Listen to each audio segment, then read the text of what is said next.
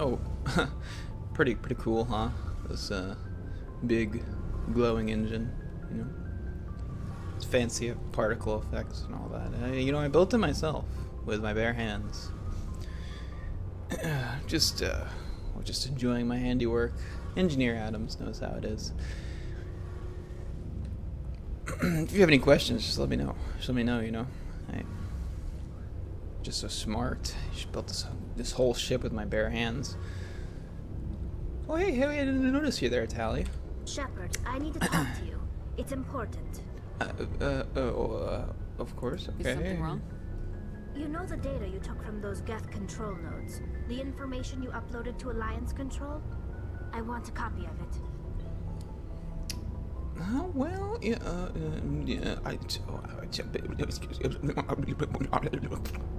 for your pilgrimage? You want to bring this data back to the migrant fleet? Those files have information that could be vital to our efforts to understand the Geth. It could be the key to helping us reclaim our homeworld. I suppose, not to get right into the lore questions, the deep shit, but did the Geth have any particular reason to be holding the Quarian homeworld? Other than it was where they were produced, so surely there's a lot of technology and resources there that would make it easy to produce more Geth. Never mind, I just answered my own goddamn silly slapping question. Of course, they would keep that place. It's probably the most efficient place for producing Geth.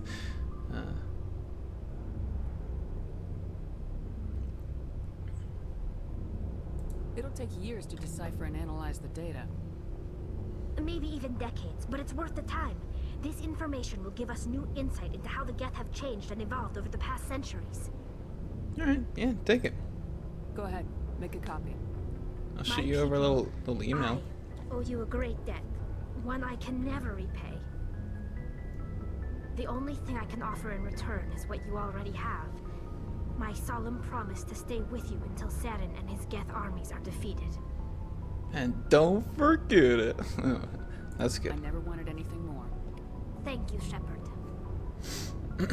It's you know, yeah. Here's my email. This is my personal email, not the work one.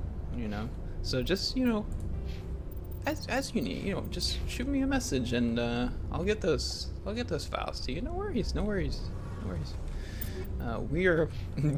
We have chump change left over after that whole affair. That big old side mission affair that we're definitely not going to be doing again today.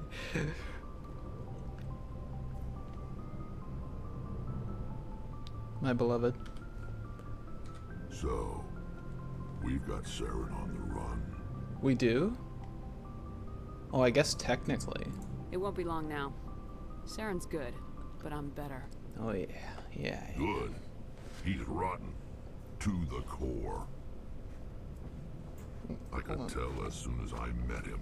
There's hairs on the back of my chair that are tickling my back like little spiders. You knew the big S? Why didn't you tell me this sooner? I would have if I thought it was important. Oh, fair enough. I think I'd like to hear about it just the same. This was a while ago. A bunch of mercs were bragging about a job out near the edges of the terminus systems. They said it paid well and the boss was never around to ride them. Ginky. They said he was looking for more men, too. So I checked it out. Wow. I didn't know Saren was openly recruiting mercs. It wasn't that open, and he only showed his face once. We'd been raiding ships in the area for months when we took out this massive cargo freighter. Our biggest haul yet. I was on board checking bodies for valuables, looking for some extra credits. That's when I saw him. So he's only just standing there, menacingly. What did What was he Saren doing? want with the ship? I don't know what he wanted. He was just moving through the ship, watching. A couple of the mercs called him by name, but he never spoke to them. Never spoke to anyone. I had a really bad bad feeling about him. So I got the hell out. Didn't even wait to get paid. You know, I think it's a really interesting piece of characterization for Saren. Obviously, you don't interact with Saren directly a whole lot. At least we haven't so far, and I tell you now, we're not going to talk to him too many times. But what I really love is how he's characterized through past events we hear about him and other characters' interactions with him like this. So just like we saw on Eden Prime, oh my god, I keep forgetting. Eden Prime Paradise. Why can't I remember the name of that first settlement? Either way, he was just like waltzing around. I think he was definitely there with the intention of catching Nihilus and dealing with him, since that was a pretty big threat, possibly, to that operation, and his, anonymity in his alliance with the Geth. But the idea that for any of his operations, he's maybe a bit of a control freak, and he likes to have an eye on all of it, even if he has faith in those he's employing. And the Geth, I mean, the Geth are machines, you know, they're not, their loyalty is never going to be in question. They're going to do what they're going to do as far as his understanding of them goes, and so he has no reason to question them, and yet he was there regardless, sort of overseeing the whole thing personally, because he can't help it. You know, he's not the type of guy to sit back and let it play out. He wants to be in there, and that's cool, and that's consistent with this story Rex tells us. He's working with these mercenaries, and he seems to be unable to refrain from getting in there himself, and I like that. I really like that piece of characterization.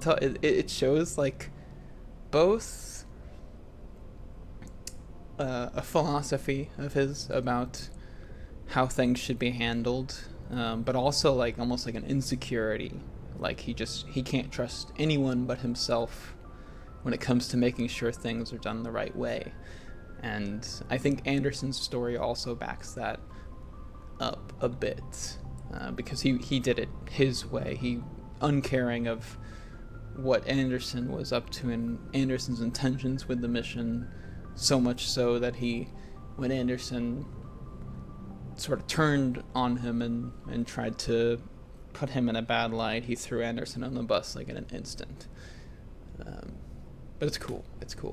Saren is greatly characterized without having to speak it at you in any sort of exposition manner. He doesn't have to show it. It's just in his history, and it makes him a surprisingly strong villain for someone that's not a constant presence. His presence is felt despite him not being here. And I wish Rex could hear everything I just said, because he would think I'm so like smart and tactical and cool. What was the cargo? What kind of cargo was the freighter carrying? What was Saren after? I don't know. All I saw on that ship was food and medical supplies. There were some basic weapons, but nothing big. If there was anything of value on that ship, I didn't see it. That's why I didn't mention it sooner. That is very weird. Whose ship was it? It was a Volus trading vessel. Big one. Lots of guards. But they were no match for us. That's the only time you saw him? Yeah. Didn't even know who he was. Still wouldn't if I hadn't joined up with you.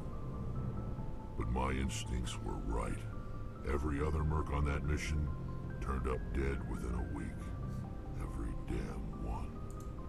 Good thing you're such a smart cookie, so I can have you here with me on my ship. So long, Rex. Shepard. That's my boy. That's my big crustacean boy. But yeah, I think I'm surprised. I thought doing all those side missions was not gonna give us more dialogue stuffs, but here we are. So let's give the ship a little once over. As much as, can be regrettable to talk to certain people. Commander, How are we doing? What's your opinion of the last mission? kinda wish you'd got there sooner, Commander. Oh, this is the same. No offense, I appreciate the rescue. I just wish... You wish we'd been able to save Yeah, the rest of yeah, them. yeah. Yes, ma'am. If I had been more alert, we wouldn't have been cut down by an ambush. We never trained to fight synthetics. The Geth haven't gone beyond the Veil in 3 centuries. Okay, yeah. So Our on and so training's supposed forth. to make us able to adapt. I'll make sure it doesn't happen again. Maybe she's just having a bit of a brain fart. Do you have a few minutes to talk? One-on-one? Sure. I was Oh, hoping to get okay. a bit of your time. New off stuff? the record. What about? Is this duty-related, Chief? No, ma'am. Well, maybe. I know things are different aboard the Normandy, but I'm concerned about the aliens, the Varian and Rex. With all due respect, Commander, should they have full access to the ship? Because they're not Alliance, right? They may not serve the Alliance, Chief, but they're allies. At least as far as Saren goes. This is the most advanced ship in the Alliance Navy. I don't think we should give them free rein to poke around the vital systems. Engines, sensors, weapons.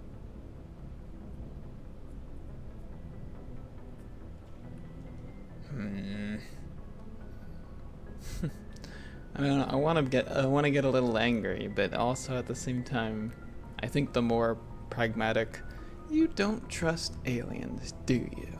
Is what I think would be the more damning response.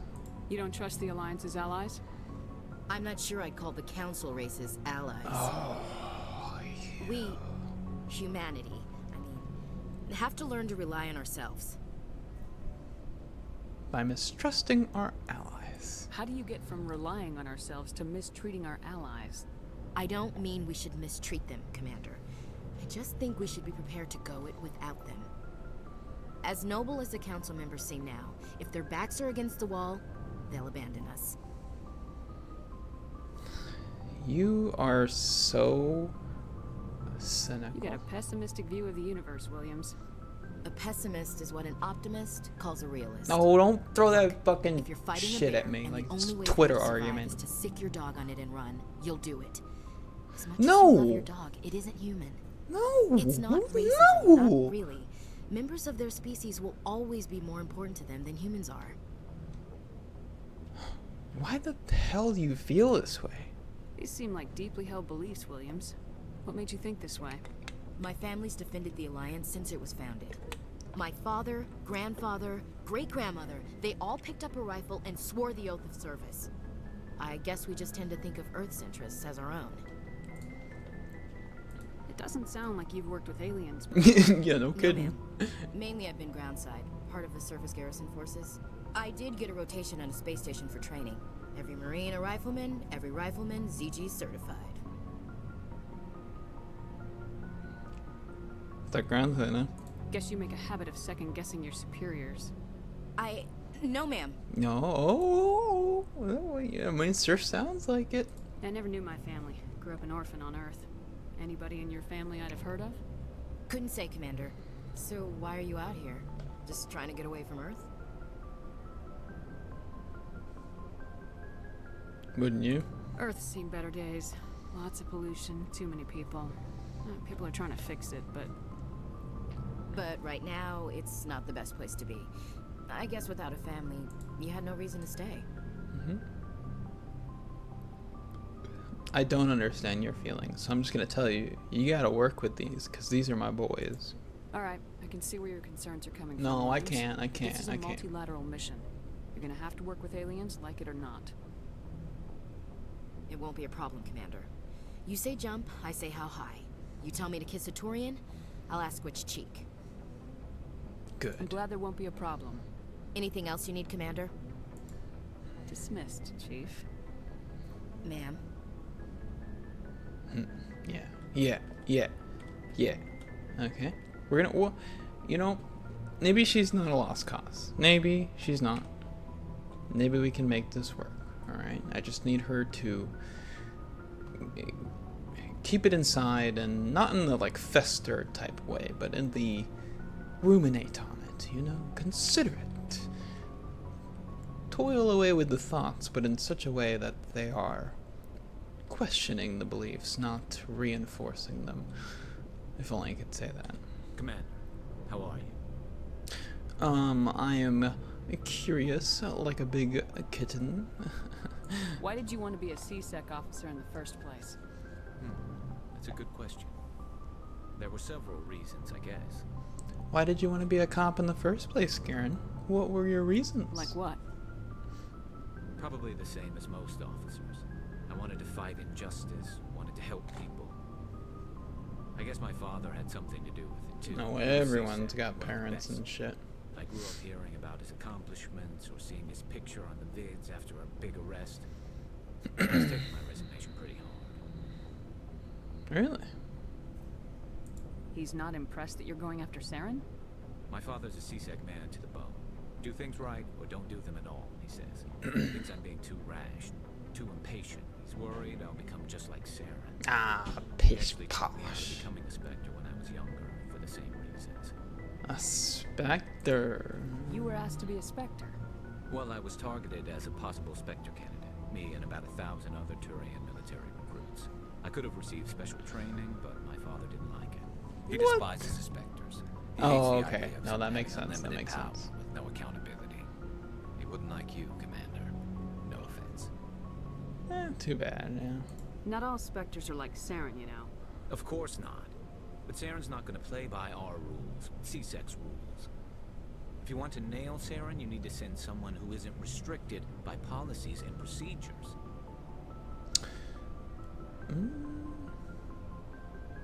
It's not untrue. But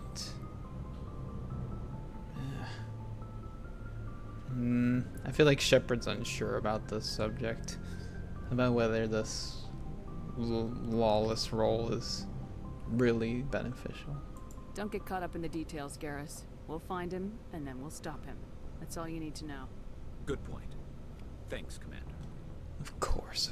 I know I'm so wise and smart.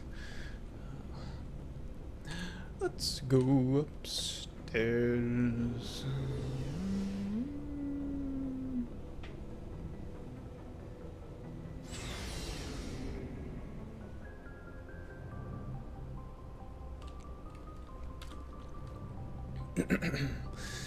Now, we've got Caden, and actually almost everyone is downstairs, so we're pretty much already done already.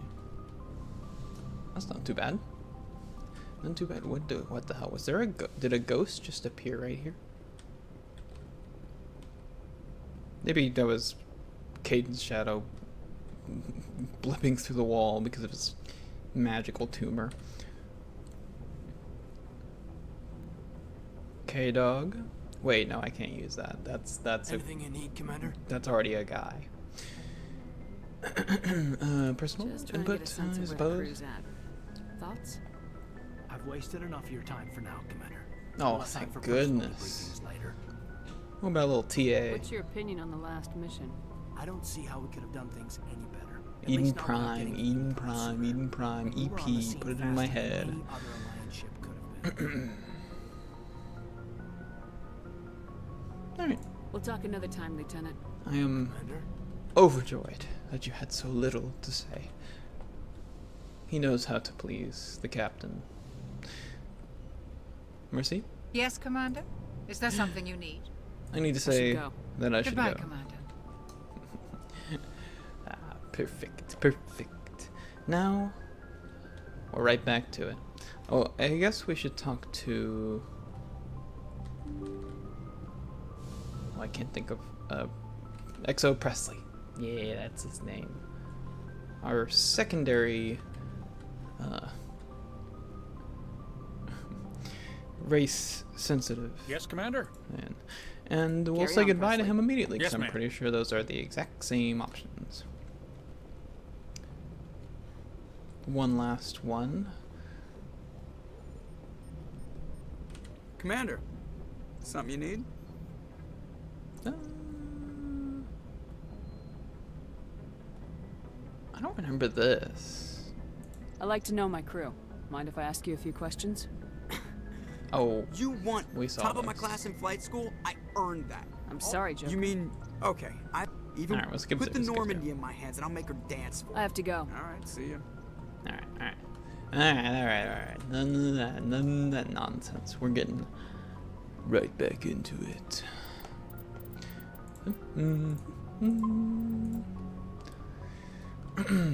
Now, crew, gang, friends, associates, beloved viewers, are you ready for more side missions? I bet you are. You're just jonesing to get back into the side missions. Alright, the last one we did was Argos Row, correct? Let me check my... Yeah, Argos Row was the last we did. So we can either go to Voyage Cluster or Gemini Sigma, because Armstrong, Kepler, and Hawking are done. Local cluster. That's Earth. That's Sol, isn't it? I remember we got asked to do a specific mission there. Let's go to Gemini Sigma.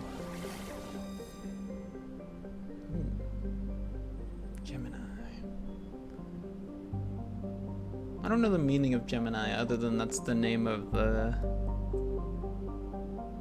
Isn't that the name of something in Pinocchio?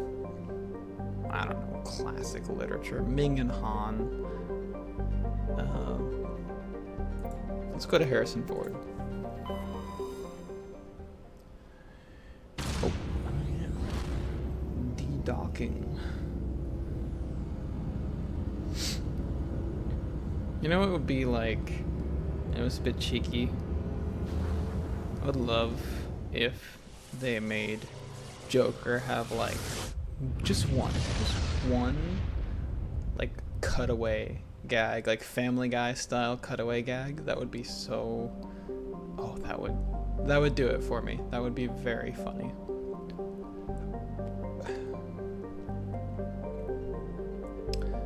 Mavington, Paravan, Pantalus, Farcrother.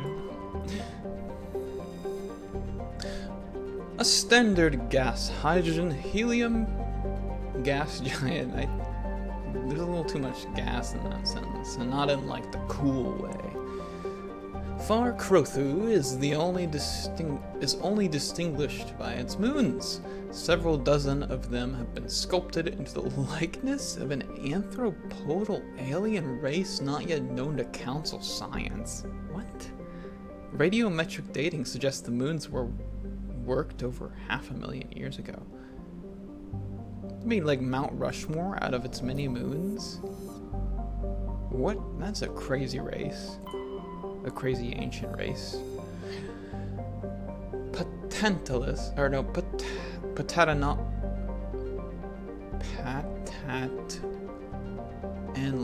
Patatanless is a large rock world with an unusually thin atmosphere of hydrogen and carbon monoxide.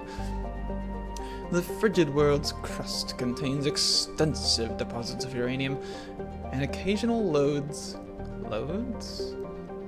L-O-D-E-S? Of naturally occurring plutonium, with a total mass more than 4 times of that of Earth. Patatanless, I can't with this name, should have a significantly thicker atmosphere.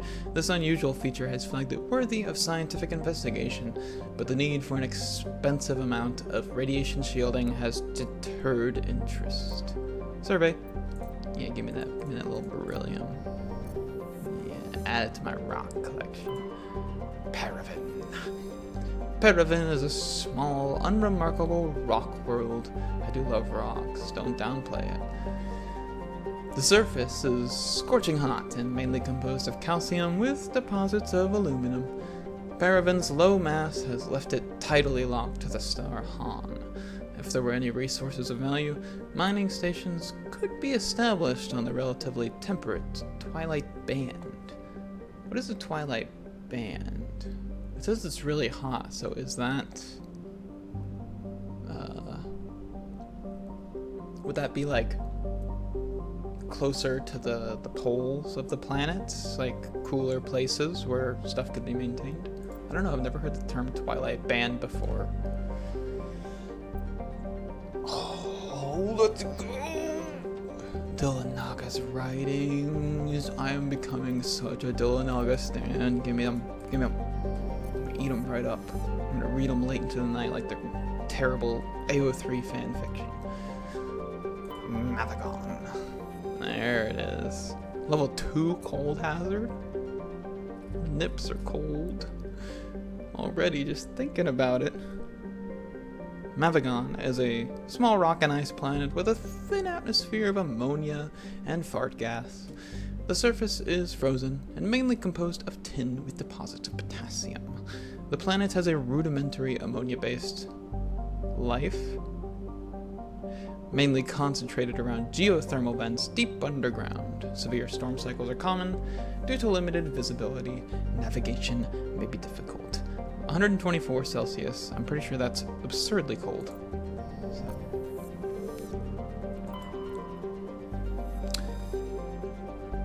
Huntingtoe. Huntingtoe is a Jovian-sized gas giant with a standard hydrogen-helium atmosphere. Traces of fart gas give the planet its distinct cobalt blue tint. Spectral analysis indicates its extensive ring system is mostly composed of ice crystals. Huntingtoe has an exceptionally powerful magnetic field, which creates strong radio interference throughout the system. Well, that's very sweet of it to do. Alright, let's get right in there. Back into the flow. Land. Drop me down like a missile. Don't worry, we're gonna upgrade Tally a bit and use her a little more. I can handle the tech, which is why I'm not as minded for using her. Like the decryption and stuff, which is something she would normally help bolster if you didn't have that sort of thing. Kind of like a skill monkey type character in an MMO. Wow, this is it's kind of a weird one. Syndicate hideout. Are these the crime lords that very suspicious lady asked us to do something about? I think so. We'll do that last. I'm such an exploratory little minx, and I just love driving in the Mako for longer than usual.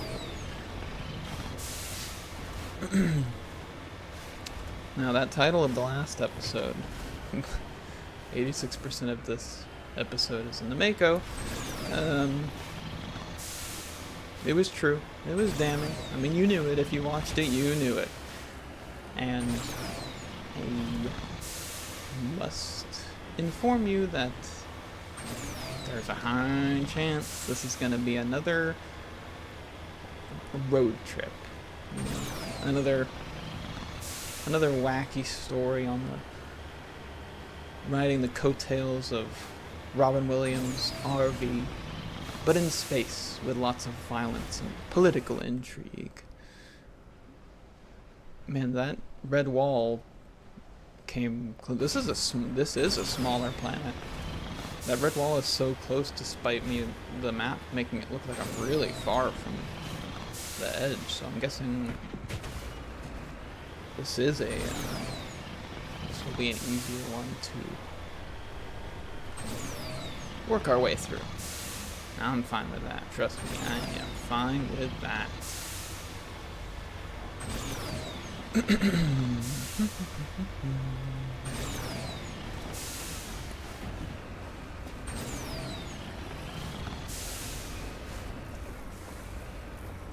Again, I really wish there was some kind of modification system for the Mako. Oh, I didn't need to go up this cliff at all. Something to make its gameplay continue to become more unique. Just upgrade it. Something like that. Oh, that is a serious hazard. Shepard, hurry.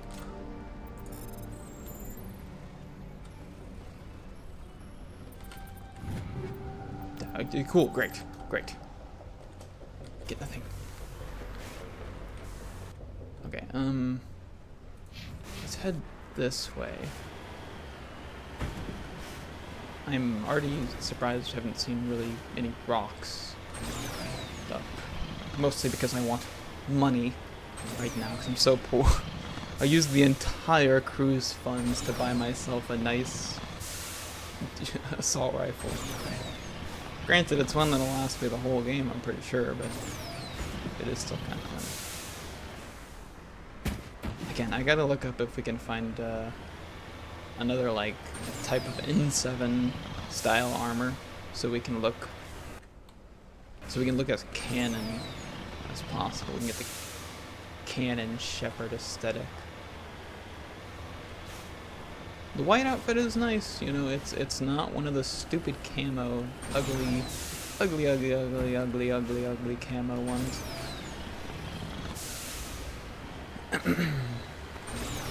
But, whoa, mummified Solarian. Wait, mummified. He's in a box. ID tag. Among them is an identification tag belonging to Captain Stranaka, one of the Solarian soldiers charged with hunting down the League of One? I thought the League of One was good Solarian boys. Or not Solarian, I thought it was good Turian boys. I didn't think those were baddies. Okay, maybe I need to... Maybe we do have to read the lore entries, as much as I've been putting it off.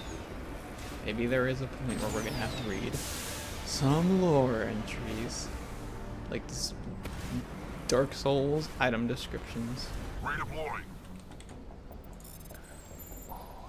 I love gold. Just lead the way. Nice. Nice, nice, nice. I don't know how much deeper we can get into this part of the map, but we're gonna give it the old college try. No matter how much the driving makes Garrus throw up in his weird little bug alien mouth. It must be done. For the money. For the money. It's for the money. I mean, it's for the money. Because, you know, I'm poor now. I bought myself it's like the equivalent of buying myself a big old GPU and just, there goes the whole budget. Now I gotta save up again for a nice CPU to go with it.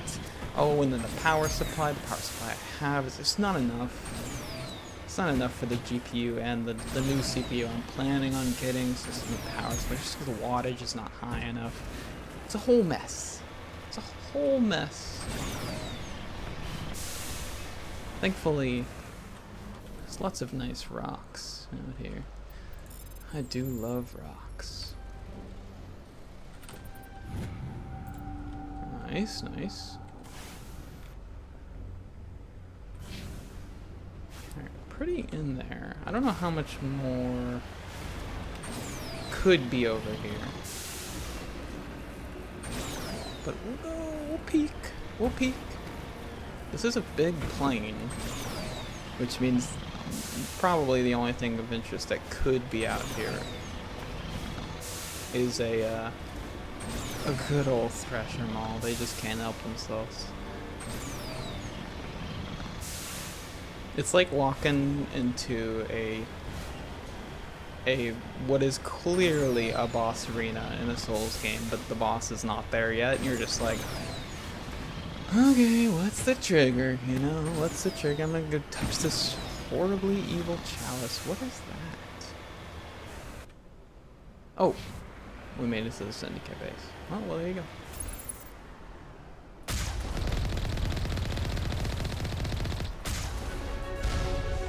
That was easy.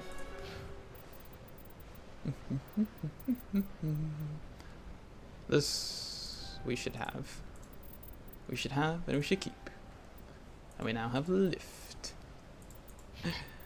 Becoming quite the magician.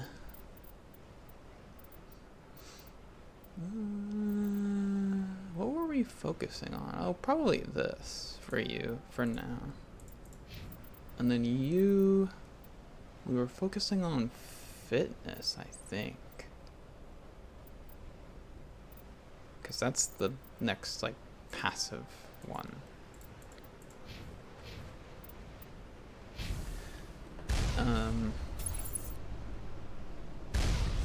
Who is that? Who's firing? Oh, those were old rockets. I was gonna say something.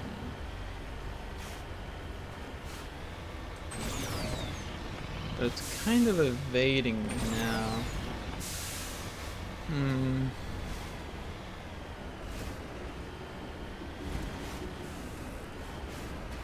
This looks not easy to scale.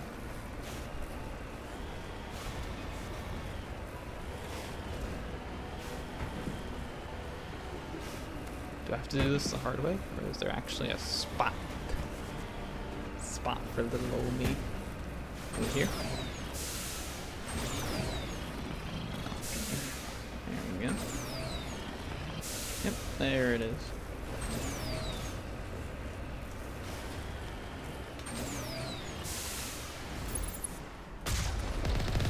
Oh, Alliance turret.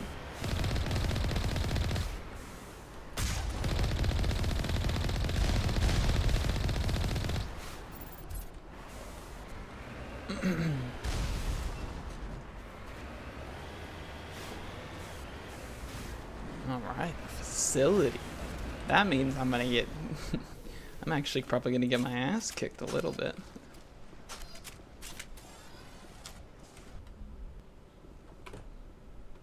Alright. We got the new assault rifle. But we're the same old shepherd with the same old skills, which is my skills. Which is not enough. Damn, it's so loud. I'll try not to talk during that so it's not like you're missing anything. Because I really can't be lowering that much further. Alright, Unity, put that on 8. So it's there.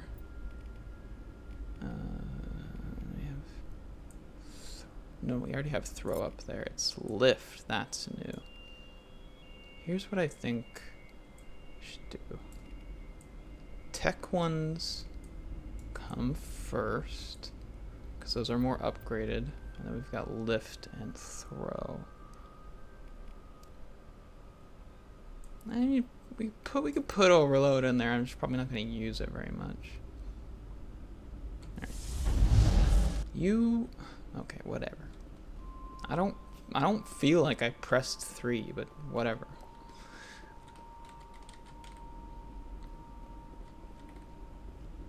What's in here? Rogue Alliance members? I love killing my fellow man. Oh, it's this room. Oh, this room is so aggressive. Locked and loaded.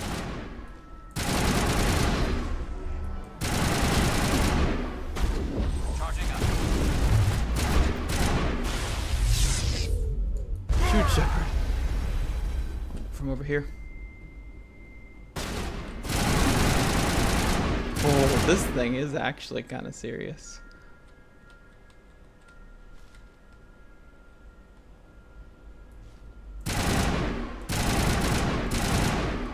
Oh. For real? Okay. We need to get these weapons for each squad member as well.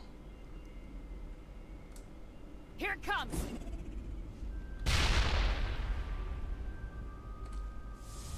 Damn it. Bastard.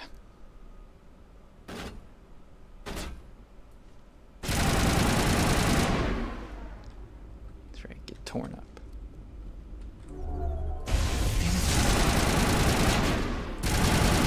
I wish there was like a little more assist when it came to these ability aimings.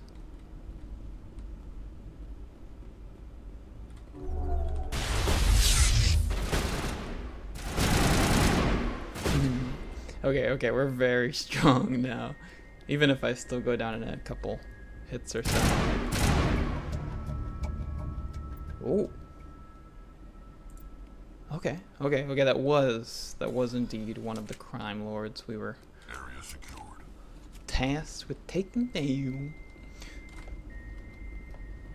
Good thing Shepard's a min-maxer.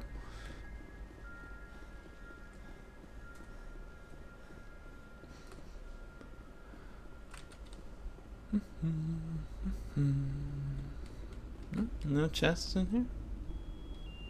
Can I even... Oh, there is more ahead. Okay, hold on. Just make sure there's nothing too lootable in here.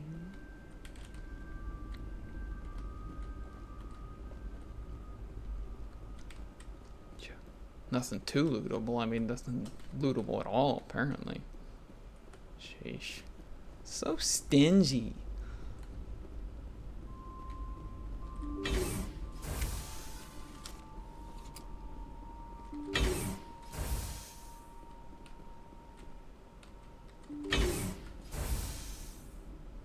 There we are. Some more proper loot. The Unity and Biota Camp. The medical station.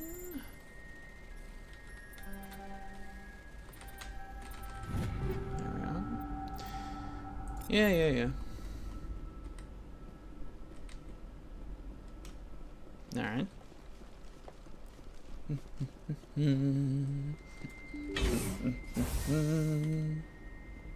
Ooh, now this will be the good stuff.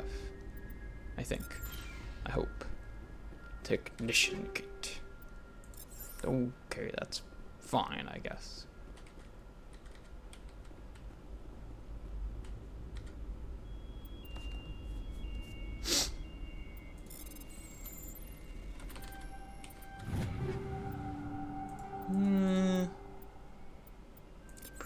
It's kind of meh. It's kind of meh. Alright. You. Shotty. Nothing worthwhile. That's like weirdly almost better despite being medium armor. It's kind of crazy.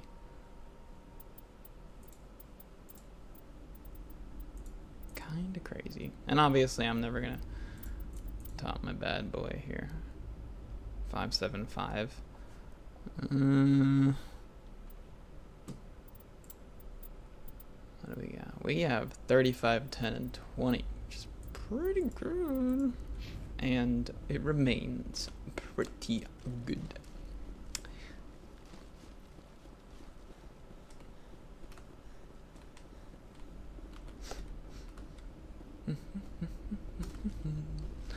You know that D&D one-shot night on Normandy, everyone hates when Shepard joins. She's always just concocting one of the most vile things you could possibly imagine.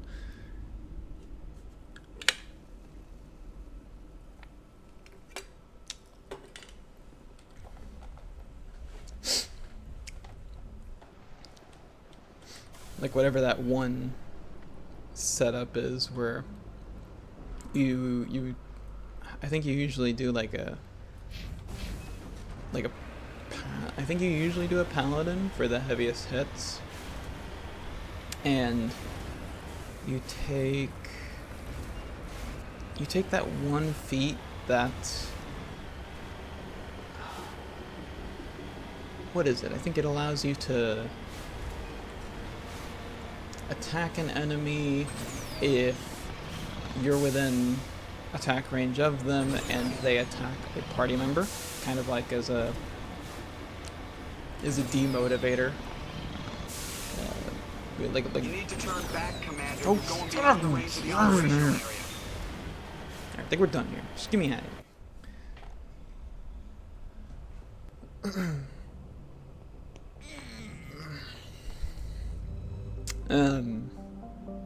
Which is aggressive enough, but I think it also has something like when you get into range of someone, you can use your bonus action or reaction to do a slight attack on them. And then there's one where it's like they can't avoid an opportunity attack from you, no matter what their passives are. I don't remember the exact specifics. I just recall this build because I remember using it a little bit in Baldur's Gate 3 to make a hyper aggressive and constantly attacking. I think it was either a paladin or a fighter, and you would do it to just, you'd get such good control on the battlefield if they were tanky enough. You put them in a rough spot, and then enemies around them would struggle to move or attack anything without taking a fat old chunk of damage for free. Altanork is a small but typical hydrogen-helium gas giant with no such outstanding features. Its combination of strong magnetic field and relatively shallow gravity well makes it a popular stopover for discharging cores. Scanning the Altanork revealed something of interest in a debris field. Joker brought the Normandy close, and a small team was able to retrieve some valuable detritus, including a League of One medal. I still don't know what detritus is, actually. Parag is a large rock planet with an atmosphere composed of nitrogen and argon. Despite lying over 600 AU from Ming, its surface is scorching hot, mainly composed of alumina with deposits of silver. Due to the radiation and heat, landing on Parag's sunward side with anything less than warship-grade shielding will likely be fatal. You would think mining ships would have the best shielding for this sort of thing, but sure. Parag rotates at a retrograde to the rest of the Ming system, indicates it is likely a captured body. It's kind of interesting. Give me that titanium. I still gotta build the submarine. And Antiroprus is a hydrogen-helium gas giant that formed in the outer regions of Ming systems and is in the process of migrating inwards. In a few million years, the atmosphere will begin to boil away in space. There is a sizable temperature difference between the side of Antiroprus facing the energetic blue giant primary and the side facing the cold of deep space. This variance powers massive cyclonic wind systems. The intense heat it absorbs from the sun, in addition to its own internal heat engine, causes the planet's dark side to radiate faintly in the infrared. You kind of see that is pretty cool. Alright, the MSV Worthington. This. I forget if this was a mission we were granted already or not.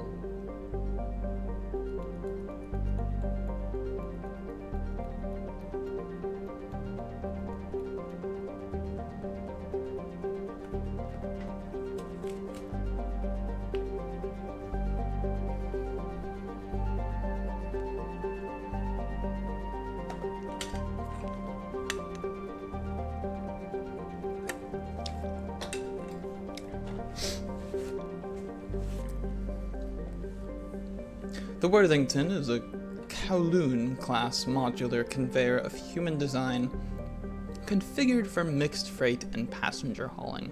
The ship appears to be in a shutdown state. The main thrusters are cold, and it is adrift off the orbit of Antiroprus. Registry: the Morrison Company, Shanxi.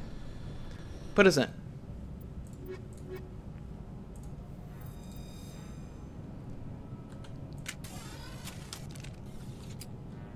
Alright, this should be waiting for us if there's anyone in here. Maybe. Empty. Everything's shut down. Only basic life support is running. Yeah, for now. Ooh, nice. Naginata. I'm pretty sure we already trashed all our Naginatas, but now I'll take more to throw away. Alright.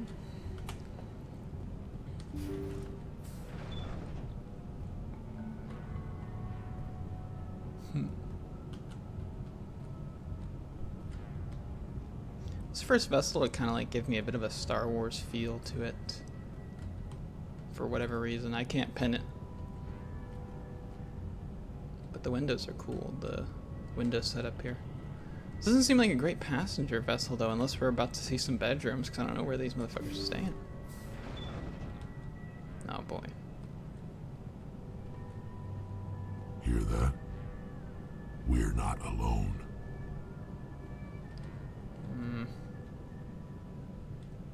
In what way?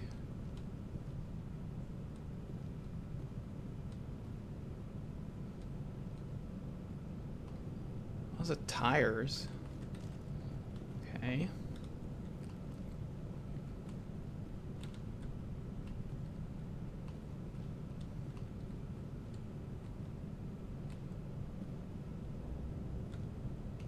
Fusion containment cells everywhere. That was no accident. The whole place could be a trap. Okay. Understood. Can I? You can't vault over covers. Not in this game. It's a bit too advanced. She might be a Spectre, but she hasn't received that training yet.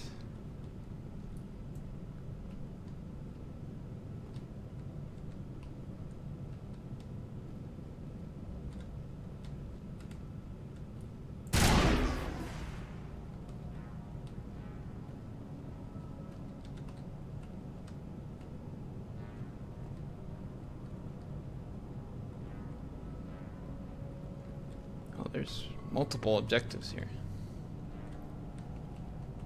Peculiar. Son of a... Oh, okay. Good. We're good. We're good. All safe. Don't worry about me. Ooh. Thank you.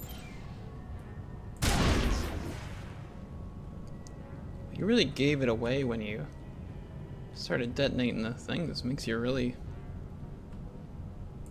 predictable.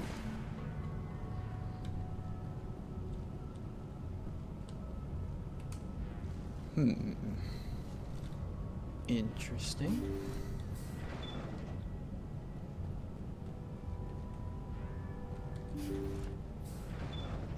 Ah, there is. Whoa.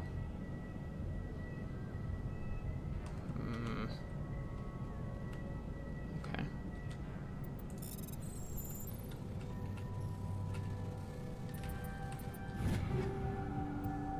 Hammer Ivy, interesting. Life support machine, medical computer. Is this something for you? The equalizer, the hammer, Reaper, nah. Wait, you are using the equalizer. Okay. It is, of course, nothing for your ass. Oh, this has a second stability. Oh, let's go. 3 slots? That's insane. That's insane. I did not realize that was how that worked. Jacob's not going to make it. His brain was deprived of oxygen for too long. There's nothing any of us can do for him now except let him die with dignity. It's what he would want. I'm more worried about Julia now. Okay. She's showing signs of severe depression.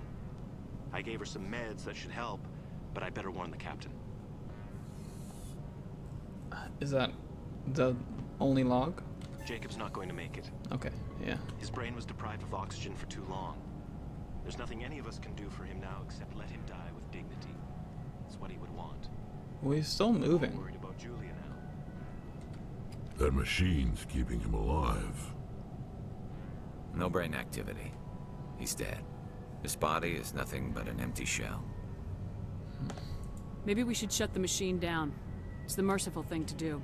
Your call, Shepard. But maybe we should wait until we know more about what's going on before we do anything. Oh, you're smart, Garrus. That's why I have thought about paying you the big bucks in an ideal world where my weapons don't cost a literal small fortune.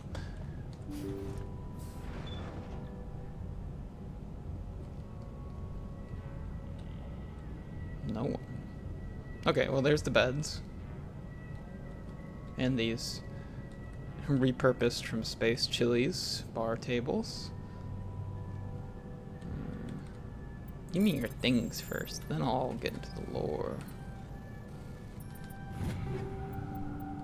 Yes, I see. Thanks.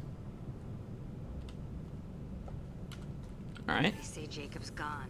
They say his brain isn't functioning anymore, and they want to shut off his machines. But Jacob's the only thing in the world that matters to me. I don't know how to help him, and it's tearing me up inside. I just feel so helpless, so damn angry. Okay. Dr. Smith gave me some meds to calm down, but I didn't take them. I can't. Not until I figure out a way to help Jacob. I won't give up on him. I won't. Alright. Very determined, despite the death of the Brian in his head. And what is behind door numero 3?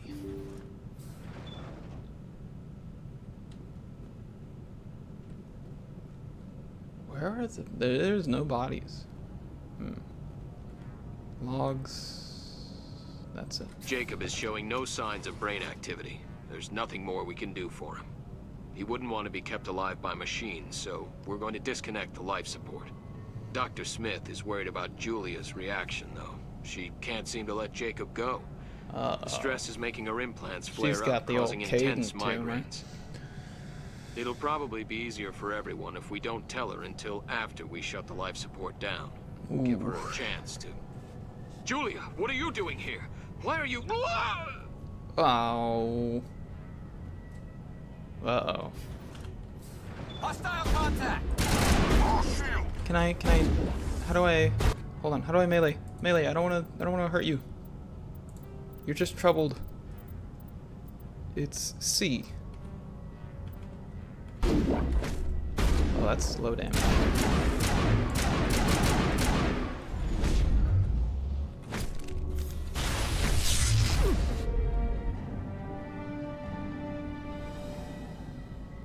Come on, guys.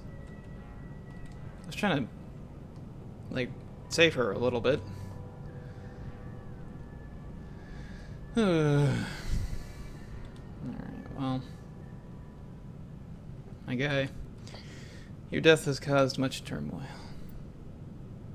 We'll let you go. It wasn't easy, but that was the right thing to do. Julie, what the hell did you do to everyone? There are so many bunks on this ship. Did you eject everyone into space like a...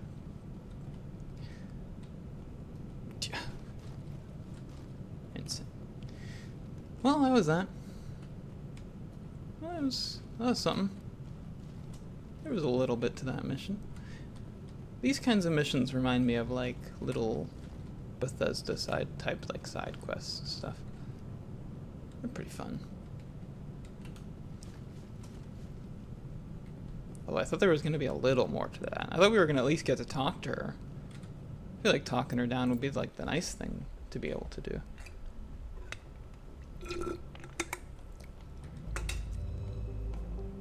So wait, if... Because I thought this system was going to be about the other syndicate leader. Is he in a different cluster?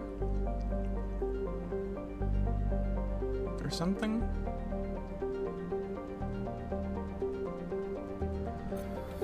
Hold on. Because we did Han. Hold on. Let me look at the journal.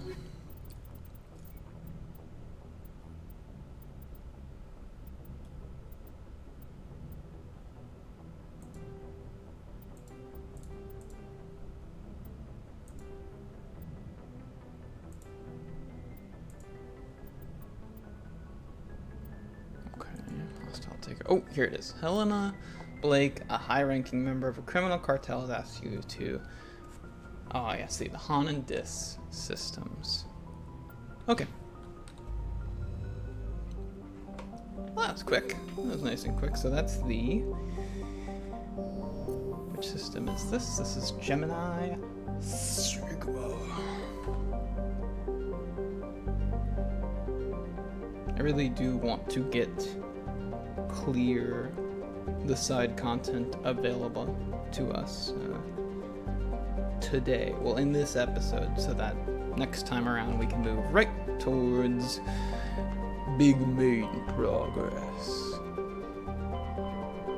Let's go to the Voyager cluster. Is that named after like the Voyager? Whoa, this looks like a... See, we already went to a place that had Phoenix in the name, but look at this thing. That's a Phoenix. Whatever. We'll go to the Amazon. Be a good little cookie and just do what the game wants, you know. Commander, incoming signal from 5th Fleet HQ on the Citadel. Okay. Commander Shepard, something uncomfortable has just come up. In the First Contact War, we fired a lot of espionage probes into Turian space. We just received a mission complete burst from one of them. Oh, that's quite the Internet Explorer type speed. Where's it been in the meantime? No idea. Lost in transit. These probes were built in a hurry after First Contact. What makes this uncomfortable? Oh, use your brain and that big old red head of yours. We didn't want to risk aliens examining our technology. The probe has a demo nuke built in. A 20-kiloton tactical fusion warhead. About equal to the bomb dropped on Hiroshima back in the 20th. If somebody ain't that poetic. Tampers with it. You don't need me to finish, Commander. I understand this must be handled, but I don't have anyone trained to deal with this sort of thing, sir. I know. I wouldn't ask if it wasn't important. It just dodges the question. Been classified for 26 years. The Council will call fusion bomb booby traps dangerous and irresponsible. Because they are. Face censure if they find this probe. To be fair. I'm asking you because the Normandy can get on site quickly and quietly. It's in the Voyager cluster. It's in the Voyager cluster. That's the opposite side of the Alliance from Turian space. How did it get there? I don't know. It's possible someone recovered it safely and brought it there. Oh It's my also god. possibly It's the plot of Injustice. It could have been wandering the relay network since the war. Alright. We'll get on it immediately, Admiral. And we'll be discreet. I appreciate that, Commander. Good luck. Fifth Fleet out. Alright. The Amazon. I don't know that there's any sort of like satellites that appear on like the track of a planet. I think they'll get their own track, so I'm not gonna worry about it too much. Tramar is a standard hydrogen-helium gas giant with traces of methane and nitrogen in its upper atmosphere that are getting scanned by me. Yes, give me that. Thank you. Cybin. A small rock and ice planet, Cybin has an extremely thin atmosphere of hydrogen sulfide and ethane. Its frozen surface is mainly composed of magnesium, silicates with deposits of iron. Cybin's crust contains significant deposits of green serpentine, a mineral formed by volcanic activity. This suggests Cybin was more geologically active in the distant past. Ah, Turian insignia. So I guess there were Turians over here after all. Unless that message is referring to a different system than one I'm in. Discovered a large mine grid in geosynchronous orbit. Help for Navigator Presley, your recon team recovered a small unmanned probe marked with Quantum Outpost insignia. Well, I guess they're gonna know I'm in the Voyage cluster after all, after I turn that into them. Sunedma is the second of the Amazon system's arid superterrestrial worlds. It is considerably less dense than its neighbor, Dernusia, and has an atmosphere of carbon dioxide and farts. Its frozen surface is mainly composed of iron-lace silicates with deposits of sulfur. A little bit of polonium. We'll take it. You're the... Oh, I thought you'd be the landing one. Duranusia, however you say that, is an enormous terrestrial world nearly twice the size of Earth. Its environment is similar to that of Mars, arid, and a mix of craggy, basalt, highlands, and sand-scoured deserts of iron-laced silicate dust. Duranusia's atmosphere mainly consists of carbon dioxide and argon, but the planet's mass is great enough that measurable amounts of helium and even molecular hydrogen remain trapped in its atmosphere. The planet's gravity well is deep enough that it has collected nearly a dozen small satellites, most captured asteroids. Its surface is scarred by many large impact craters, making the final resting place of other captured asteroids. And Agabinium. Oh, it's another red planet. It's just like Star Wars, except for instead of Tatooine constantly reappearing, it's like the Mass Effect equivalent of Geonosis. Agabinium is a small terrestrial world with an extremely thin atmosphere of carbon dioxide and krypton. Though the planet has sufficient mass to maintain a much thicker atmosphere, much of it has been blasted away. The red giant Amazon is a long-period variable star, currently at the nadir of a 16-year cycle. At peak, its energy output doubles, lashing Agabinium with intense heat and radiation. The crust is mainly composed of aluminum with deposits of tin. Much of the surface is coated in good old fine silicate dust, heard that one before, which easily penetrates the smallest cracks to foul machinery. I'm gonna keep my iPhone in the pocket. Don't want that getting all messed up. Let's go.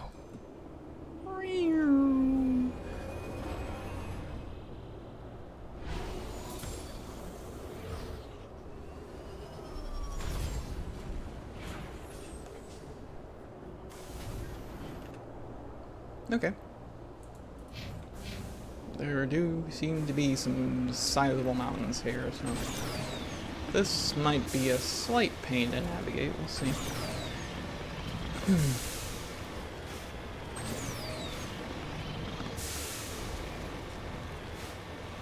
You know what would be cool too is if, I mean, again, like, these are all ideas to improve these sequences of, like, the lowest grade of side content this game has to offer. And so not all of them are within reasonable execution, but having like maybe an alternate vehicle to travel, like something that's much faster and lighter, but not as good at combat as the Mako, so that there's actually a bit of a strategical choice when it comes to what you're going to take into a planet. You know, if you know you're going there for a combat mission, you may want to take the Mako despite it being not the most efficient navigator of tough surfaces, while another vehicle could be much more floaty, be able to gain height more easily. There's something like that in Mass Effect 2 that we'll see eventually. And it's not, it has some basic combat tools, but if you get into a fight, you may have to use your own weapons and abilities instead of the vehicle, because it's just not going to stack up to the Mako.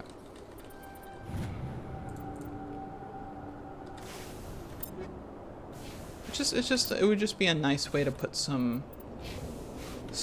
more thought into what takes place during any old planet exploration like this. I think, because there's a lot of players, myself included, on my first playthrough. I did this once or twice just to see what it was all about, and then I was like, I don't want to do this. This is not fun. I want to go do the talkies and fight aliens, have the fun conversations. And so, in my first playthrough, I think like a lot of other people, I just didn't do this stuff.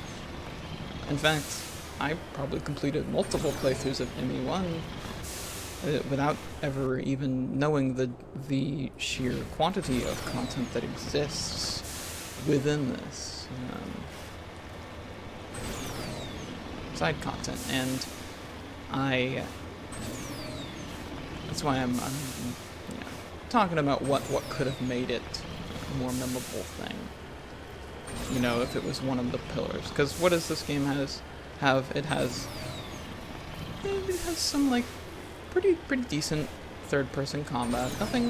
Nothing game-changing in this era, especially, but it is sufficient as a replacement for something like the turn-based or like semi-turn-based combat that BioWare is famous for, or built their company on, you know. So there's that. There's, of course, the world building, the storytelling, the conversations, and whatnot, and the interactions you have with NPCs, and as well as like hostile NPCs when you get a chance to talk to them. Arguably, to me, the best part of ME1 is how dedicated it is to setting up a really finely defined universe that is also a very interesting universe. Weird. I see it over there. That looks like a place I can go inside, so I guess we'll go do that. But it doesn't have a heavy gameplay aspect outside of that except for this. This would be sort of like the third pillar of the game. And so I kind of would wish that this was a bit more On my way. expanded upon, if it was a bit more memorable. I enjoy it. I enjoy it because I don't mind a bit of grinding. I like the mine shaft. That's the source of the signal. This smells. I agree. Your probe didn't crash. It was moved here.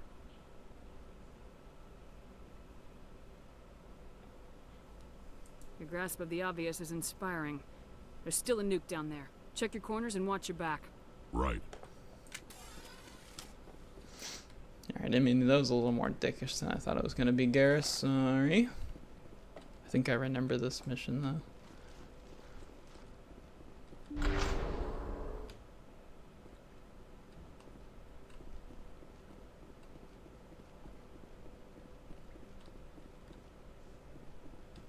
Alright.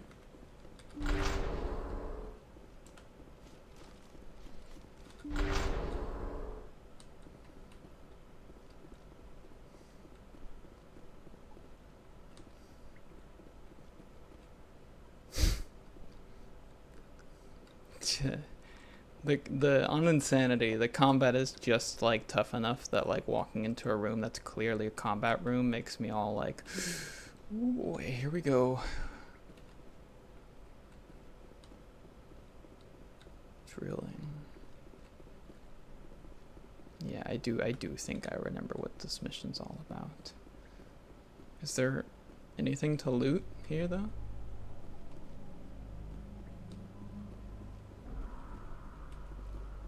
Don't play that Halo 1 music. It really does have that feel. Especially like the like flood music reminds me of that.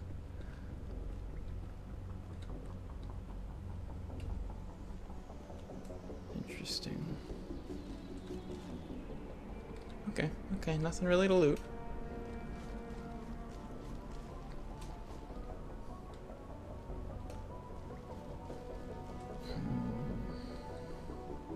That is red. It's not grayed out, so it could be somewhere to go eventually, but it's not right now.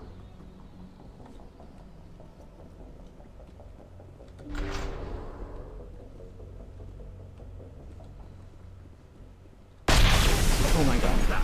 Jesus. That was a detonator. Someone just screwed us. Shepard, at last. Have we met? My name is Ilanos Halliot. I doubt you know it. Who do you think runs the Terminus clan, Shepard, huh? Thousands of pirates, slavers, criminals of every stripe? You assume I give a damn. That's cute. The strongest leads.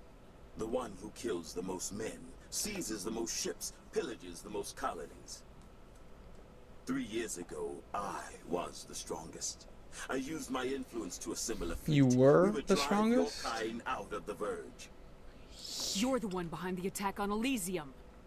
I was the motivator, the instigator, the one who promised glory and riches for sacking the largest human colony in the cluster. The one blamed when it failed. Failed! I was ruined when your kind held against the Blitz. What better way to recover my reputation than by eliminating the first human Spectre? My crew will come for me. Oh, let them. We'll be ready. An Alliance warship would make a fine prize. Oh, and if you haven't noticed, the ores here are laced with heavy metals. I'm afraid your suit radios aren't powerful enough to transmit out. You'll see me again, Halliot. Count on it. I rather doubt. What a Saturday morning cartoon villain.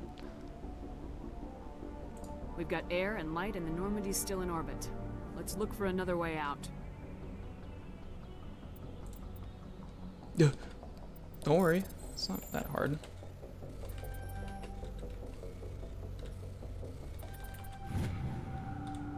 Ooh, multiple things.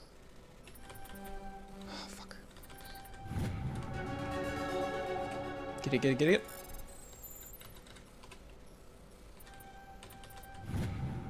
Nice. Well, that wasn't that hard. Kind of funny, right, guys? I thought it was gonna be hard. I thought that was gonna be hard.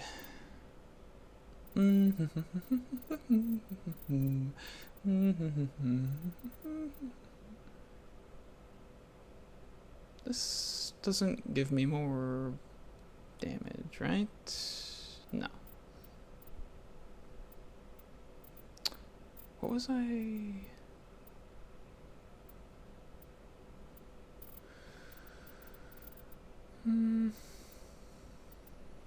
Put one here.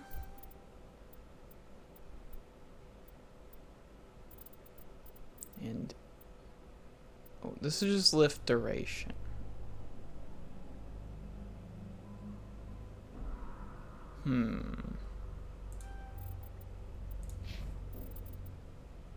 I wonder if not leveling all healing is gonna bite me hugely in the ass later. I guess we'll find out. I guess if we kill things fast enough, you never need to heal, really, do you? That's open now. Oh. Okay. I didn't think that would... I did not... That's not how I thought this was gonna work. But okay.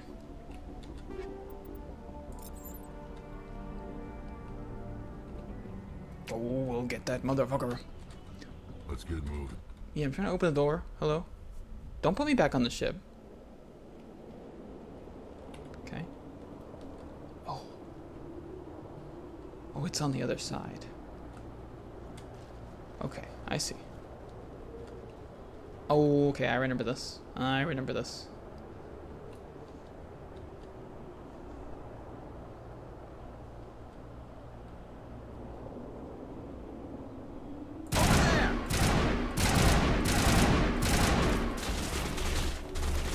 Now I'm ready.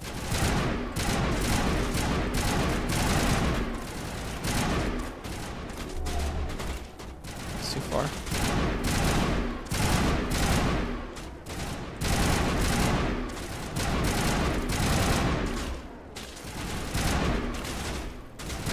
Garrus, you should be cleaning house here, just so you know. The high ground. These guys did not think this through. This is a terrible position for that sort of stuff.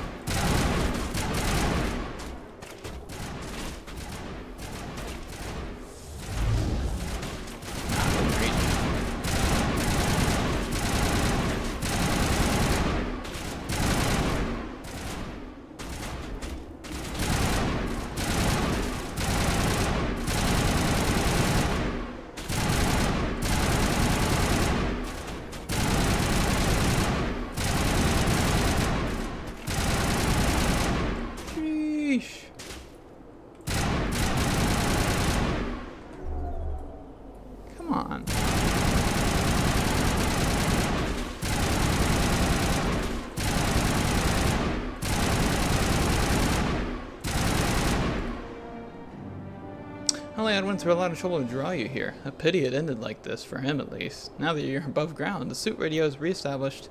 Connection with the Normandy. Time to get the hell out of here. So, wait, he was in that group? He was in them? Wait, that makes it way funnier. I thought this was gonna be like a longer side mission. Where we were gonna have to go find him, like, his ship and stuff. And give him a little taste of his own pirate medicine. Wow, that was pathetic. That was pathetic.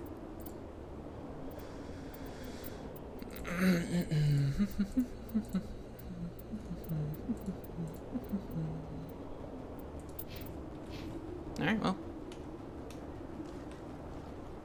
Another day. Another loser. Done. Oh hey, look at all these things around us. Where are we? Just on the other side. I remember that kicking my ass in a different place. Whoa. Oh wait, that's what came out. I don't know, I remember I could have swore I got my shit wrecked by those guys. No, oh, the mouse movement. There we go.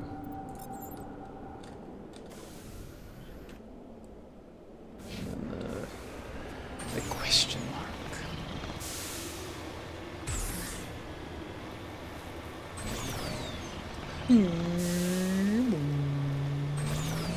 These are definitely my least favorite planets to look at. The sun being close is a cool touch, but it's just like not, I don't know, it's just not enough. Scavenger corpse.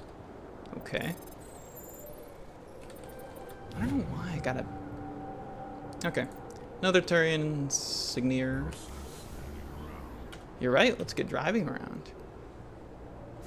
I think we're almost done. Let's just skim the edge over here just to make sure, because I don't think we've done that. Hey, look! Another question mark. See? I was about to leave. I was close to leaving. And of course. Okay, some of these planets are just way more packed with stuff. Redeploy.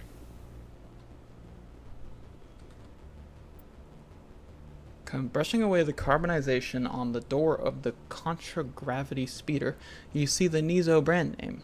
Judging by the charring, the wreckage has been here since the star's last variable peak. The corpse is wearing the remains of an expensive suit and what appears to be a melted antique aviator goggles. That's weird. That's a bit weird, ain't it? What a peculiar find. Is that a reference to something?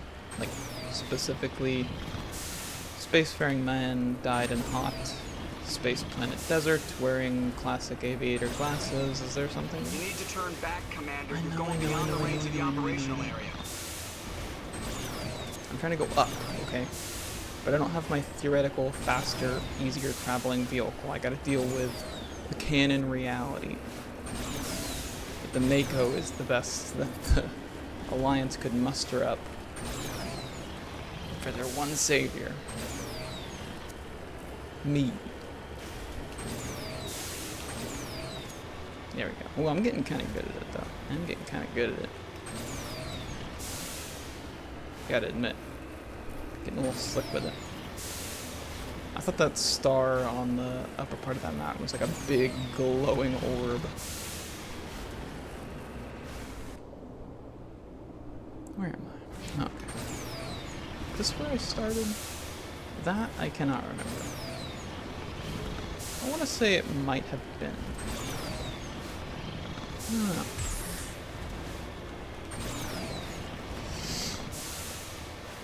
Such a great planet explorer, barely knowing like when or what I've done and where I did it and what order I did it.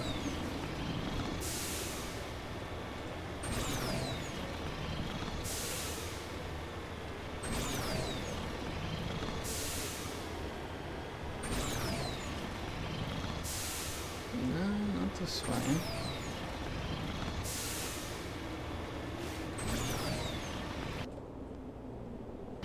we've seen everything. Take me up. Beam me up. In a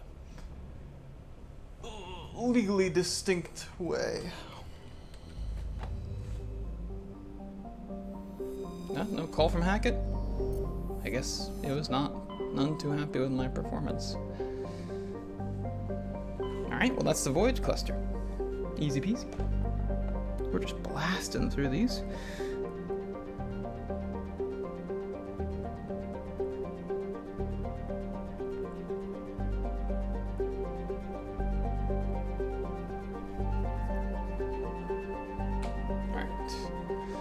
There's Hades Gamma. I know there's a lot in that. Honestly, that's like second last one. Right? Alright. There's a lot in here, isn't there? 1, 2, 3 systems. Antaeus, Faranata, and this one right here. No, let's start here. Why not?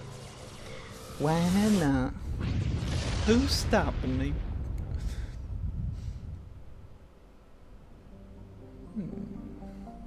I love when they have the asteroid belts. I always want to find something in them. Ooh, there we go. Metallic asteroid. Oh, lithium, how exciting.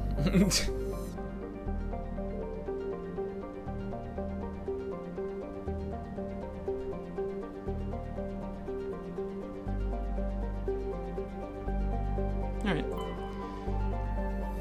We have Grimmar. Grimmar is an icy terrestrial with a thin atmosphere of carbon dioxide and krypton. Its surface is mainly composed of frozen ammonia with deposits of tin and other light metals. When exposed to sunlight, Grimmar's ammonia can melt, forming equilateral seas of the toxic chemical. This has allowed a profusion of simple fungus and lichens to evolve in the low-energy environment. A byproduct of their metabolism causes them to grow very faintly. While the light of an individual is insignificant, large patches seem to reinforce the light of one another and are visible from space. Cool. I think this is the one we're gonna land on, so. Reisha. Reisha is a standard, I swear I've seen this texture before on a different planet. Reisha is a standard hydrogen-helium gas giant with traces of sodium and ammonia in its atmosphere. During the brief gold rush to Klensal, a few companies established an infrastructure for helium-3 skimming and deuterium mining on Reisha's icy moons. When Klensal proved to be less wealthy than expected, the facilities were stripped for parts and abandoned. Good old unmanned shuttle and Turian insignia. Nerum. Nerum is a terrestrial world with a thin atmosphere of methane and argon. Its frozen surface is mainly composed of basaltic rock. Its most prominent feature is the Elos Rift Valley, a long volcanic divergence zone that stretches across the northern hemisphere. Is it this like line here of light? A metal on a nearby moon. So I kind of can't see it from here. And Jartar. Jartar is a terrestrial world with a trace atmosphere of krypton and xenon. The surface is hot, mainly composed of unremarkable silicates. Occasional deposits of aluminum, magnesium, and other light metals can be found. Jartar is noted for the discovery of the Leviathan of Dis. Okay, now we're getting to good stuff. The apparent corpse of a genetically engineered living starship? The Leviathan was found at the bottom of a crater by a Batarian survey team and estimated to be nearly 1 billion years old. It disappeared after a visit to the system by a Batarian dreadnought 20 years ago. Since then, the Batarians have steadfastly denied that the Leviathan existed at all, and all the more vociferously when shown recordings of the corpse made by Solarian researchers. Yeah, it disappeared. Okay, sure. Grimmar de Klensal. Wait, which is the one? It was this one I thought it was gonna be. There we are. Clensol has a thin atmosphere of carbon dioxide and slightly different farts. Its first geological surveys were performed by Batarians and suggested areas of great mineral wealth. Human mining concerns spent billions of credits hustling to the distant system and sinking test bores to claim the system for humanity, but Clensol only had an average level of mineral wealth, valuable, but hardly worth the Russian expense.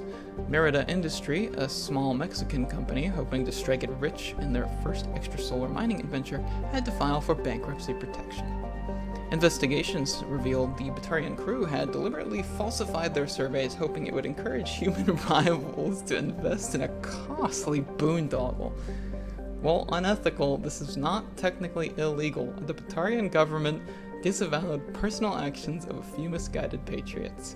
The planet is still patriots. You call them patriots. The planet is still littered with abandoned mining bases, which are often used as temporary meeting places for criminals. Guess what we're looking for? Guess what we're coming in hot for? Okay. I love putting down criminals.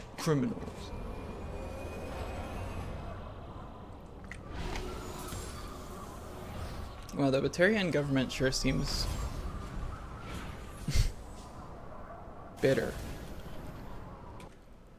I wonder if there's any reasoning for that. Oh, I don't like spawning in the middle. I want to spawn in a corner. Let's get this side done first and we'll loop around. Another snowy. Unless I'm surrounded by asbestos, actually. But temperature was probably low. It's probably fine. No popcorn lung for us, I hope. See, my marker is not outside, but it's in the red here. So I guess the map always includes the red areas too, which is why sometimes these things look bigger than they actually are. Kind of weird.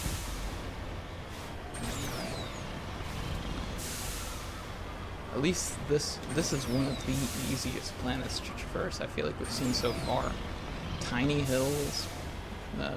Yeah, like there's little lumps everywhere, but they're not sharp and inclined in any way. I should be careful before I eat my words, but it's just nice to have a smooth break. To move smooth.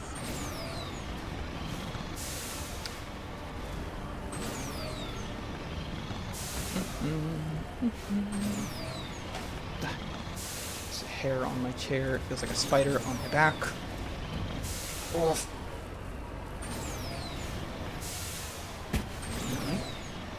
Nothing on the far edges. Maybe all the things of interest are gathered up in a big old pile over here. What's this debris?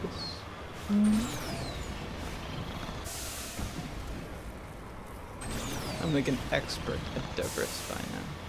I know what they all are.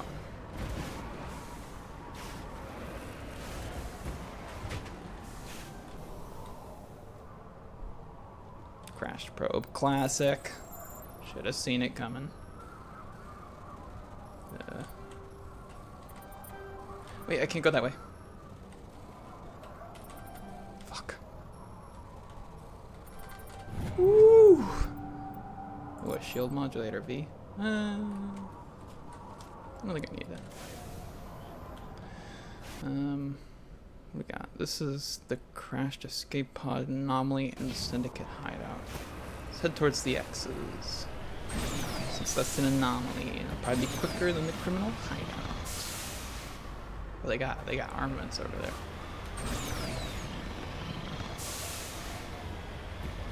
And rocks. I love rocks.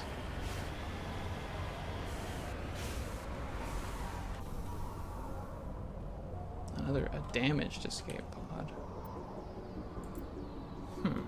No sign of survivors. That's a bit unusual. It's a bit different than usual.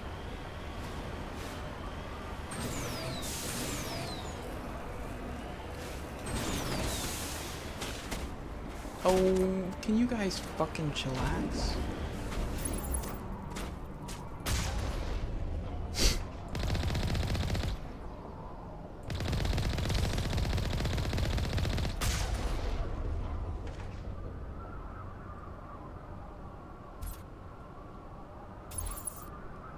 So blurry.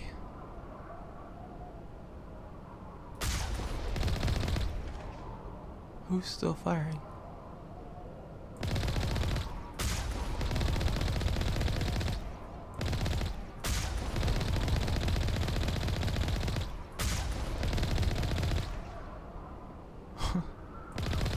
I don't know. Too far away. Ah. Well, there he is. He didn't get that far from his escape pod, to be honest. Oi! A medallion. Well, there you have it. Good old medallions. Can't get enough of them. Alright.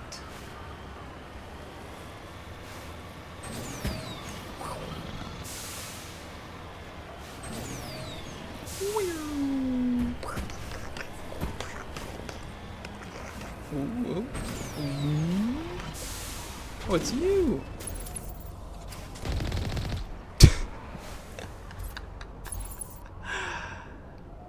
Who's this one, though? Is someone behind the car? I don't know. Oh, hey. What? Oh, he didn't get you, he just pushed you. Ugh, funny. Rock time. I'm gonna steal your rocks. I feel like the way I just eliminated those criminals might have been unethical. Unless, like, open parts of the galaxy are on the... Oh, I'm a Spectre. It literally doesn't matter. That's exactly what you want to hear from someone in a position of peacekeeping authority. Yeah, peacekeeping, we'll call it. That's definitely what I do. Spectres, super protectors of everyone.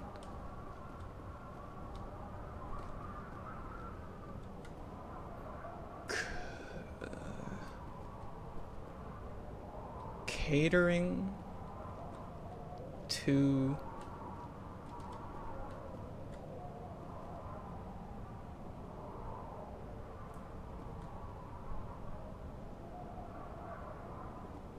requests of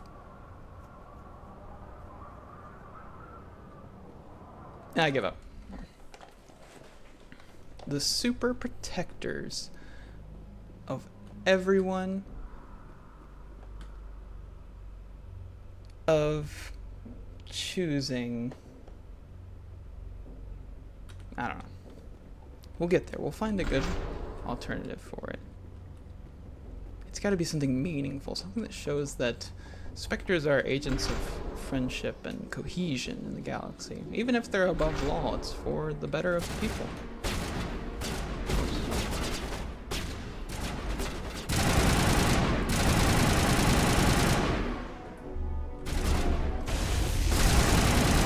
Nice one. Jammers online.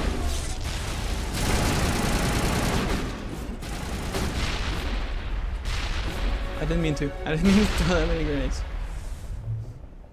I gotta remember my biotics are on 3 and 4. So I actually use them. Oh, didn't work.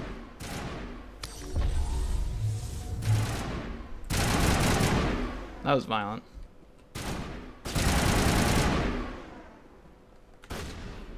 Hey, what are you shooting at?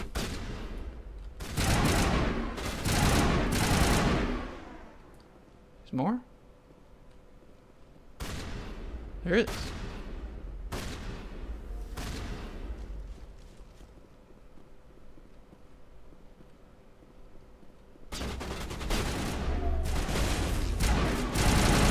Stunned them. Oh, there it is. That's both of them.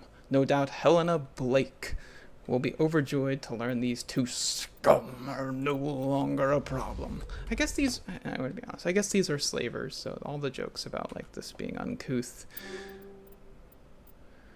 well, you know, maybe,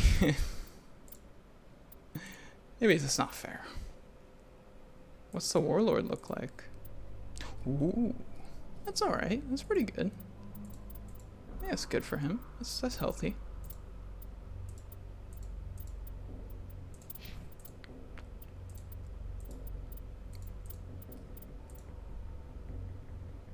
That's a big shield increase.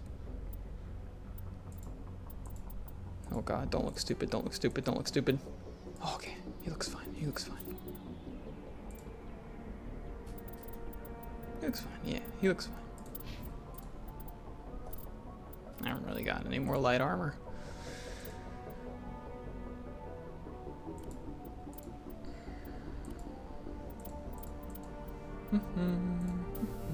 The rail extension. That's what I like.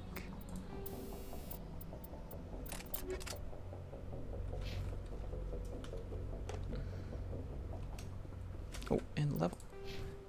Freaky little level. We have master throw because it disrupts enemies at least, unlike most things. Oh wait, that's right. Take that, and you get more health. What is your health? You have 378. That's pretty big compared to us. Could you imagine if, while in playing this game, you could, the way you can in like KOTOR, an older BioWare game, if you're not familiar,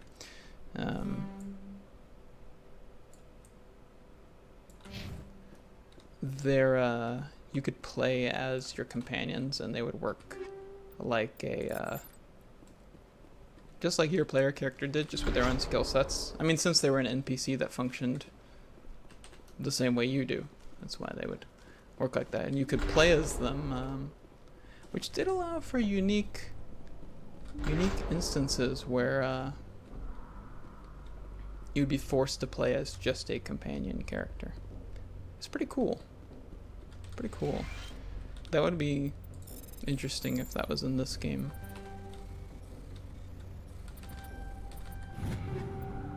Ooh. Ooh. Those are actually things. Hold on, hold on. I know I'm not getting anything good. Oh. Whatever. How is everything weaker?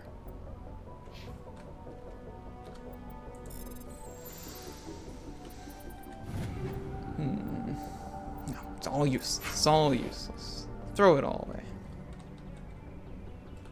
Alright. Well, that was fine, I guess. Whatever.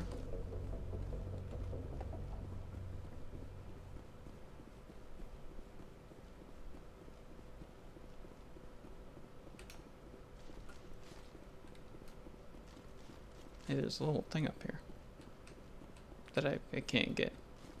That's usually like a med thing, right? Kind of a weird place to put it.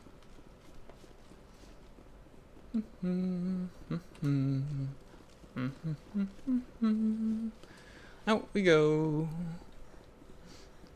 The blood on the boots. Back to the sea.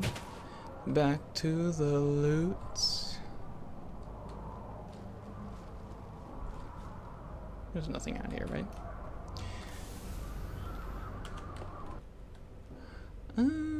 We have not been over here. That is where me, Shepherd, like to go.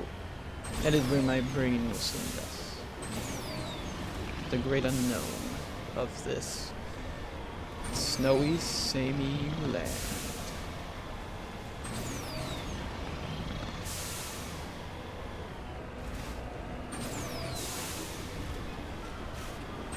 There is, you know, a little dissonance in Shepard focusing so much on side activities, if that's what you choose to do, how you choose to play your Shepard, considering no matter what options you're choosing. Shepard is pretty intent on completing the main goal first and foremost at any cost.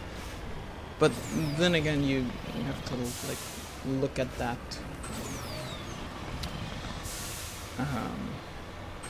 It's a weird subject because it's like, well, you're in control.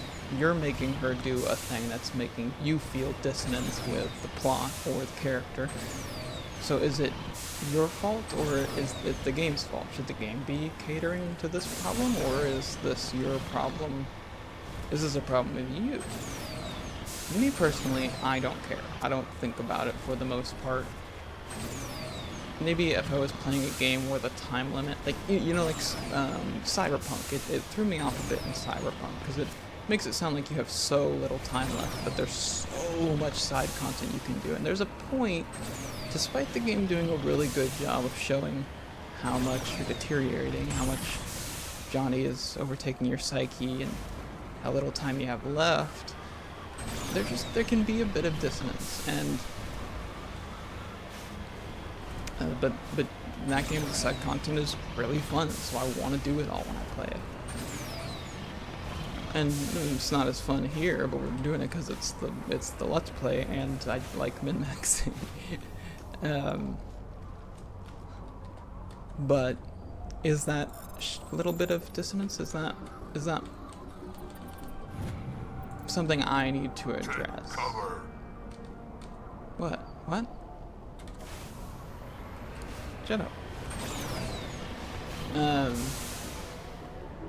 I'm usually on the side of if it makes you feel dissonance with the narrative, then play the narrative a decent bit, do a little bit of side content, you know, spread it out.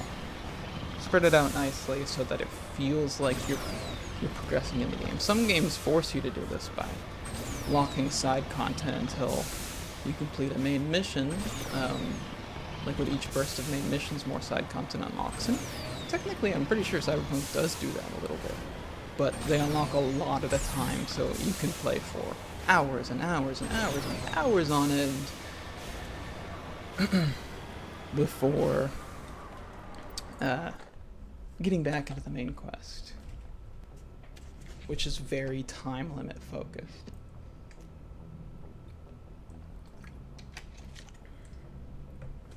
And you can argue that this game is also pretty time limit focused. I think it is. Just maybe not to the degree that Cyberpunk is. Cyberpunk is like built on its time limit. That is a core element of its narrative, whereas hurrying to find Saren is, you know, it doesn't feel as tight. Still, it's still there. It's still there. I think it's worth noting. Looking for supplies? But then again, you have to consider, what do you expect of the devs? How do you expect them to counter something like this? And more often than not, there isn't really a solution. At least not an easy one. What is he wielding? Does he have a katana? Katana BI? 226? Well, that costs 66. Hold on. What is Rex wielding?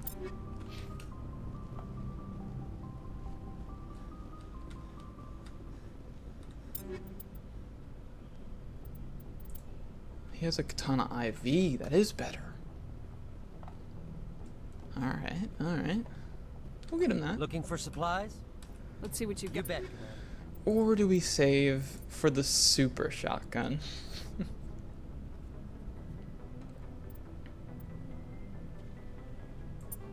Actually, there's a chance we'll pick up a higher rank katana. We'll never pick up the Spectre tier gear, I'm pretty sure. So I can only conclude that we wait and get Rex the super shotgun. It'll be my little personal gift to him. I think he's really gonna like it.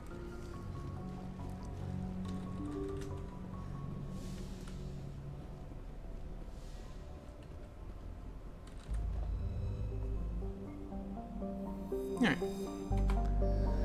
That is this is done. We've got Antaeus and Faranata. Let's go here.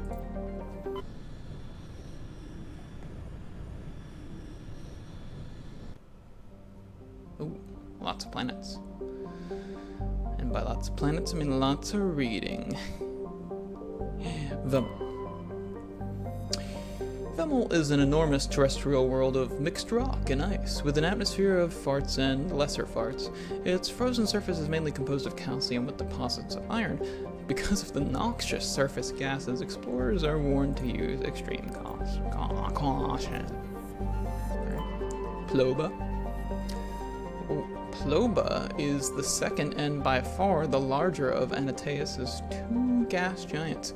Active scans by survey ships have returned tantalizing indications of massive, solid structures deep within the atmosphere, too regular in pattern to be anything natural. Some believe Ploba is a Jupiter brain? A planet-sized supercomputer? What the hell does that mean? Adherents of this theory have fruitlessly beamed signals towards the sunken megastructures, hoping to get the machine's attention. Oh, it used to be more of a normal planet. Okay. Or at least it's believed to be. Others believe that an ancient spacefaring race disposed of their weapons of war by dumping them into the planet. Last attempt to reach and salvage Ploba's deep anomalies went tragically wrong and ended with a crew of 12 being trapped and crushed in the gas giant's lower atmosphere.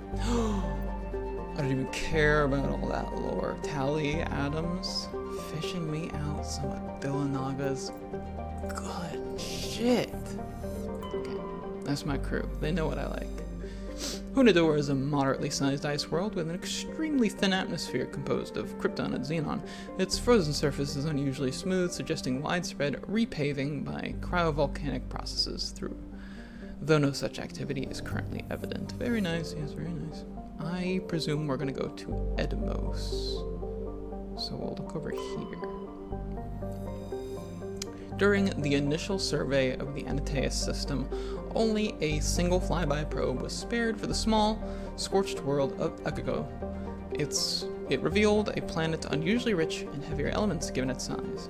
Agako is a standard terrestrial with a thin atmosphere of krypton and xenon. Its crust is mostly composed of magnesium and with deposits of cobalt and other heavy metals. Due to extremely rough, cratered terrain, starships are discouraged from landing. Yeah. Oh, this is the landing one. Okay, hold on. Edmos, then, we look at. Edmos is a standard hydrogen-helium gas giant with traces of methane in its atmosphere. If Trebin's terraforming is successful, it is expected that a helium-3 fuel refining facility for the system will be set up here. Oh, no kidding, hydrogen. We found hydrogen on a hydrogen-helium gas giant.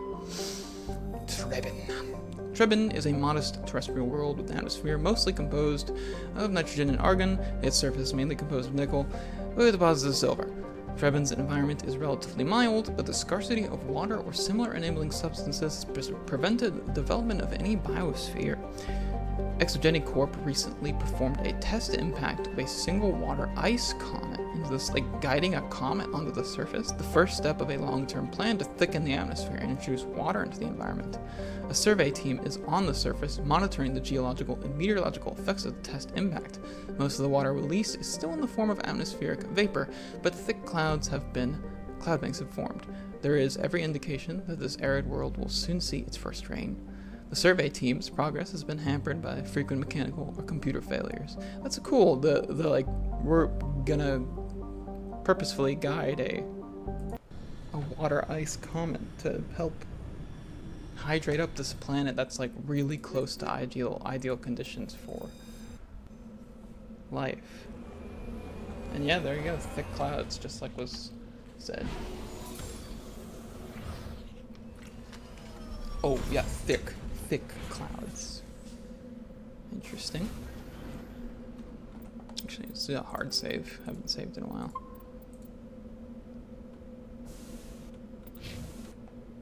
Okay. Anomaly.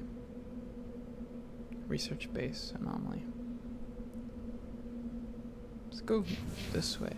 Is that, yeah, that's not as big as the hills the map made it look like. This also is another easily navigatable planet. I'm very grateful that the last few have been like this, but I say that, and what I'm doing is now the game is contorting to make one of the last few systems I go to have one of the most obnoxious planets to ever possibly traverse. I can just feel it. I can feel it. The game loves it too much. It can't resist. It wants to see me trying to climb up what is essentially a fucking mountain of spikes and bumps and shitty hills. Not what is essentially, that's exactly what it is. Stupid fucking wording. I see a thing. I see a little thing.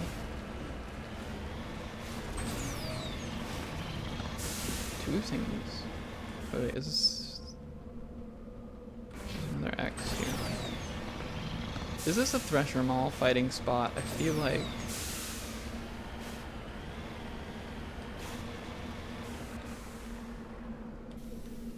I have like memories.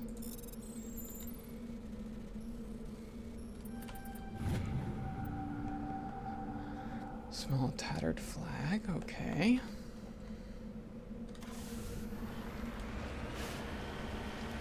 Let's see it.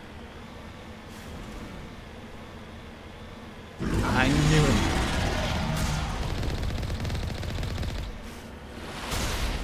Oh my god, that hurt. What in the hell? That hurts so bad.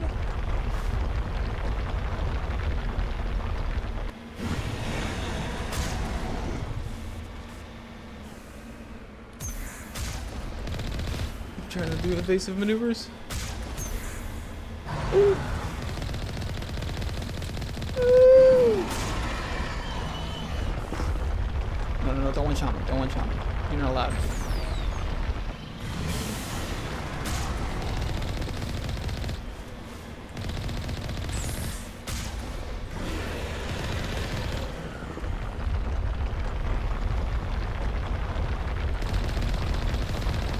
I don't know what this actually helps him sense me where I am. I have to destroy them all for him to come up. I'm not exactly sure what the mechanic is here.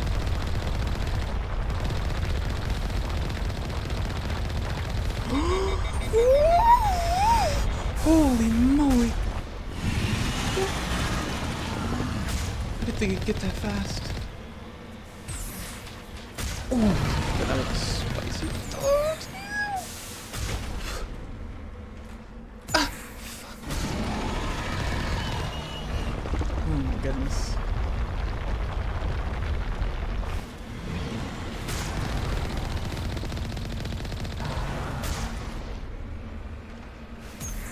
It's such an input reader. It's not fair.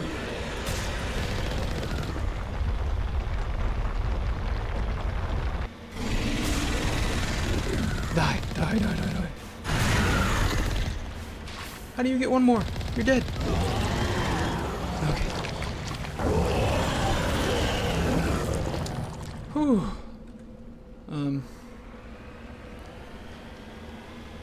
Alright. That was a little close. A little close for comfort. We're good. We're good.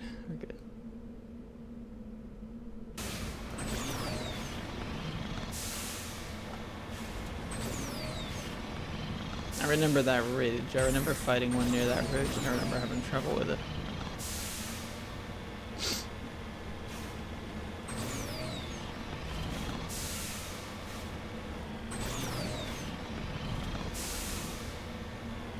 It's a funny looking rock to add to my collection that I won't share with anyone.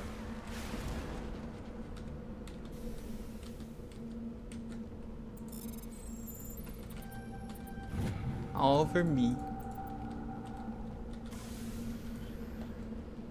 Oh hey, I see the facility over there.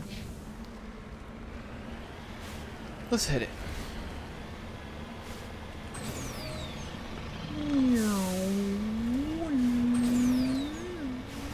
What's up there?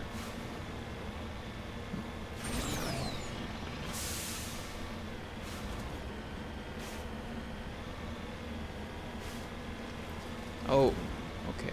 Go down. We check this first. Okay.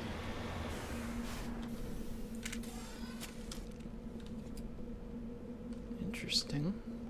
Nobody's been here for a while. Except for us. We're here now. According to these data logs, the survey team unearthed some kind of alien technology. Oh. Could be answers at the excavation site. Yeah, that never... Alien technology, that never goes wrong. Should probably... Once I need to get like a load of items I just do not give a shit about, so I can reduce it to, almond gel like this. Give me... down to 4! That's it. Jeez, stingy with it. Alright.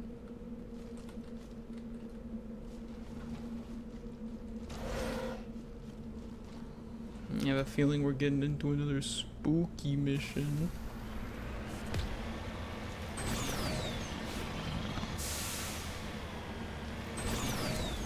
Actually, we haven't had a spooky mission in a little while.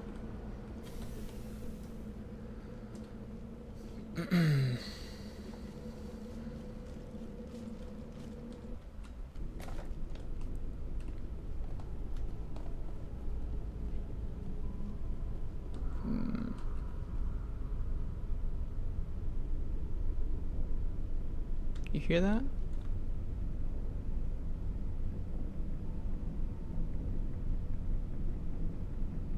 Maybe that was just the music. I don't know.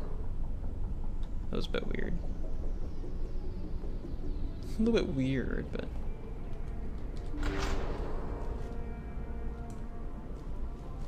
oh yeah, look at them all. Oh, here we go.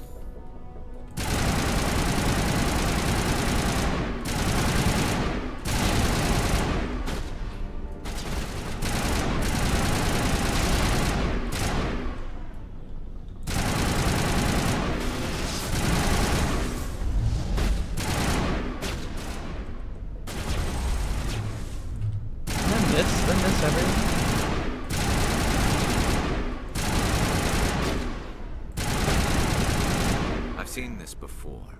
Machine cultists. The survey team must have unearthed some alien technology that turned them into mindless fanatics. Whatever they found, it's long gone now. The way they move around, I know it's like a lot of it is just because they're like struggling to path. But it is kind of, oh, that's how that works. Okay. I just need to be able to heal the vehicle at least once.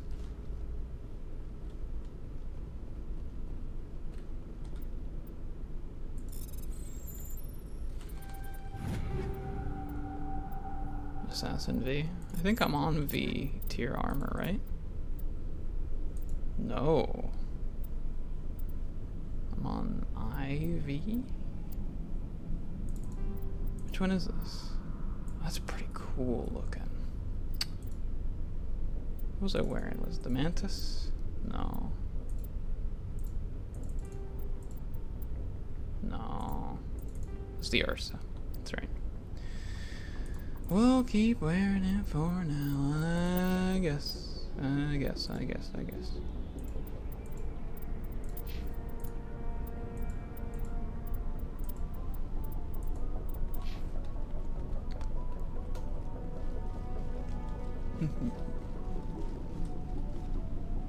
Don't worry, I'll touch it in a minute. Right. Just wanted to make sure we got all the looty loots.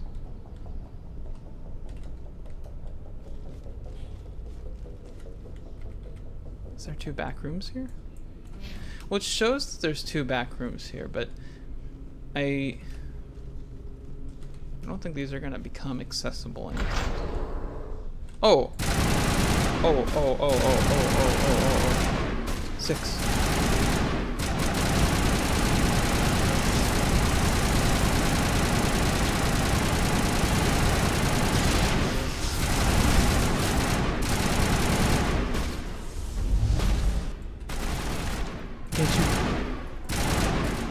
can't shoot because you guys are like in the way. Oh. Okay. That accounts for all Exogeny survey team. They were converted to cybernetic husks by devices similar to those used by the Geth on Eden Prime.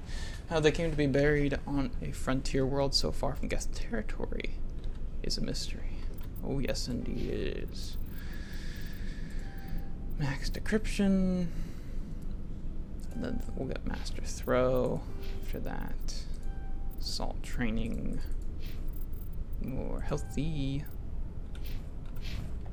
Kind of weird.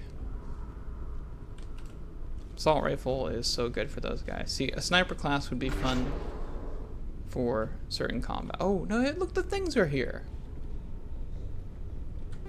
A sludge canister. Why isn't there human armor in that? That was the Explorer, right? What does this look like? That's kind of cool. But the Ursa's still just better. A wee bit of armor in the sludge canister.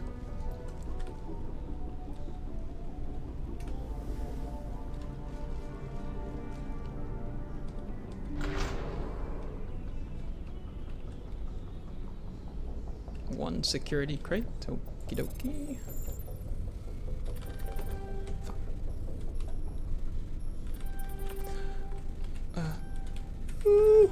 Okay. Nice. Scorpion V.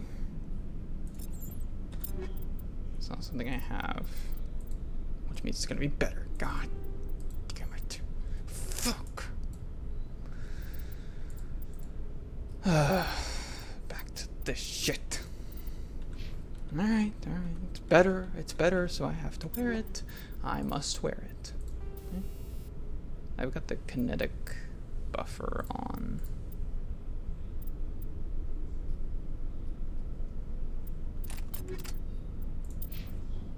What do you get? You get an energized weave, IV.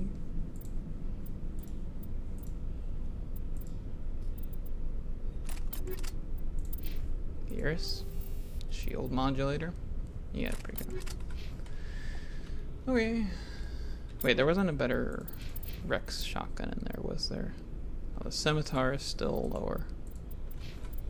Man, that katana is lasting ages. That thing is absurdly strong. Wait, I didn't get this one? Oh, I didn't.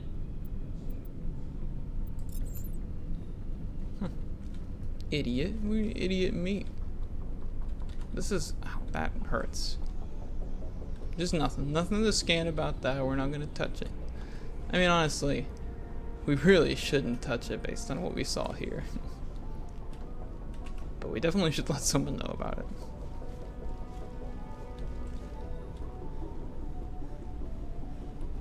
Yeah, I remember that one.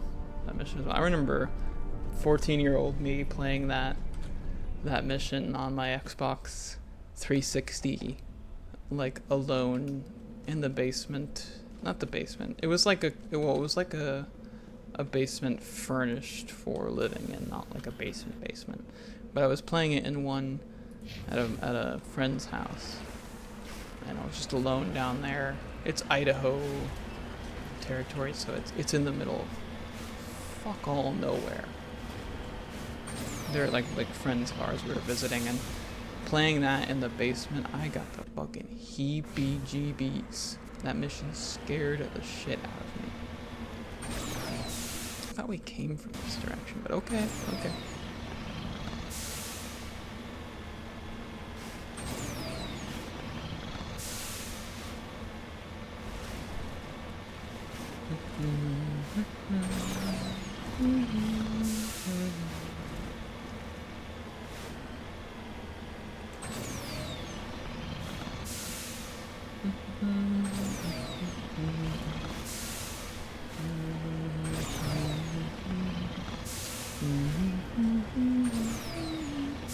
Oh, there's an enemy? Hold on, let me get this rock. I do love getting rocks, like a lot. They're really cool. They give a lot of money. Look at that, I got 133k. We'll get Rex that shotgun in no time. Whew.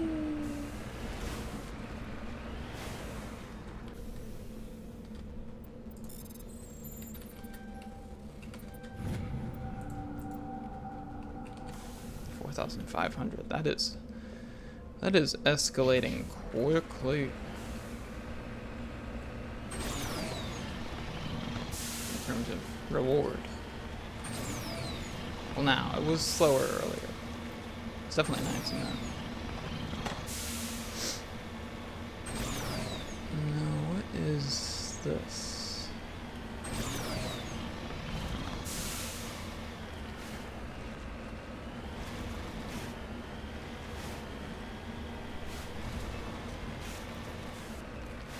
Oh, scavengers.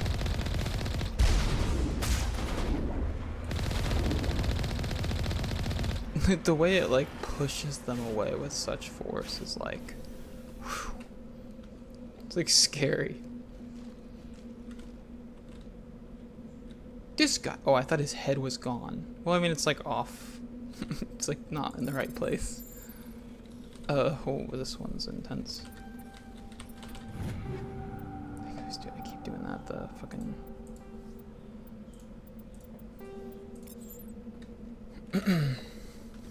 the moving the mouse when I really shouldn't be. Wait. There's more. Is there more here?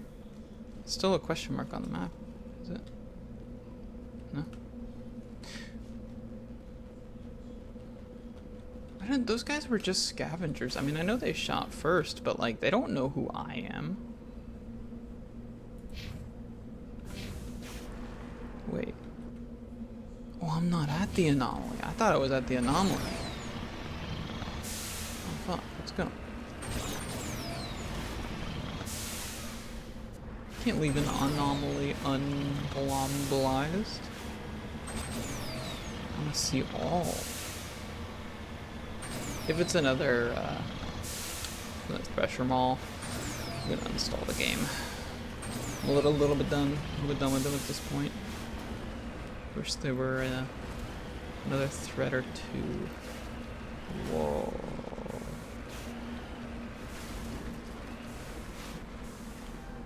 What is this?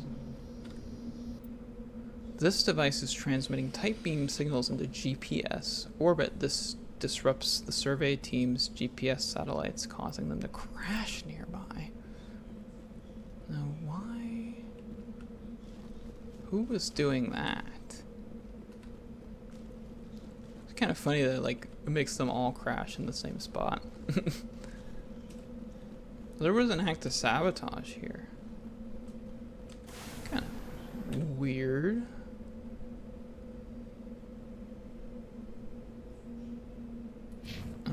I don't remember where we started, but we'll go check over here one more time, and I think that might be everything.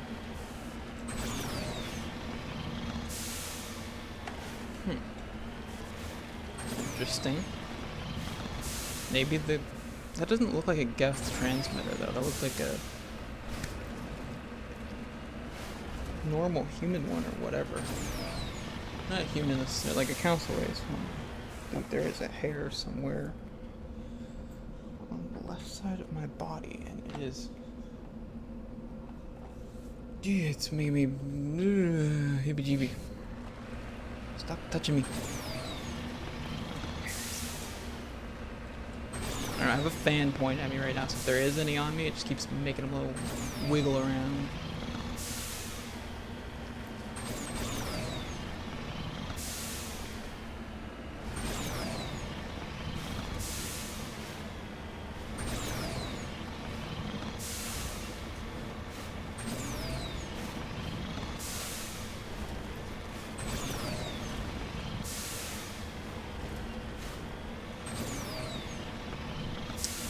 Oh, if this episode is, I mean, it is looking like it's going to end up being a full side content episode. At least we're going to be done with it for the time being. Obviously, we'll find more side content. Don't you worry. Just maybe not like this, or not as much like this. Which will be nice. Alright, I guess there's nothing over here. This is kind of where we started, I think. No, looking familiar. Did we only get? We did get 2 rocks. That's usually the most of them. That's the minimum. Alright, get me out of here.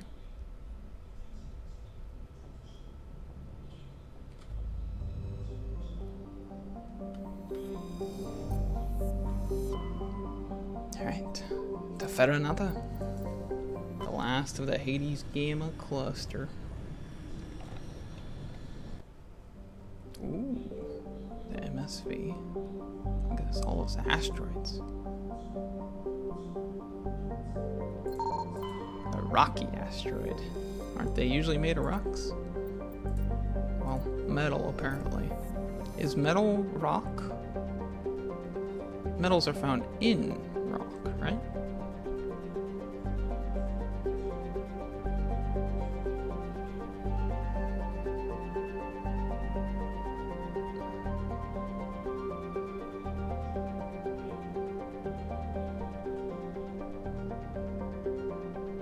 Okay, I don't think there's anything in that.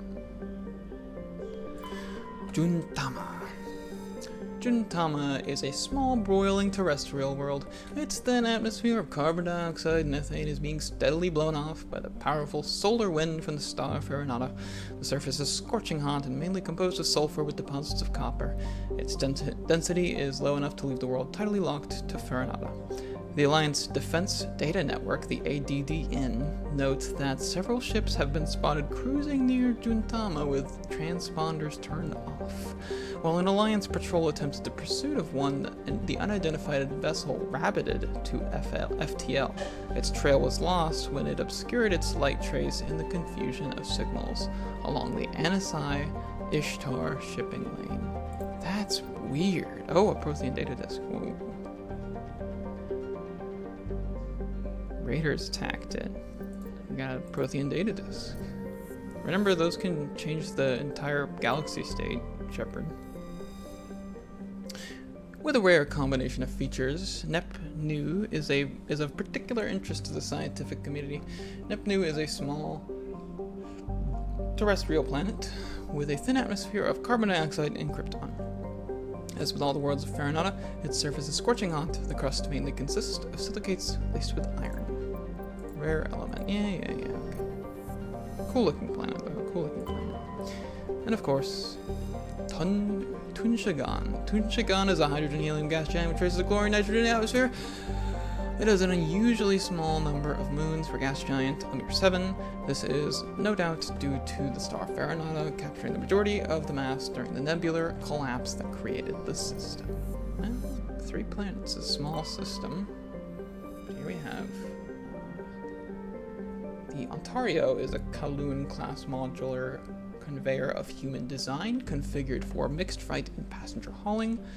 It is making a hard burn for the cover of the asteroid field, the private owner.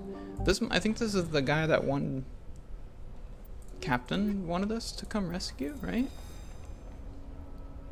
Oh, it's good to see. It's already hostiles. Maybe? I don't remember if this was linked to a different mission. Yeah, the Ontario.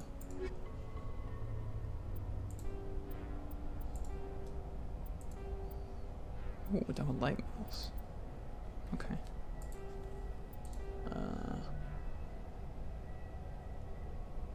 Oh, wait, derelict fighter. Is this it? Oh, I think this is it. I think this is the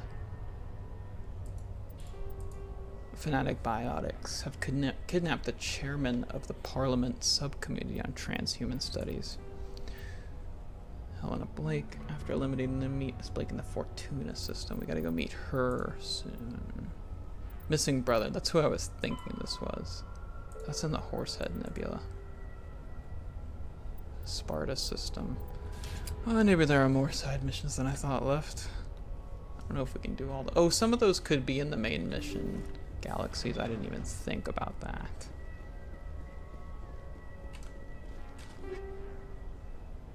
Ursa, well.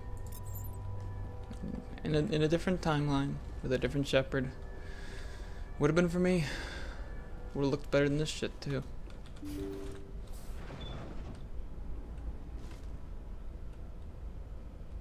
Weird. I have a feeling I'm not gonna like the layout of this room. Oh, it's one of these. Okay. Oh, okay, wait. Maybe this is not better. Might be better than I thought, because I can't actually be flanked. Kill the hostage! What? Yeah, no. Don't kill the hostage. Don't get up. Don't get me next time. Oh my god, get up. I can't get up. I literally can't get up. That fucking shit. Oh my god, these. Yeah. How's that? How's that, you little biotic bitches? Oh, look at the guns. Don't care if it's biotic. Do they? Do they? Where's this motherfucker? We don't got time. Go.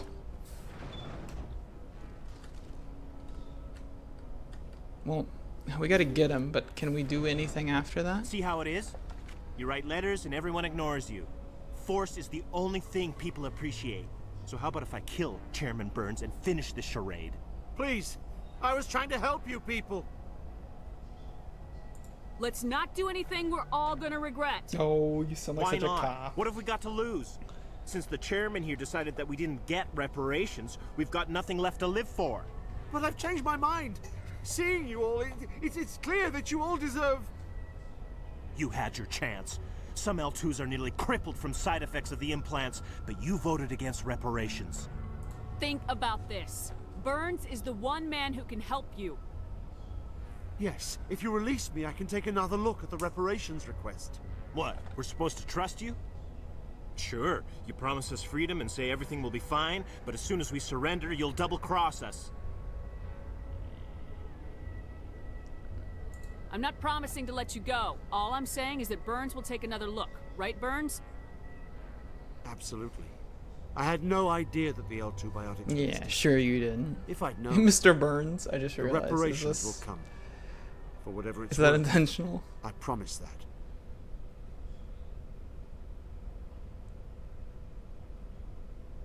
You're right.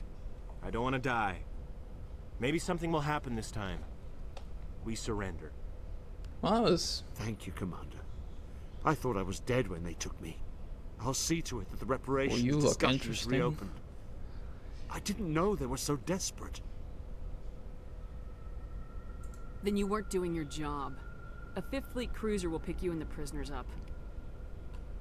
Alright, that worked, I guess. I really thought that was like a... We're not getting out of that one. Thank you, Commander. I thought I was dead when they took me. Yeah, don't worry. I'll just leave you guys together now. I'm sure you kids get along while you're waiting for that cruiser. And don't, Wait. Is that what he's using? Rex? He's using a katana? Oh, yes. Put it on. Nice.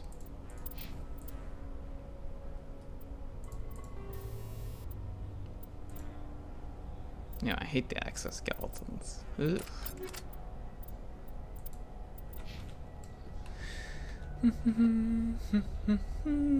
At least I can still wander. I thought they were gonna lock me out of the ship.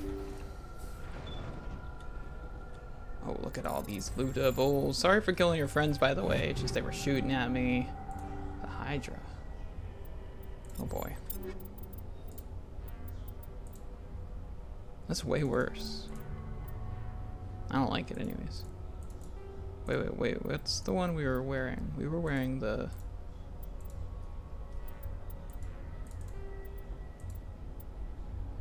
Was it the Scorpion V? I think it was a Scorpion V. Yeah. Alright, well. That was a little underwhelming. Admittedly, didn't love all my dialogue options there, but it's good enough, you know. Like I said, even the more in-depth side content is going to be restricted to mission planets for the most part. Alright, Garrus, new duds maybe? Liberator, that was what it was, right? Pretty sure.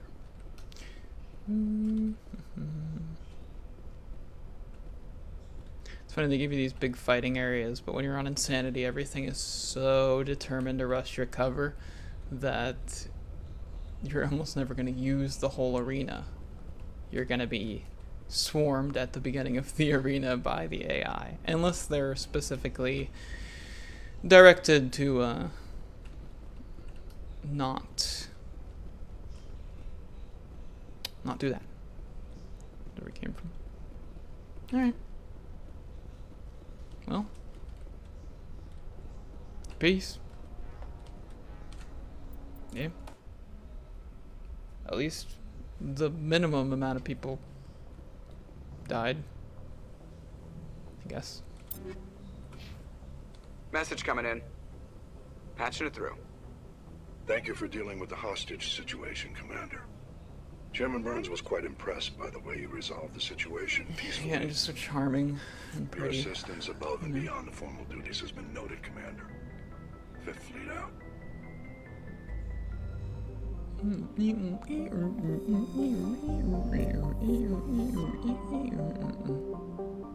Alright. Hades Gamma. We mark that off.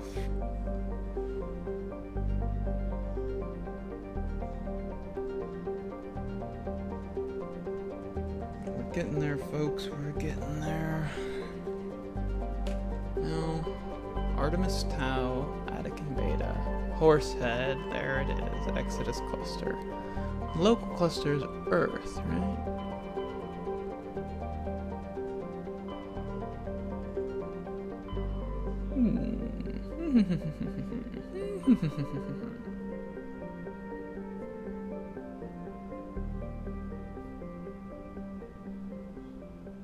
I know this asteroid is, that's like the special, I think that's the one DLC this game has, I think.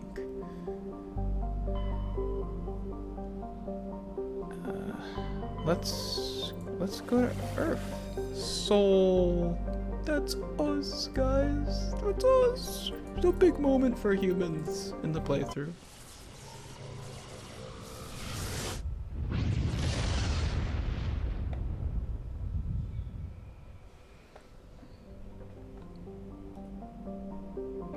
No, wait.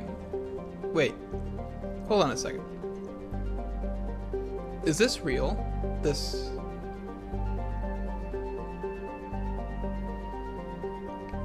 ring? Is this real? Is this in our solar system? There's no way, right? It would be depicted more often, right? Am I stupid? Also, is Pluto really this close in orbit with Neptune?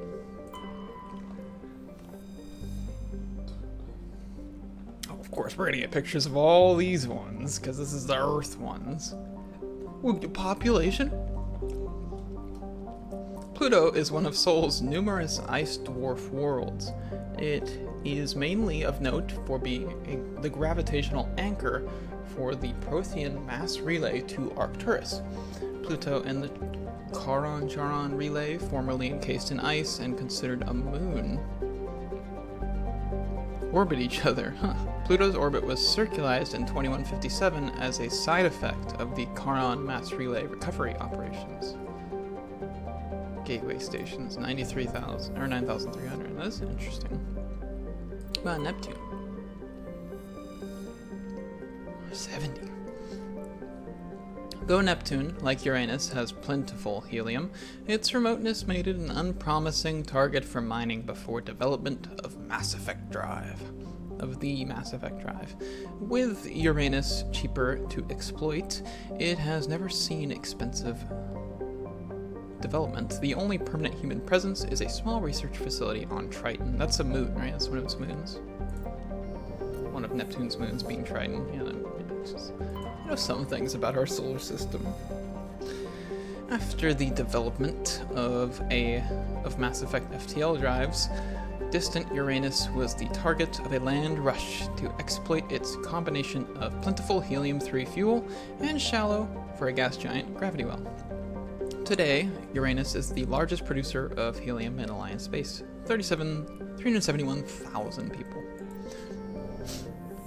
Interesting. There's Saturn. Big, beautiful Saturn. I love Saturn. Saturn has been a major source of helium-3 fuel for fusion planets since the 2150s. The moon of Titan is mined for hydrocarbons and used as a hostile trading environment training facility for Alliance Marines, really? Population, orbitals, and Titan, 117,000. It has a capital, the Huygens Dome. Jupiter. Well, there's no scanning here because there's just nothing to scan. It's just, yeah. These are ours. We know almost everything about them. Jupiter's deep gravity well and lethal radiation have kept its moons from being significantly exploited. The largest outpost is Binary Helix Corporation's Nautilus facility, attached to the underside of Europa's ice sheet. Population on all moons is 9,100. This is really similar to Pluto in number. And then we have Mars. This ought to be one of the highest populations, right? Yeah, 3.4 million.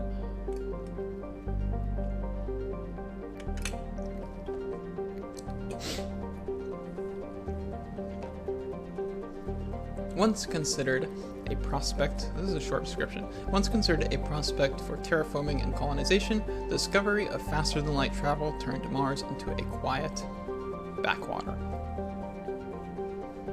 Its southern pole is a historical preserve centered on the Prothean ruins found there. Immigration and development are restricted as the search for Prothean artifacts continue. For a backwater, 3.4 million is, I mean, so this is a decent amount of people compared to the other planets in the solar system. Luna, it's me. Look, it's me. Okay. Mercury. A handful of solar power stations exist on peaks of eternal light at the north and south poles of Mercury. The difficulties imposed by the planet's proximity to the sun and high orbital velocity have limited development. 340. Yeah, not too surprised. Venus. With its molten temperatures, sulfuric acid clouds, and a crushing carbon dioxide atmosphere, Venus has only a handful of aerostat research outposts. So these are, I wish there's a little more lore here on our own planets. But let's see the crown jewel. No, this is too green. It should look like the Earth in WALL-E. Let's be real. Population is only 11.4 billion.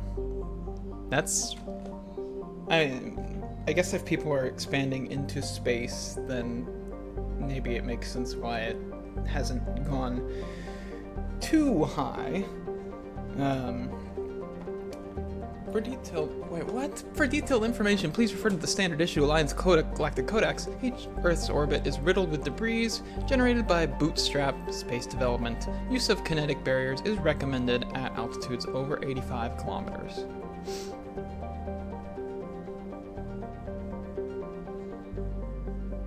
I'm trying to think of what the typical height of a plane is, but I'm not. I'm getting my brain mixed up with metric and standard. Population 11.4 billion, and there's 250,000 people on stations, I guess, orbiting it.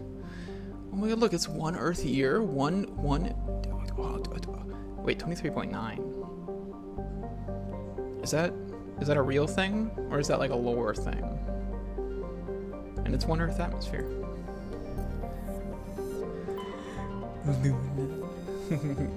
An early source of helium-3, Luna is now mined for materials used in space habitat construction. 24 major stations have been constructed at Earth's L4 and L5 Lagrange, I'm not familiar with that word, points, all from lunar resources. Colony founded was in 2069. That's hopeful. That's kind of hopeful, right? We're 2020. Are we really? We're not that close, right? Because they did this pre finding the Prothean facility, right? 4.1 billion, and the capital is Armstrong. That's cute. That's cute. Take me in. I want to go. I want to go to the moon. I want to go on the moon.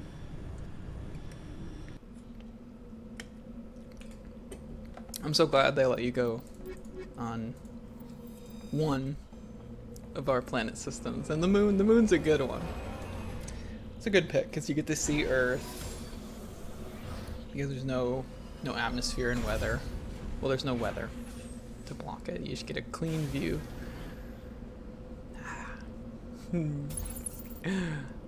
I can see my house from here. I live right over here.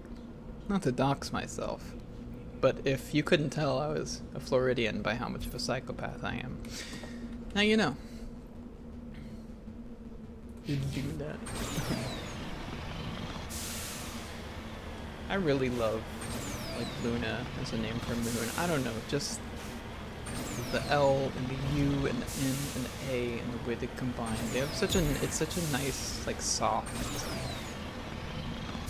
mythical sound to it. That's why it's part of my username that I use for almost everything these days.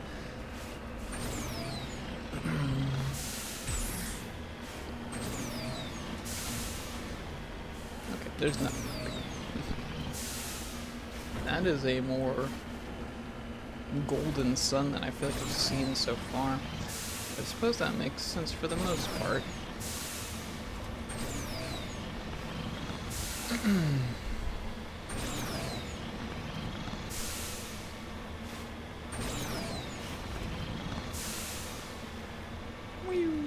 I wonder if this isn't a place that you could find the... Well, I guess the capital of this place would probably be where the flag is. The flag from the Apollo. Oh god. Oh god. History check. Apollo 9? No. Apollo 11? Oh god. This is so embarrassing. This is real history. It's not like video game lore. I should know this.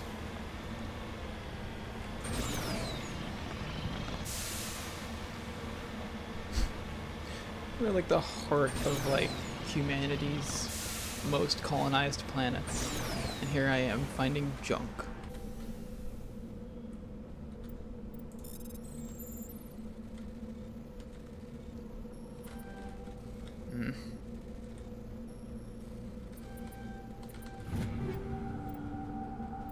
Okay.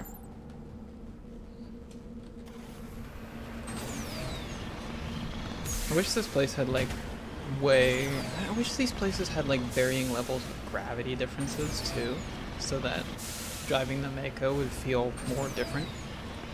Like imagine this if this had like similar, maybe like altered, but similar gravity to what you would see the moon have in most other games. That would be really fun, because you could like kind of make the ship, you kind of make the Mako fly by boosting and then jetting. That would be very cool. I don't know how strong the moon's gravity is. Is that like, if you ran and jumped, you wouldn't go off the planet, right? You would go far, maybe. But you wouldn't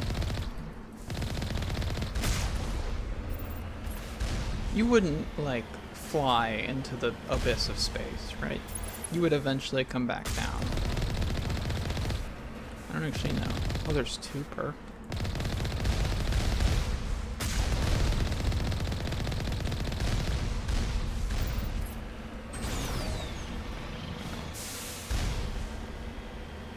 I see more turrets down there. Is there multiple stations, or is that something else?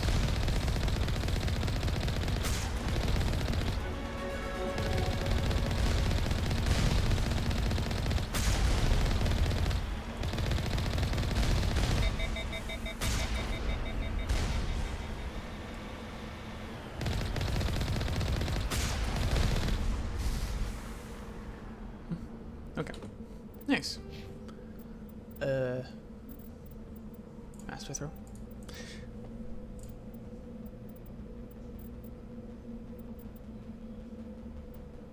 I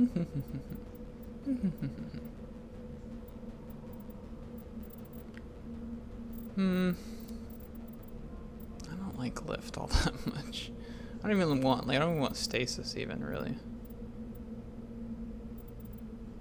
Look at this, just to have it. So we got our categories maxed up.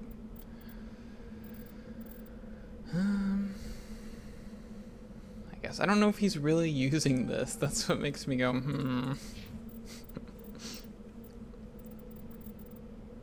Oh, we were doing fitness, weren't we? No, that's maxed too. You guys are getting pretty up there. Wait. And can I go in any one? Does it matter?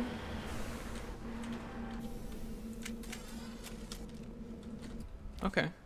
Is there actually 3 separate entrances? That'd be neat.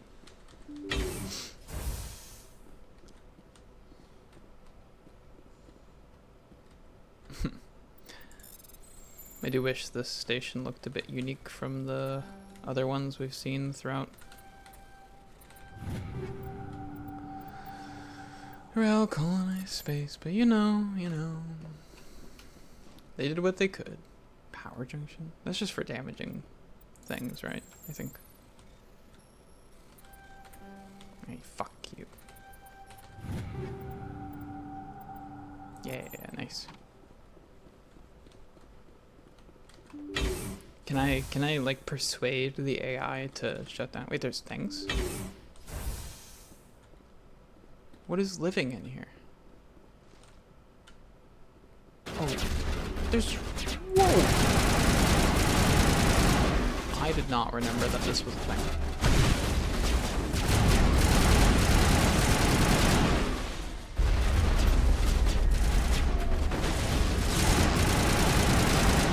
I figured my tech powers would destroy these things, but it doesn't feel like it.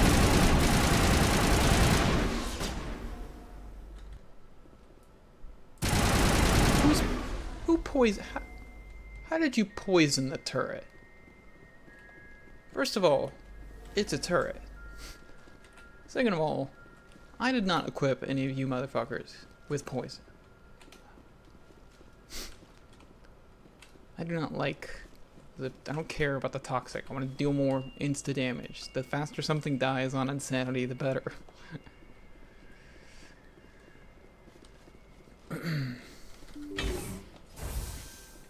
To do this for all 3 rooms, same kind of setup, I think. Maybe. No.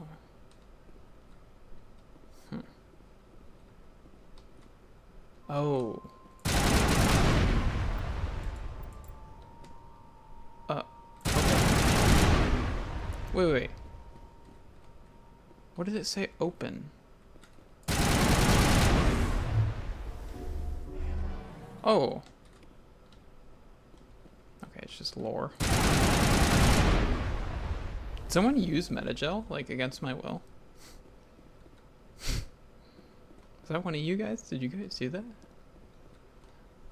Okay. Where would all the entrances have taken me to that starter room? They probably would have, right? They wouldn't have put me in the AI rooms right away.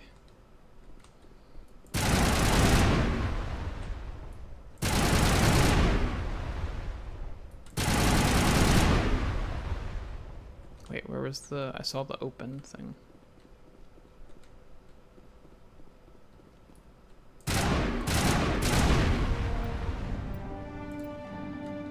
Okay. All patched up. Is there lore? Was there more lore? Or was it just the door I saw was saying open? I guess it was just the door. I guess I already got my AI lore. Alright. Well, that was pretty easy. Those turrets were like little weirdos, though. It was weird.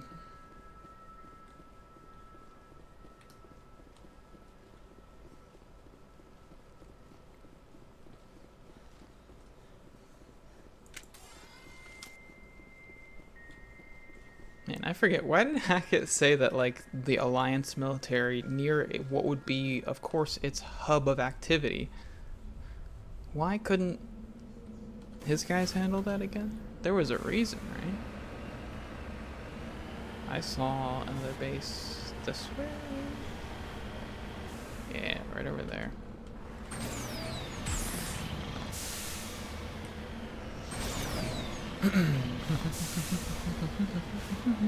Are these more rocket turrets? We just love putting rockets on the moon, don't we?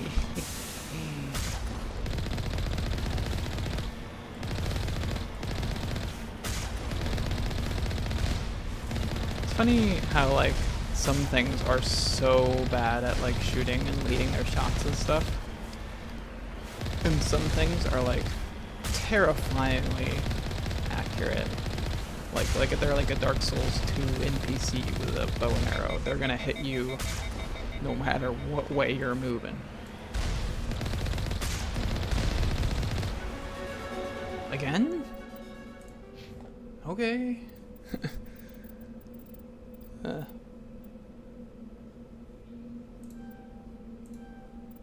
Okay, alright. I'll take it. What to increase for you?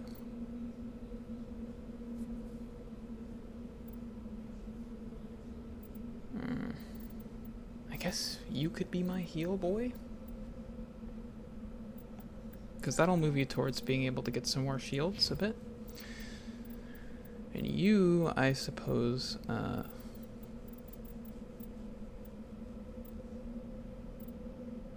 warp. Warp is cool. We'll do warp. What?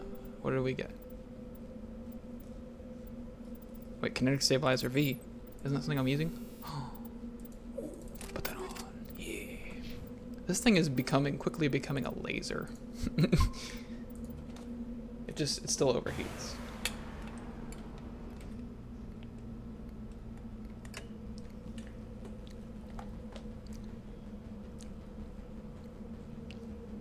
That's something I found, right?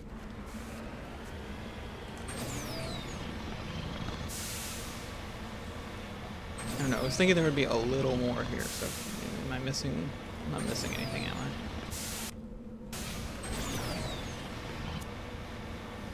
Even though there's no minerals, but considering in the description that this place was mined out to like high heavens, like I guess it's not too surprising.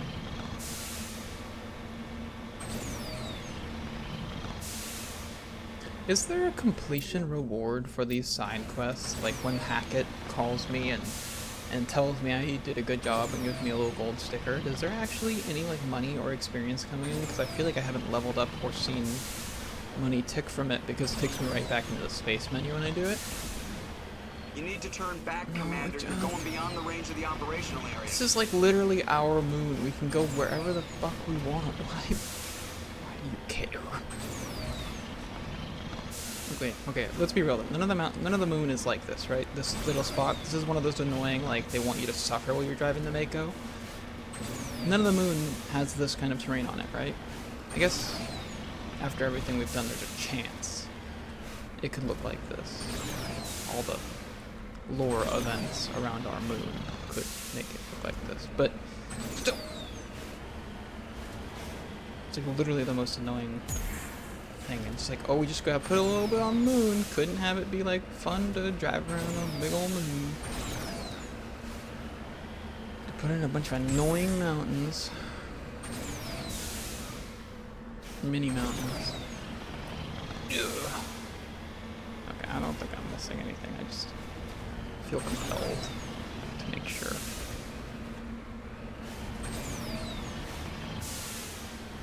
Wait, look, there's living things. Yeah, there is. Well, good thing I didn't quit. Ain't done.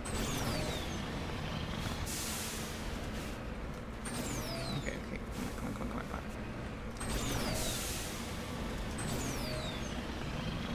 Hey.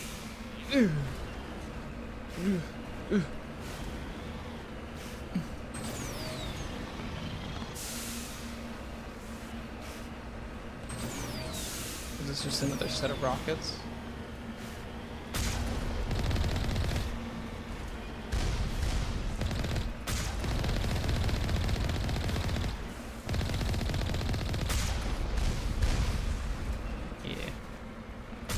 Is this part of the mission, destroying all these little ones?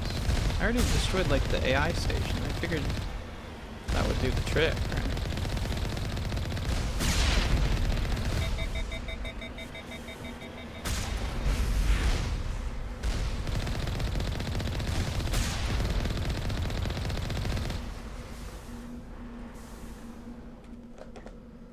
Okay.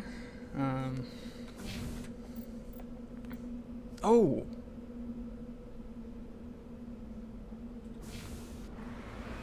There are other stations. Wait, but where?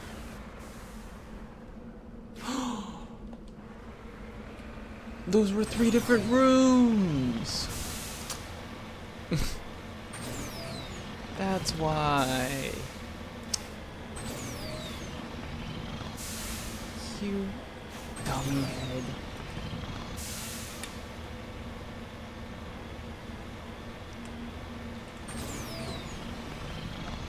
Of course they aren't 3 different entrances that all lead to the same place.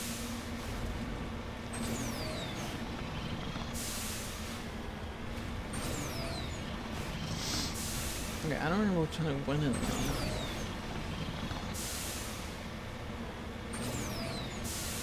I want to say it was that one. Or this one? Take cover. No, this one is not done. Clear. Okay, okay. The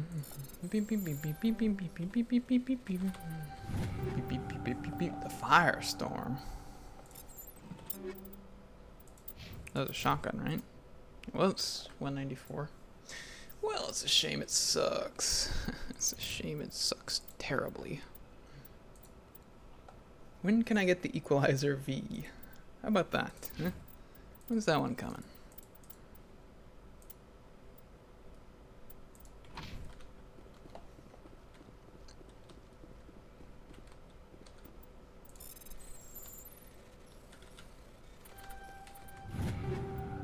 Oh, come on. Yeah, I think I already have that armor though. Yeah, Assassin B. Yeah. Yeah, more turrets. Okay. Different room setup at least. Where?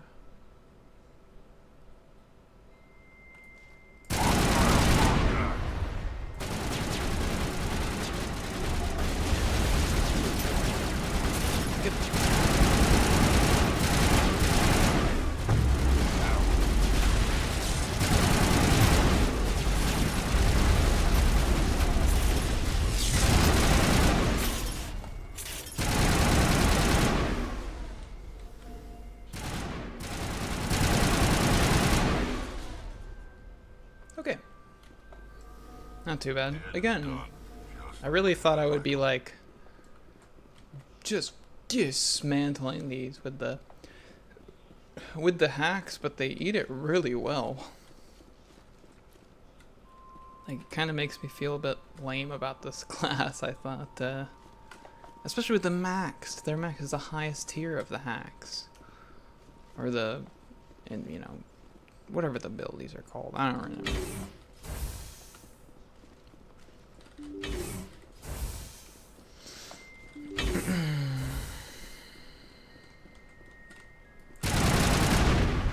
Kinetic berries feel powered up. What? Oh. That's like stupid and pointless.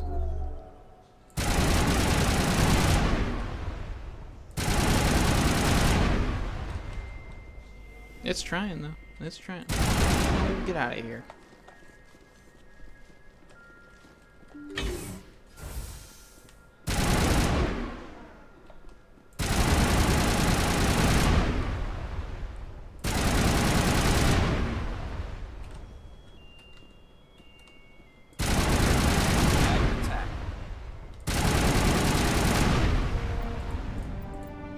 So the AI should be getting like dumber with each of this, right? Perimeter clear. That's how this should work.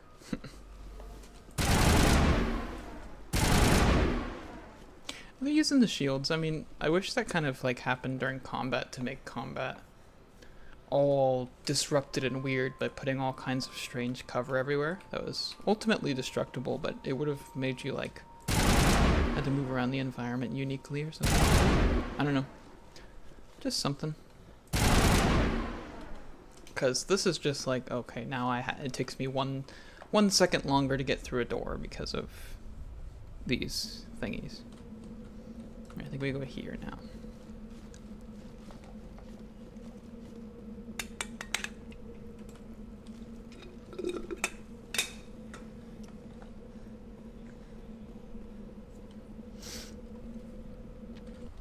Right.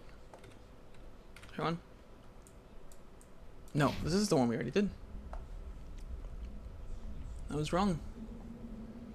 Area secured. Yeah, shut up. Patching you up. I'm sorry, Rex. I don't know what came over me. I think I'm just... It's just a little bit of a repetitive side mission, you know? But I don't mean to talk to you like that. I don't. I really don't. Can you save when I tell you to save? Can you? Oh, this is in all of them now. Okay.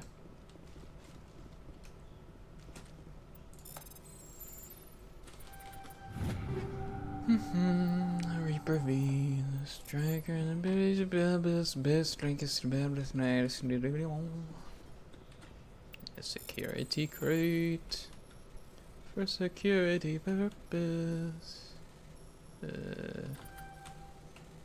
No! Oh my god. Oh my god, oh my god, oh my god. No, no, no, no, no, no. No! Fuck.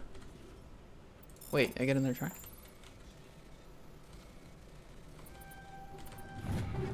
Okay, I didn't think I would get another try, but alright. I'm not gonna complain. Reduce this to Omni Gel immediately.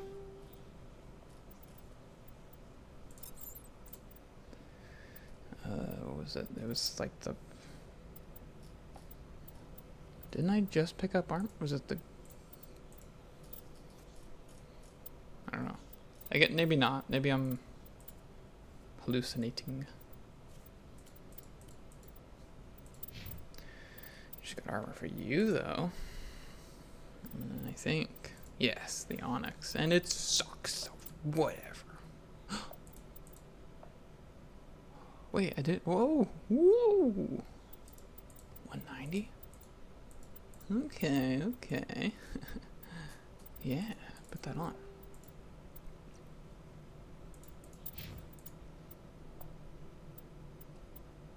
Alright. Nice. Man, sometimes the quick save button just... Maybe I'm pressing it too much. What in the what?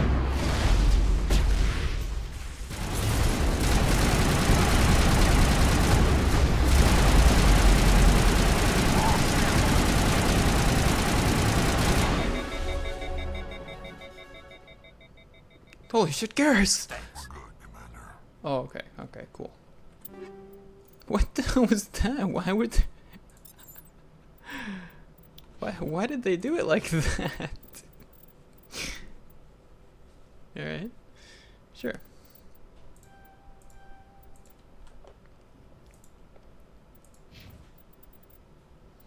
Was it... Oh, it was first aid that I was giving him, that's right. And I'm giving you warp upgrades. Alright.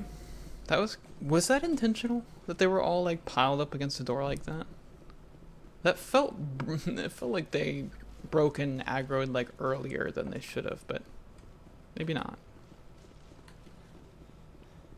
It's kind of funny. I don't know if that's like a side effect also of like insanity difficulty, and it's not supposed to be like that actually. Which would be funny.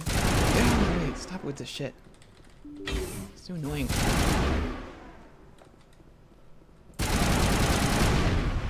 What? From where? Garrus, look out.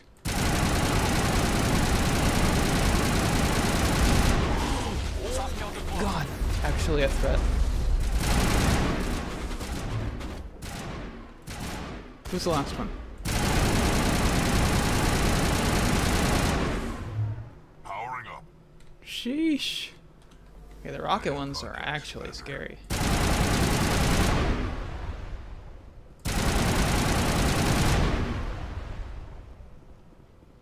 Garrus, you need to...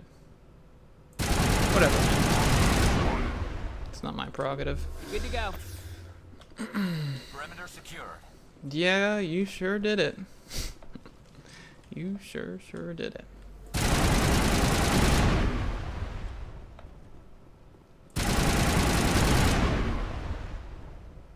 This one is all beaten up.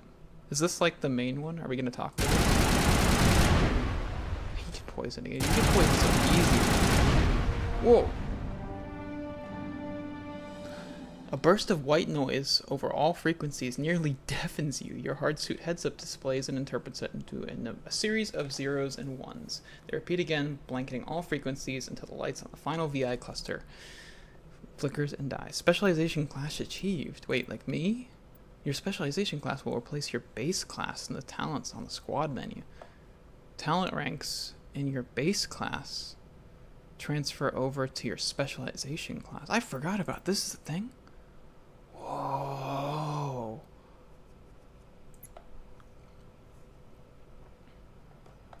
Medics combine tech and healing abilities to boost the efficiency of the entire squad. Improves recharge time with medical abilities. First aid, neural shock versus Bastion. Barrier and stasis suck, though. Well, I might actually use neural shock, I guess.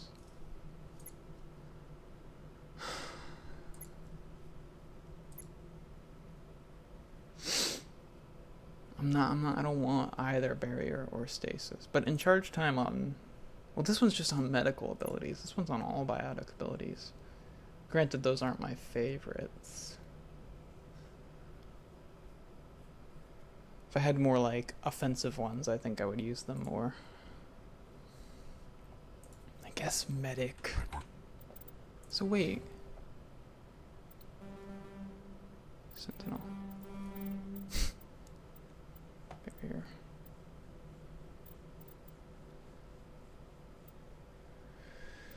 "20-second stasis."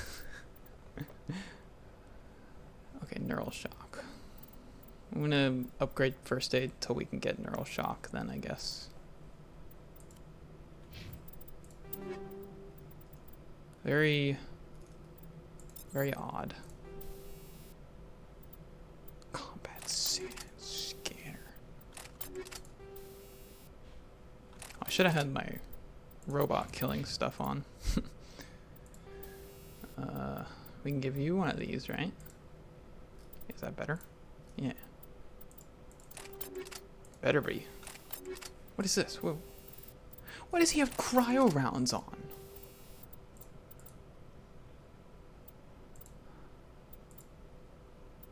What? Who put these on him?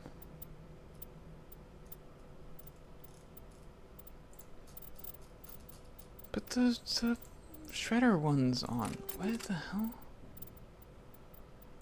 What's on yours? Okay. I think we got better ones than that. So. You have a rail extension as well.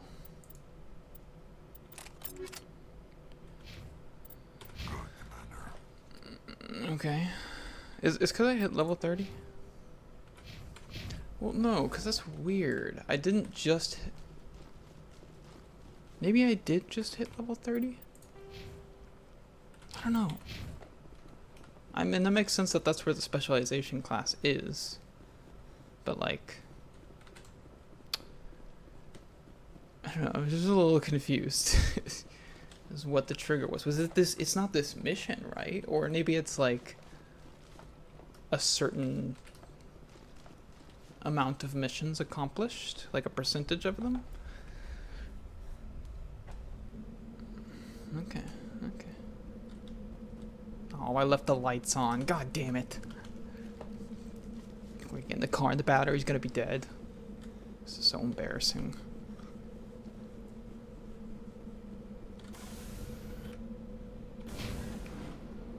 That's that, right?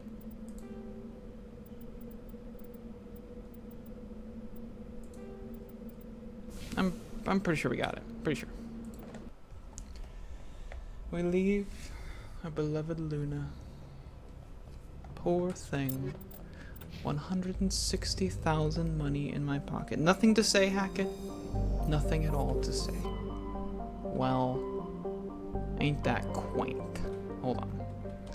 Let's go shop. Haven't shopped in a while. I got a decent amount of money again.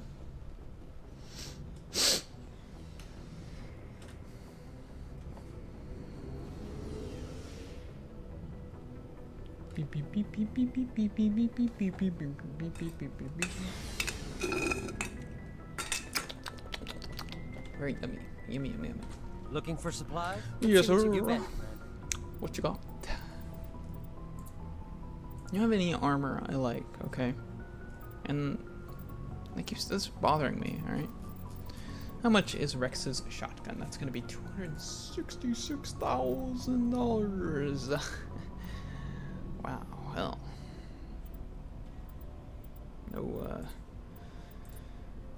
No small sauce, is it?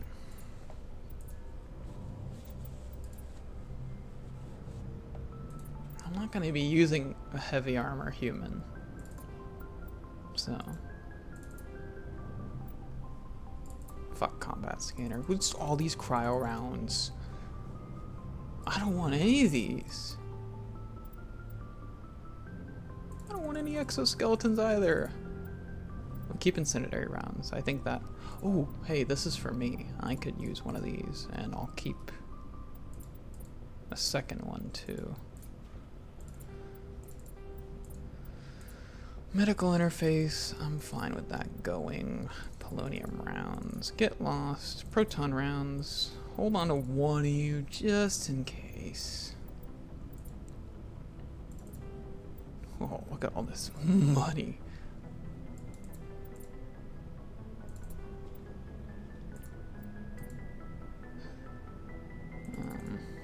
Let's sell most all shotguns because we're gonna get him the most powerful one. So, what does it matter?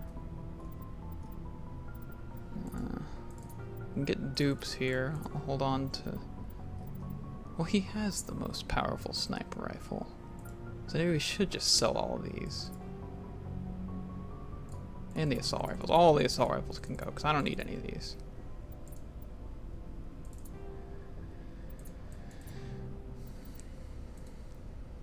We'll keep a powerful shotgun for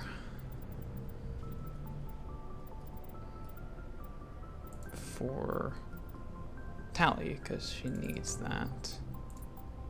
Scimitars can go. Storms can definitely go. Wait, why is this assault rifle? What is this sorted by right now? Level?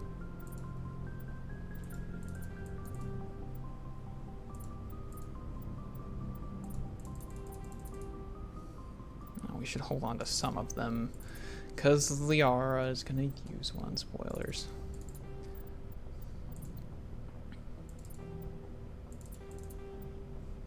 Look how much money we have.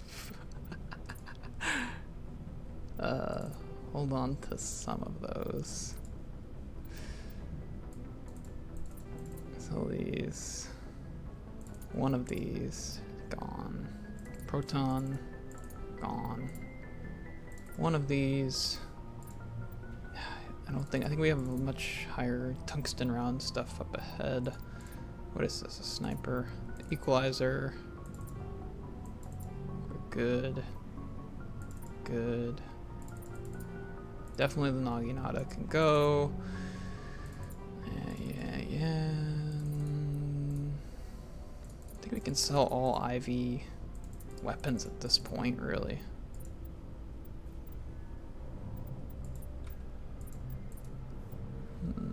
Keep my hold on to that. I don't know.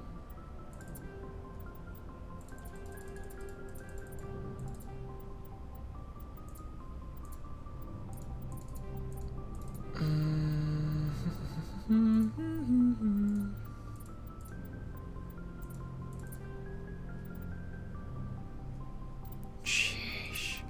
We could get both the Supremes. Oh wait, no. Actually, we could. We could just barely afford both the super weapons. I definitely want the shotgun over Rex. We'll hold on to everything else for a moment. Hey, buddy. Look what I got for you. Third slot, so good. What are we going here? What are we putting here? Weapon stability. Double stack rail extension. I don't think that's gonna work. Oh yes, this is a scary motherfucker now. All right, thinking with my brain, thinking with the brain in my head.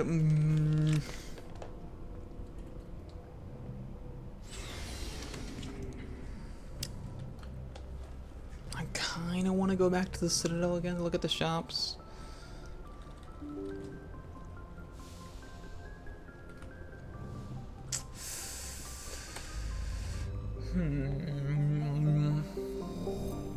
Because next we're going to have to pull into...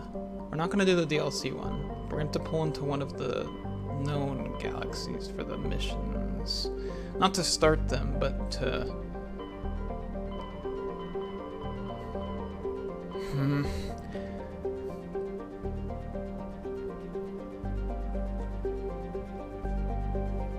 I just want cool armor. I just want it to look cool. Can we go back? Can we go back just so you can see the shops? Just think we'll visit the shops, okay? So it's not a big deal. Just go in real quick. We'll go in real quick. And we'll skip the landing scene. It's fine. You can't skip the landing scene. All right, I got it.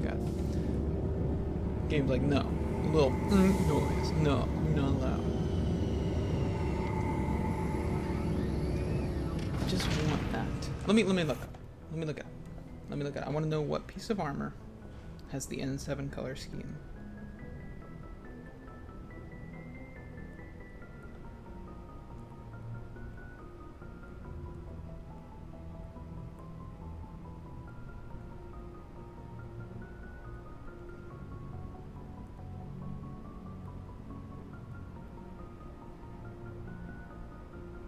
The Onyx armor?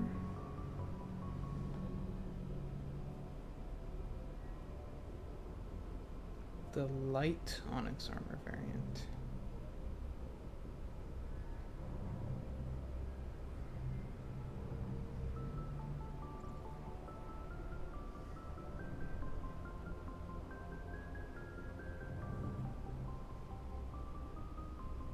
Oh, it's just pure black. Doesn't have any red trim even? Tier X? How high does this shit go? We're only on V's right now. Okay, where can this is Aldrin Labs is the manufacturer. The heavy Onyx armor actually has the red in it, which is a bit of a shame. Okay. Fandom.com, you have a problem, bro.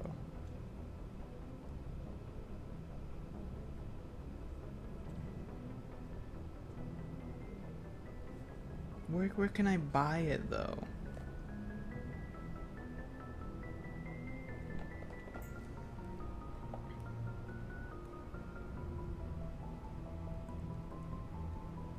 Is there a Mass Effect wiki?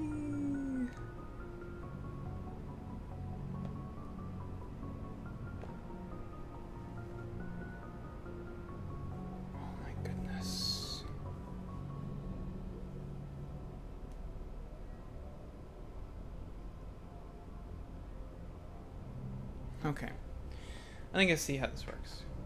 We need a specific license, the Aldrin Labs license, which I want to say we've already gotten it, but apparently I think whenever you do get it, it's supposed to be sold from the CSEC guy at some point. And maybe I have it, but what it says is like once you have it, once you have that license, he has a chance of selling Onyx armor, which is the one we're looking for. Do we have Onyx right now? We have heavier sizes of it. Equalizing interior pressure with exterior not one I can wear. atmosphere. Logged. The commanding officer is ashore. Exo Presley has the deck. We can see he has it, but it says at that point it's either. A Solarian excavation team has run into an unexpected problem after unearthing a Prothean dig site. Hanar protesters have blockaded the dig site, claiming that artifacts of the Enkindlers, as the Hanar call them, should not be disturbed. The excavation team has appealed to Hanar representatives on the Citadel to reach a diplomatic solution. Yeah, okay. Sure. I'm pretty sure we heard that one already.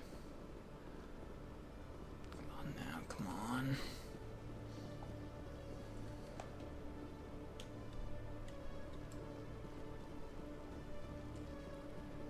Hello, Commander. Show me what you got. Show me the goods. I'll open the rare stocks for you, Commander. Enjoy.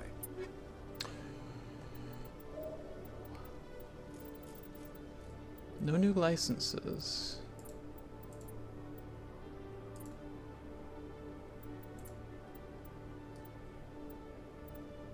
He's selling this, but is severely underpowered to what I'm wearing. Oh, great. Yeah, I can give it to Garrus. Whatever. Oh, shit. That is better. So VI. Scorpion. I don't remember what Scorpion looks like. But I'm not happy about the prospect. Alright, hold on. Because I have a Scorpion, right? What does it look like? Oh, it's this one.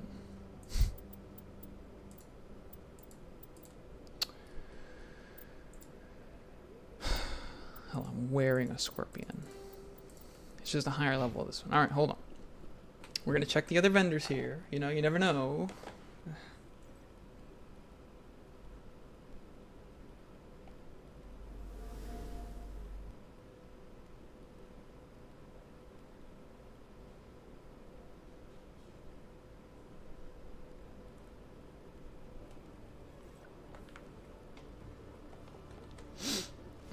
You never know. I just want to look cool. I just want to look cool. Okay, I just want to. Which one does this go to again? Is this to the?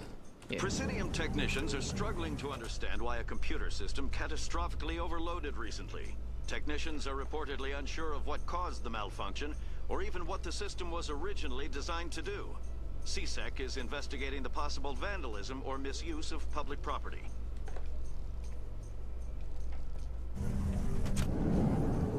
One second here.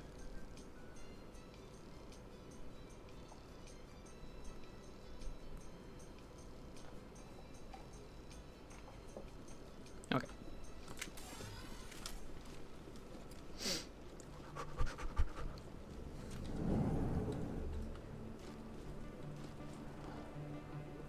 Again, I wish some kind of stat increased your running capability for this tight little stamina bar. Just something. Maybe I already have an Aldrin Labs license and I've just been getting very unlucky with the guy. I may not be able to get what I want. Oh, he's back. Oh my god. Welcome back, Earth Clan. Will you be needing some Show me what you got. Any grenade upgrade? No sense in not buying that.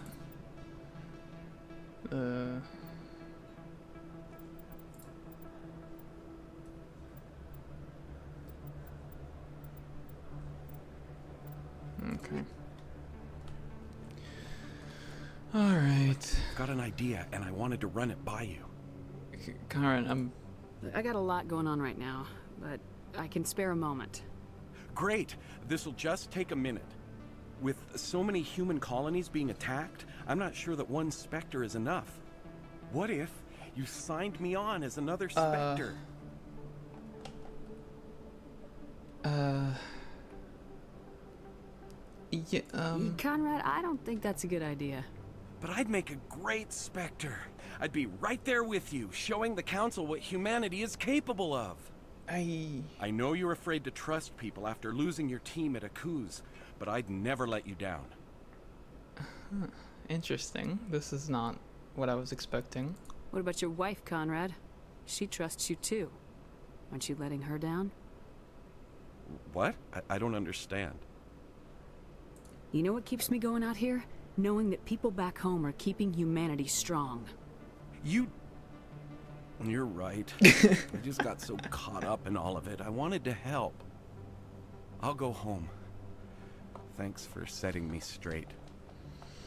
Oh, Conrad, that almost makes you like a little less creepy. Almost. Almost. Moreland, you with your 3 separate stock Hello options. there. Welcome to Moreland. Oh, you will be pleased, I think. Oh, it's 2 for you. It's 3 for the guy upstairs. That's right.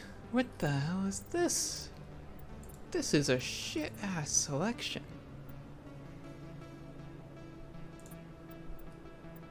Wow. I am blown away.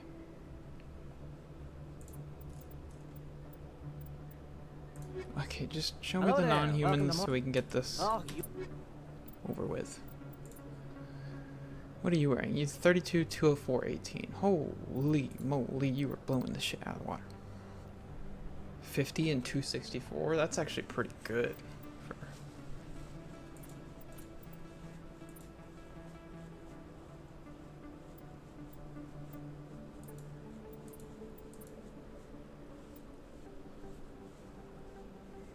He's wearing the better version of that. I think I'll buy this for Rex, because that's a big jump. Yeah, fuck it.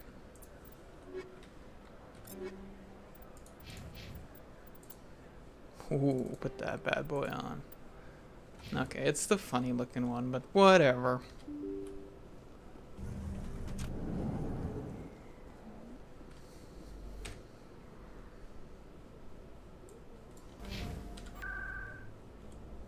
Stadium locations, financial district.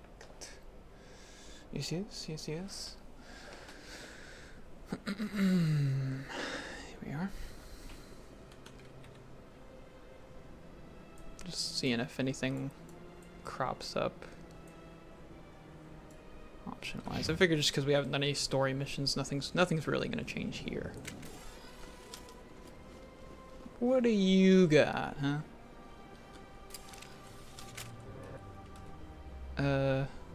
Do this first.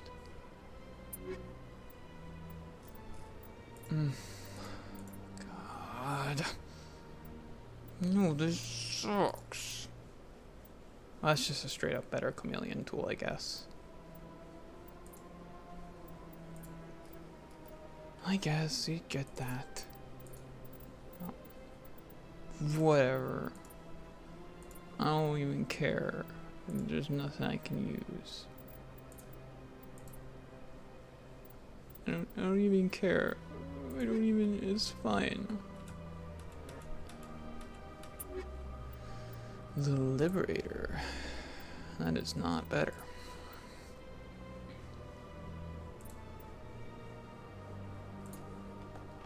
Hmm. 27,152.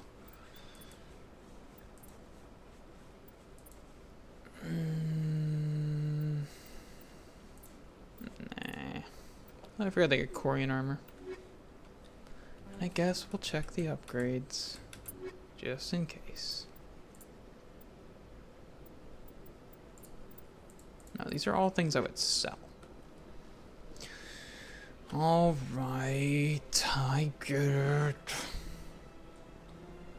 I must have already gotten the thing from the CSEC guy because...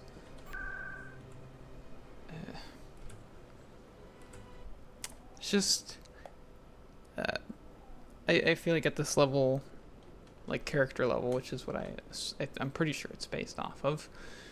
I just don't know that it would. Binary Helix has settled out of court with a Krogan group that had accused the Genetics Corporation of fraud. The Krogan group had contracted Binary Helix to perform studies with a long-range goal of curing their genetic sterilization. The group later sued for a return of investment money when the study produced no viable results. I don't think we heard that one. Now, I also want to know, what is it that resets Shipman's stock? I think Stand by. it's leveling, shore party. right? Decontamination in progress. Like leveling up is the key, I think. I don't know. Logged. The commanding officer is aboard. Sorry, what is this? Presley, stand.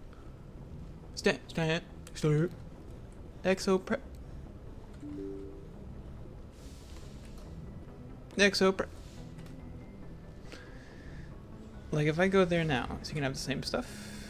You know, what's gonna happen? My ghost soul is floating in a... Whoa. How do you work? Looking for supplies? Let's see what you bet, Commander. I don't get you. I understand you. I think this is the same thing he had just last time.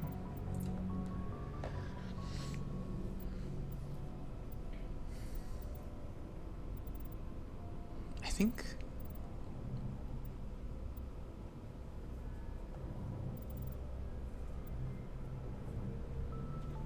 See, the assault rifle, the special assault rifle is gone right now. How does that work? I don't get it.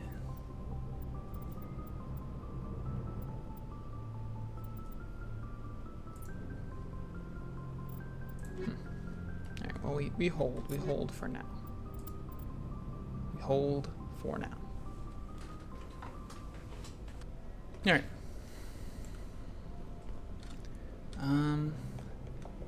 I am gonna gauge how much side content we have left.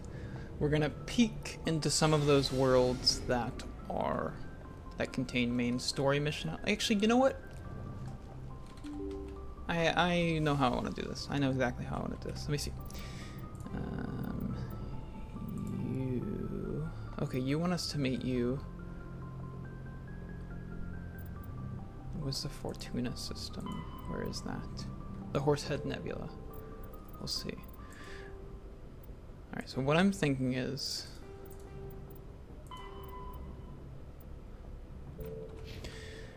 we go to a system that has a main story thing, right? We do the side content there, and then we do the main story thing, and that's how we progress through each. Oh, that's Artemis Tau. Damn it, we need to go to the Horsehead Nebula for the lady. Alright. We were gonna do Liara first, so we'll go to the Liara one. And we'll do the side content there. Oh my god. 4? Okay. She's in... I don't remember actually, but we'll do all the side content for this, and then we will start the next episode going right into Liara's mission. We'll do the Liara stuff, and that'll be that.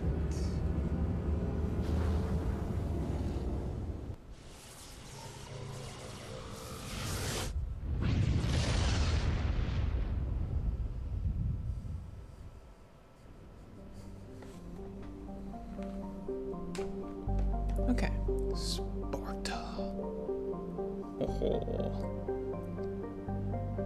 I wonder if it's just like this is the human's chosen name.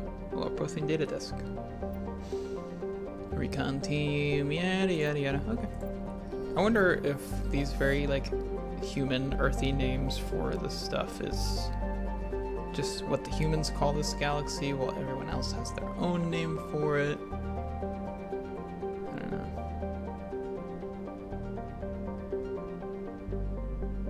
No, nothing. Not one thing.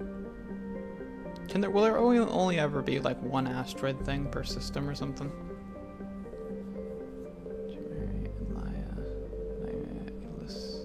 Excuse. Okay.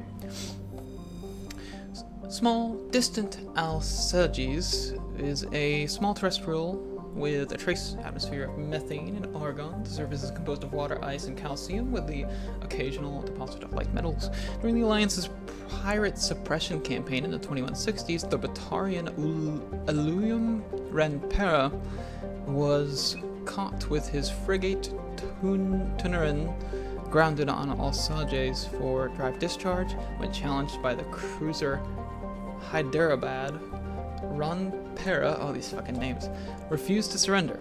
The Tuneran was destroyed, attempting to take off. The debris is strewn across the southern hemisphere. And a little plutonium. A little snack for Shepard, in case she gets hungry. Antamalka is a large hydrogen-helium gas giant with traces of chlorine and sulfur in the atmosphere. Its massive gravity well tugs many asteroids from the outer belt inwards, past the orbit of Altaia and Edelus, and eventually settle into the inner belt. Antamalka's orbit is congested with hundreds of captured moons. Most last only a few thousand years before being ejected, dragged down to the atmosphere, or ripped apart by tidal forces and added to the gas giant's immense rings. Attempting to navigate this chaotic environment is hazardous at best. Ships without military-grade kinetic barriers are likely to suffer catastrophic impacts, and we got gas from the gas giant. And a little bag of farts from him. Commander, I'm picking up a signal from the planet's surface. It looks like an automated distress beacon. Okay. Okay, we'll go in a minute. We'll go in a minute. Hold on.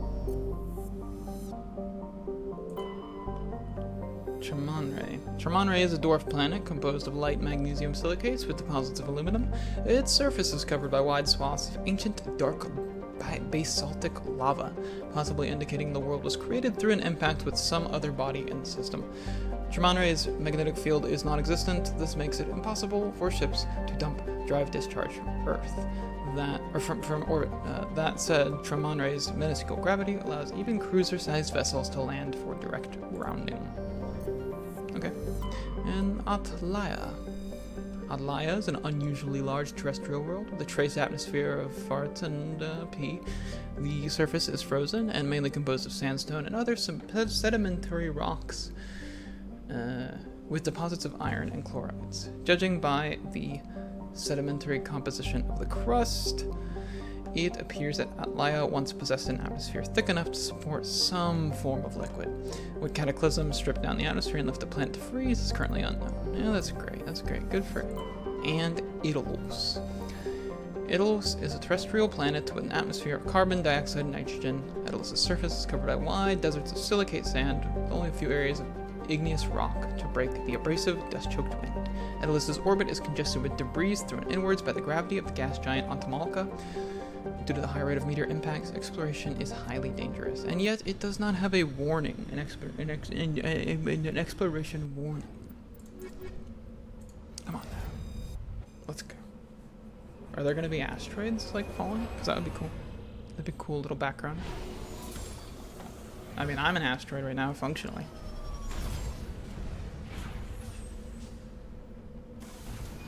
Ooh, I think there is. That's pretty cool. The sound effect, too. Yeah. Yeah, that is cool. I want to go behind first. Yeah. Does this planet look all that unique? Well, there's immediately something behind me. What is this? It's the Thresher Mall, isn't it? There's gonna be Thresher Mall. You tell me this is nothing. Team has nothing to say. Alright. Whatever video game. That has not happened thus far. That is so weird.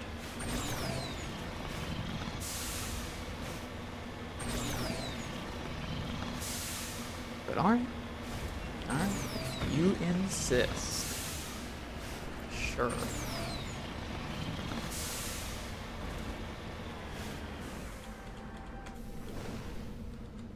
Give me money. Money, money, money, money, money, money. I love money. I love money. 6K. Woo! That's some serious cha-ching.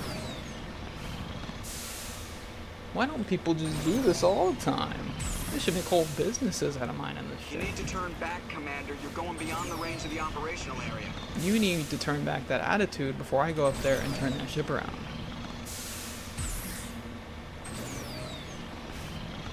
Yeah, that's what I would do. Ooh, rock. A money. There's a money up ahead.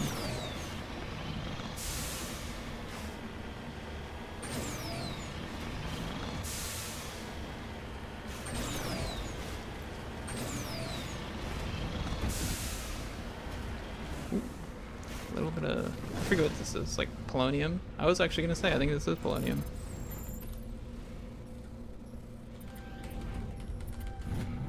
Stop moving the mouse. Gotta stop moving the mouse. Well, I'm doing it. It's on me. It's on me.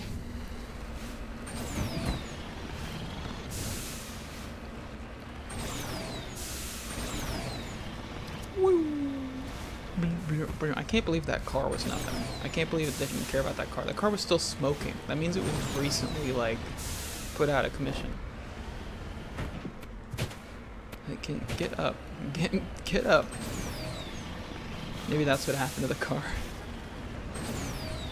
Tried to navigate a normal planet and then remember it was driving a car in Mass Effect.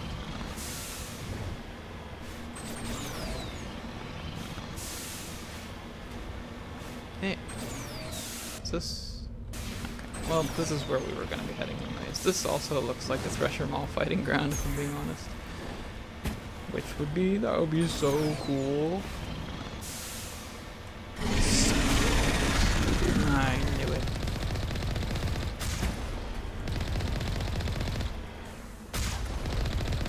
Ooh. Oh, that was a slick little dodge, wasn't it? That was a slick little dodge, you gotta admit.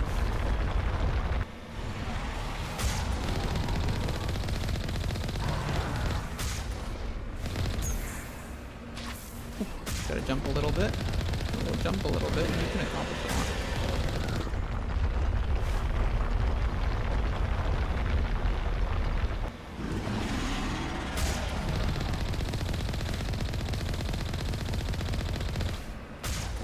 Yeah. Now we're ooh, go right over the mess. That's what I like. Get your fucking tentacles out of here. They do attack.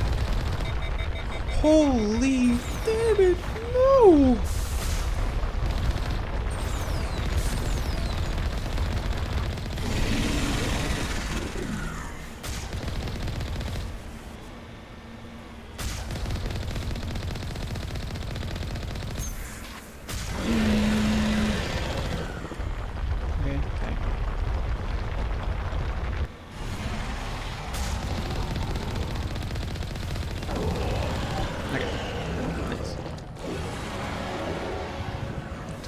Okay, hot damn. Alright, I'll take it. I want to get to... I don't even remember what I specified into the... specialized into the one where I want neural shock. I remember.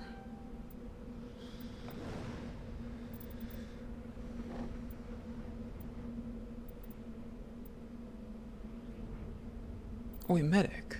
Wait, it's called medic now. Okay, it doesn't change much though.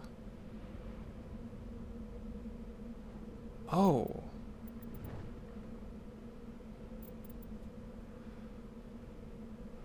What? Oh.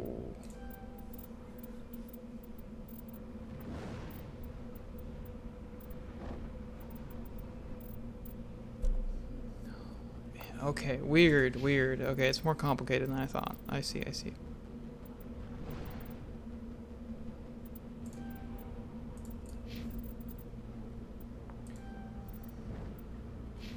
Okay. I am not going to heal the vehicle because... Alliance soldiers. Looks like they were lured here by the distress beacon. I don't think we're gonna come into... Looks like these men were under Admiral Kahoku's command. He'd want to know what happened here. I don't think there's any point in healing it. I think we're gonna we're not gonna find any more combat in this place. At least nothing that's like that.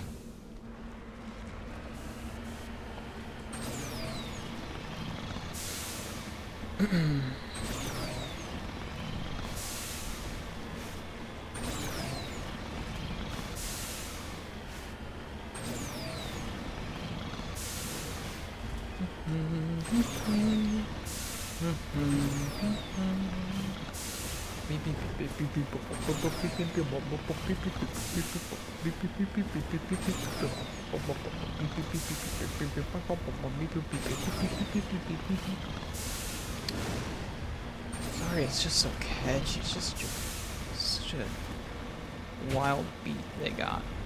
That theme. Really love it. Really love it. This is one dead motherfucker. He's not mummified. You say that, but he's really not. Captain Milan's identification tag. Okie dokie. If you say so. That's what that is. I don't know how he got here either. Maybe he was the original source of the distress call that had got all my boys killed. My Lance boys.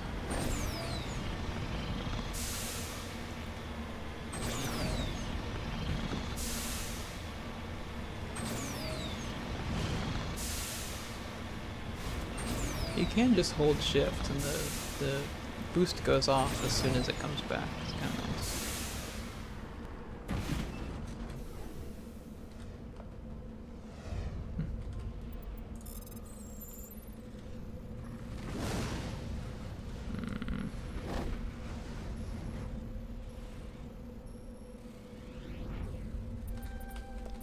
Woo.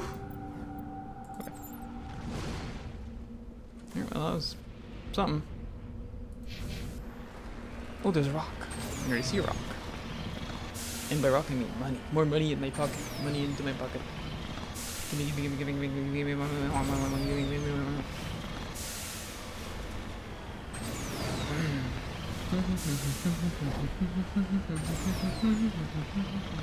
So to try to get the armor I want, if it really does reset on level, should I be checking with the guy after every single level up? I mean, I've kind of been doing that, but like not super purposefully or anything.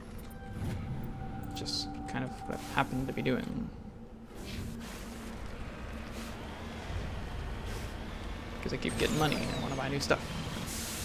But... Woo! I saw that the tier of gears can go up to like X. I'm wondering if these like super Spectre guns that I'm buying are ones that can be outclassed. They're pretty damn high in stats, but I don't know. Maybe a X tier will blow it out of the water. Let's go see though. It's funny that this like, I don't know that we're gonna get, there's just no way we're gonna get to max level before we start doing story stuff. I don't think there's enough. I don't think there's enough side content. Because there's not even like farmable stuff. There's a finite amount of side content, I think. Looking for supplies? You bet, Commander.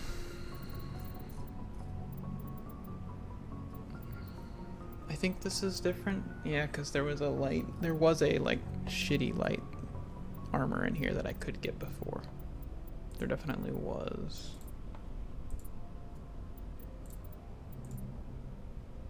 See, that is getting close.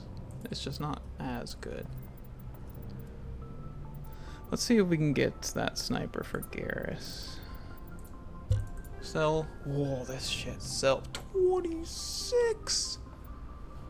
Oh my. Me oh my. I forgot to switch my armor thing to that again.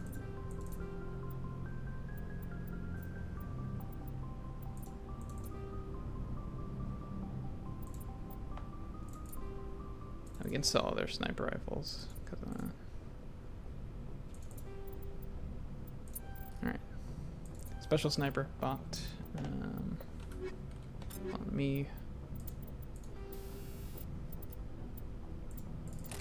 Yeah, love that one. I love that one.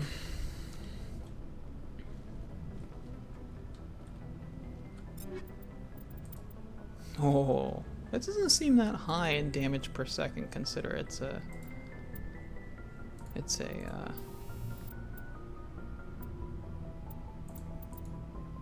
I don't know, the highest, well, potentially the highest tier sniper. It's kind of hard to stability. Accuracy is probably better for a bot.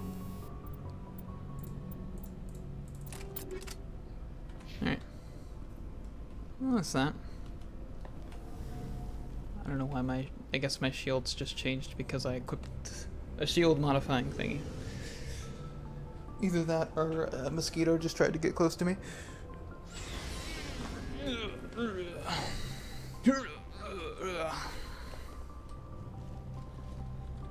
Let me see, which planet is Liara on? Oh, somewhere in the Artemis Tau cluster. We don't even know. Well, that's good. What sort of?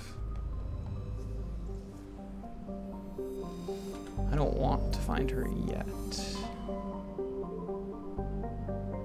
My brain tells me she's in Knossos. I'm trying to avoid that.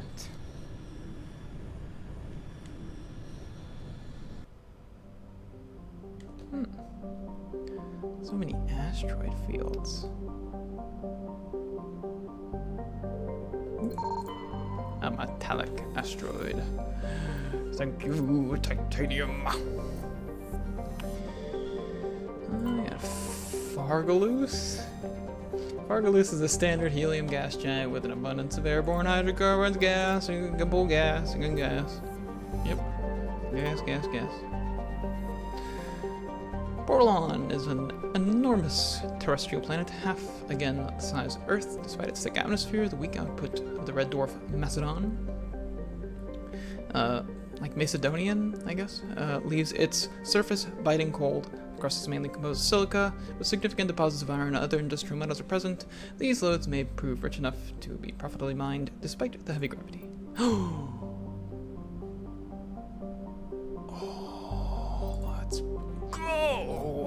Oh, I just can't get enough. I can't get enough.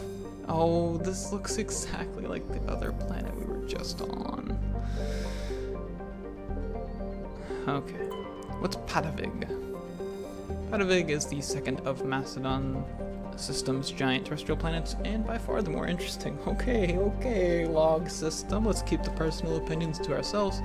Most of the surface is covered by a vast sea of liquid ammonia, in which a unique aquatic ammonia-based biosphere has developed. While the frozen continents are largely bereft of life, a rich bounty of complex organisms, many larger than a human, flourish in the chilly, toxic seas.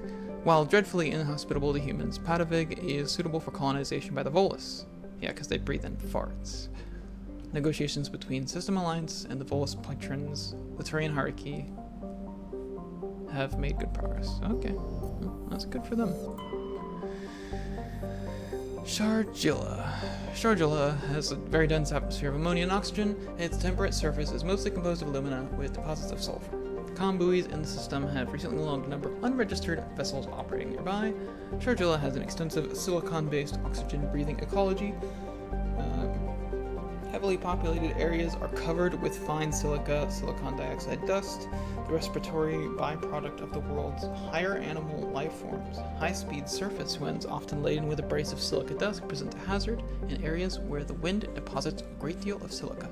Footing can be treacherous. EVAs are discouraged. I forget what EVA stands for. Alright, put me down. Even though it says don't go down. Put me down.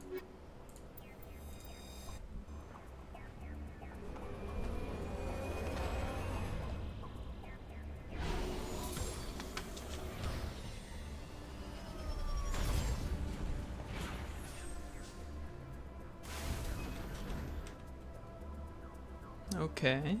Stronghold of something. Okay. There's a stronghold. At least the sun looks kind of cool on this one. This is a little too samey from the last planet I was on for me to like feel much about, to be honest. Except for the rocks, so we get the rocks. Want the money.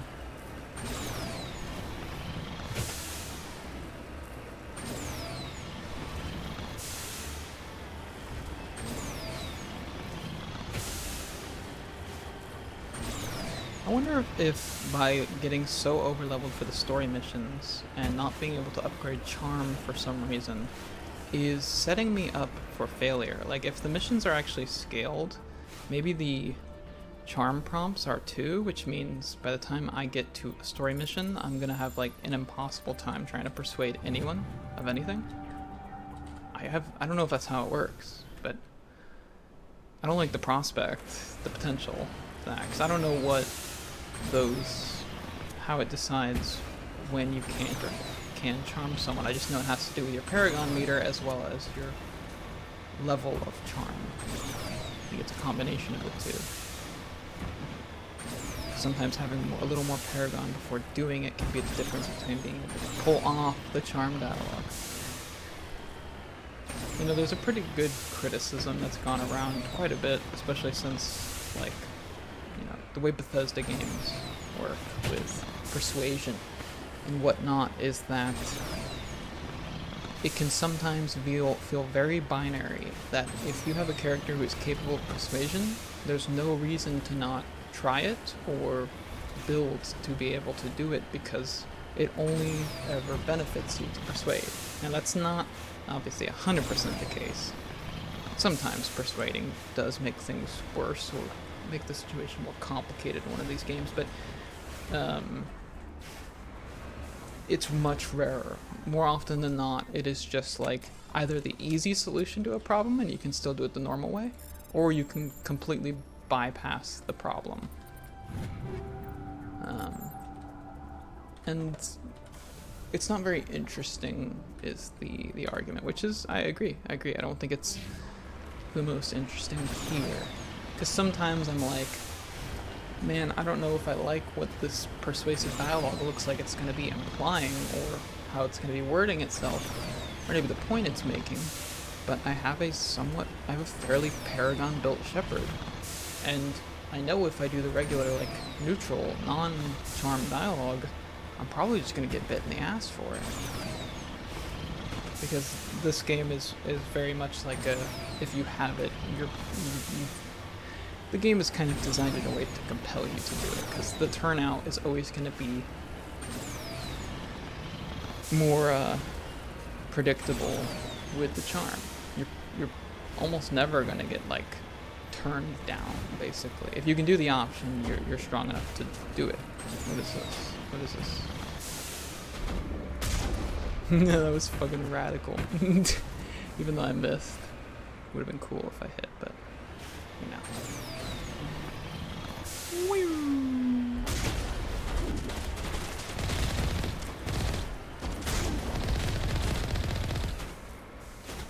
Pirate sniper, okay.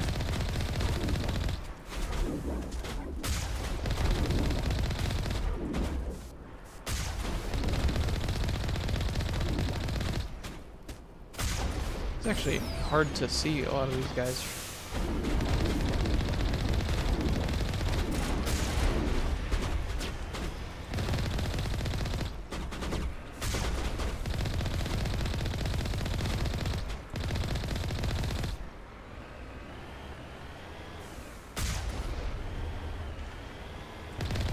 Just a good old pirate base. Oh man, he went far. Boy. Boy, oh boy. I mean, good fight, good fight. I rarely do a bunch of, like, regular guys put up a fight against the Mako like that, so I gotta give him credit what's due. Credit where credit's due. Alright. Garrus, what in the hell are you using? Put the sniper on, bro. That's your whole fucking thing. Has he not been using the sniper the whole time? Oh my goodness.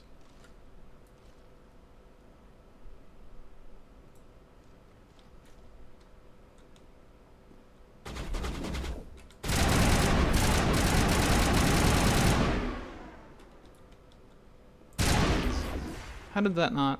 Come on.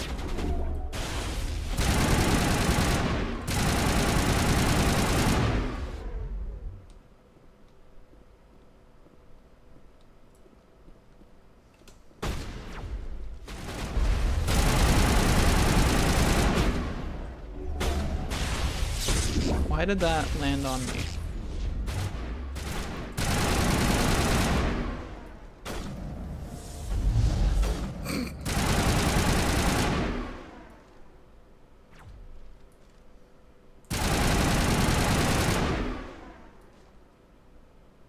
You guys got any more moves than that? That was pretty rough. Dude, would... Yeah, see, there's no way. He has not been using his sniper this entire fucking time. Hey, what the hell? Sorry, slaver. Does that mean you slave Asari, or you're a slaver that isn't Asari, you know?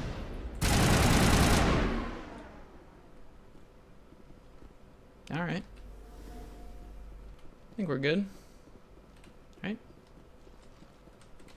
We were able to save, so I think we are genuinely good.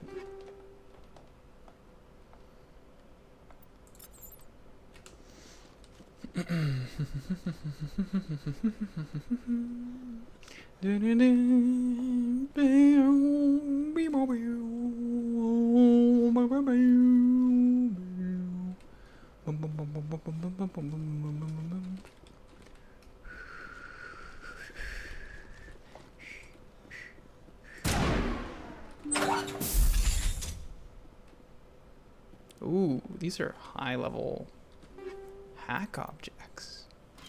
Ooh. Hardened.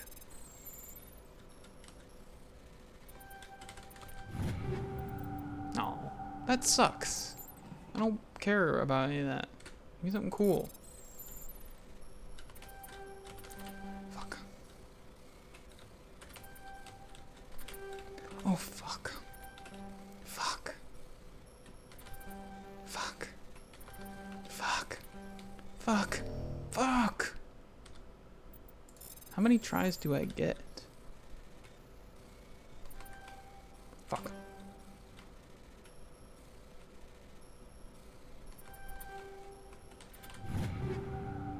Oh.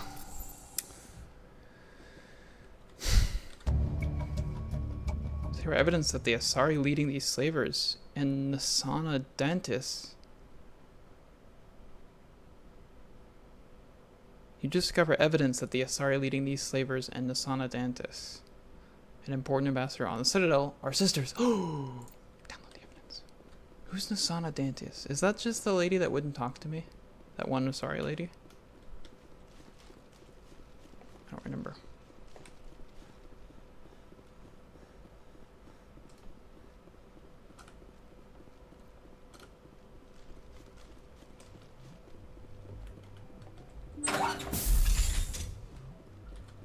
Okay, medical station.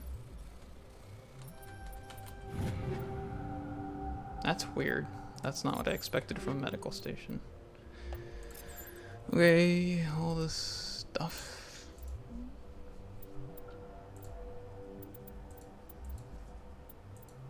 And it don't matter none. It's 3 crates. Okay. Weird. Okay. That was kind of an odd setup. I don't usually do that sort of thing.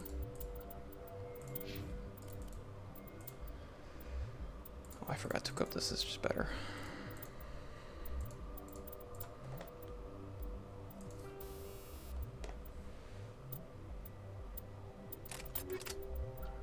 Hold on. Rail extension V. It has been a while since I checked this stuff. Oh, VI.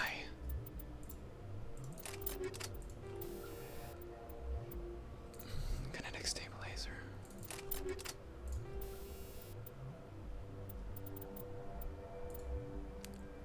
Wait, 30% is what I'm rocking? Put the 37% on. Oh, wait, did I add a third one to... I did, I added a third one. His gun. Rail extension. I don't have another one for him. Kinetic stabilizer. Can give him a better one of these. But weapon stability, does that matter for him? I don't know. I don't know.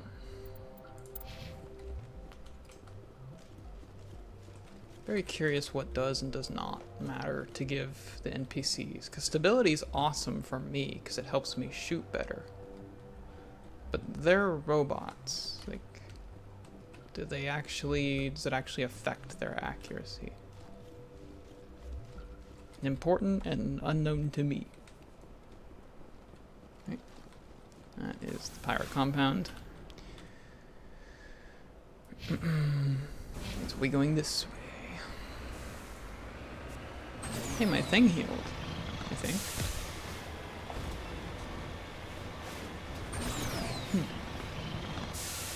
Did it?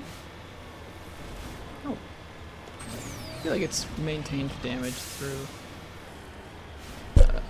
sorry, bonked the mic. I feel like it's maintained damage through me going inside buildings before, but... maybe not that time. Maybe I just can't see my health right now.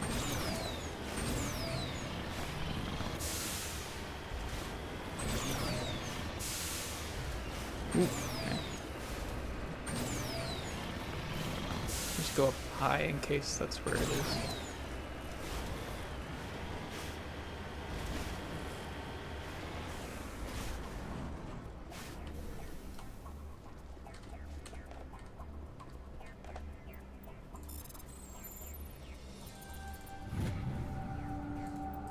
I did it with my mouse that time because I was itching my ear.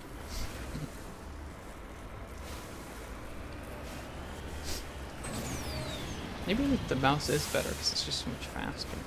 I don't know, it just feels so wobbly.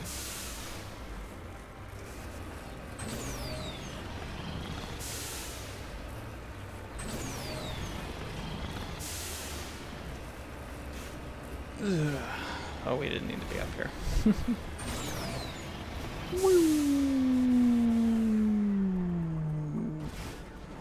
What is this? This is an asset I've not seen. I don't think. Oh, maybe we have seen this once or twice. Putting a sorry in a box over here. See, the mouse is so wibbly wobbly and weird.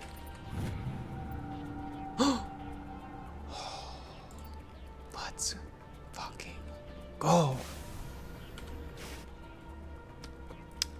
I'm gonna post all of her shit on the pirate base so everyone can read it. Surely, pirated content still exists in a time like this. We thought we were in the age of freedom, and look at all the censorship stuff going on right now. It's insane.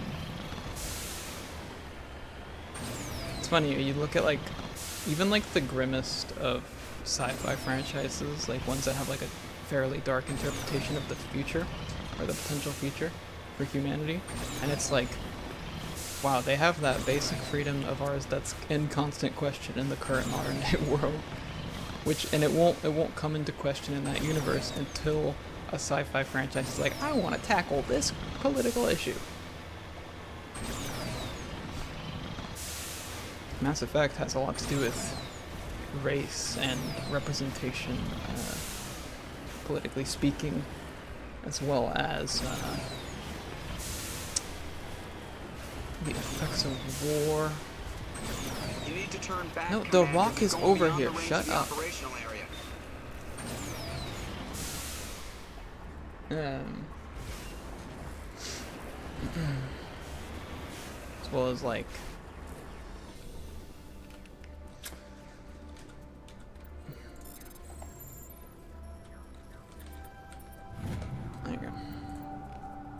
I'm kind of losing my train of thought. You know what I mean? You've been watching. You can tell what the game's about so far. It's also about ancient, crazy, fucking super space aliens. It's pretty weird. Pretty weird. We didn't actually level up that time. Actually, I think she's in this one. We go here.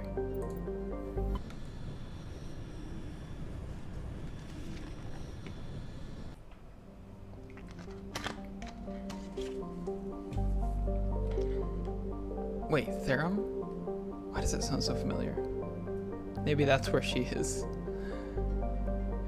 Please don't lock, if I go, like, if I zoom in onto it, please don't lock me into, well, carbonaceous. Medallion, okie dokie. Please don't lock me into a story mission if I happen to, touch the planet she's on game. Please, pretty please. Please don't do that. Ooh, whoa, 2 asteroids. Let's go. Phaistos. Phaistos is a small terrestrial with a trace atmosphere of carbon dioxide and xenon.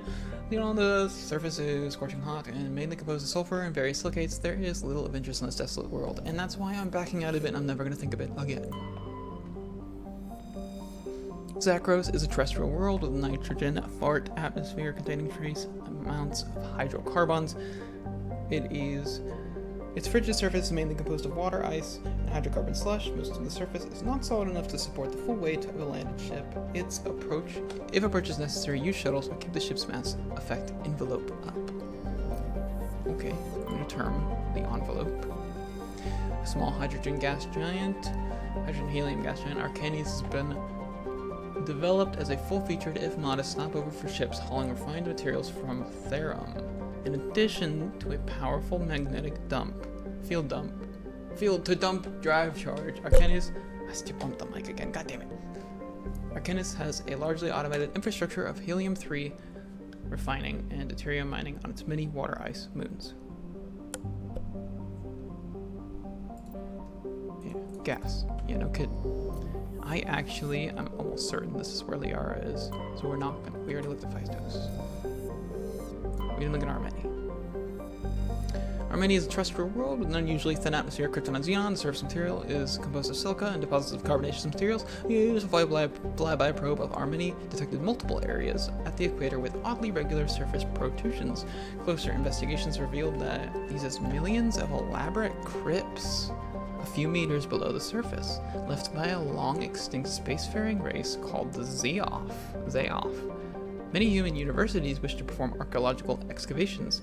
Council holds graved sites as sacrosanct, however, and this matter has been tied up in a court for a decade. Interesting. We did Zakros, right? Yeah. Alright, I'm almost certain she is in that. Okay, I'm almost certain. So we leave. What happens?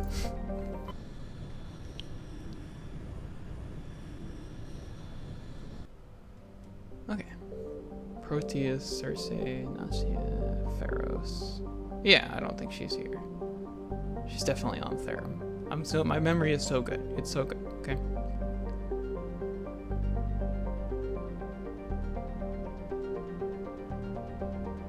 Nothing. I don't trust you. I don't trust you.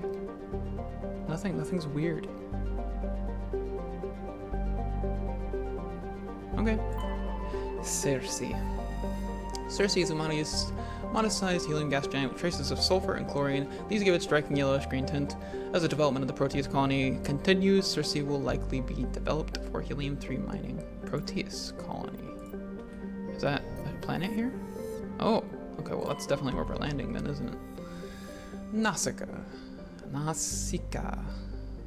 Traces of sodium in the atmosphere give Nausicaa its overall dark gray color. Looks pretty rad.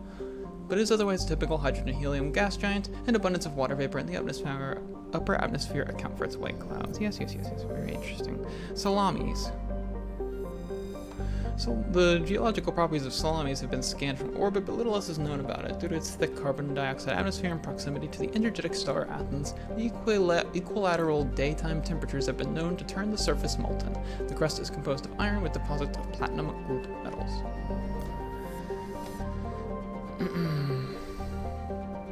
Oh, you. Pharos. distant Pharos has been seen has seen only a cursory examination by an unmanned probe. It has a trace atmosphere of nitrogen and argon. Its surface is mainly composed of tin with deposits of carbon. Deeper craters may have been partially filled by ice, suggesting there may have been a significant amount of water locked up behind its frozen surface. A large ice-bright crater in the southern hemisphere makes the planet visible from the inner system, leaving the planet's iconic name, Turian insignia from the Magna quality. Alright, and then there was Proteus. Ice planet. Like the Hanar homeworld, Proteus has more than 90% oceanic covered water.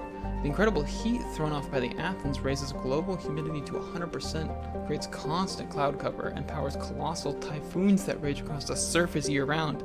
Hot, humid, and storm-racked, Proteus' rare combination of oxygen, nitrogen atmosphere, and carbon-based biosphere nevertheless recommend it for colonization. A pilot program is studying the possibility of colonies below the ocean surface, safe from the worst effects of the weather. Wait. Is there nowhere to land?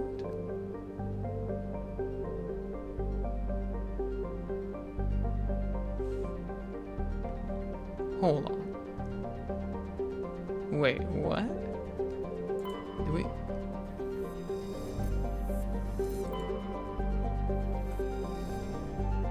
Okay, maybe there's a side mission here. I'm pretty sure there's one per thing. But I guess maybe this one is not ready yet. I was gonna say, I don't remember like a watery place to go to, so okay. There's really nothing here. That's crazy. Nothing yet, at least. I don't trust that. I feel like strongly that there will be stuff later. Huh. Weird. Weird, weird, weird.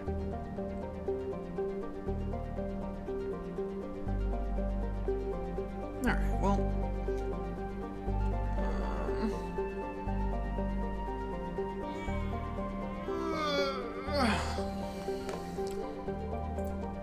We'll get back over to Knossos.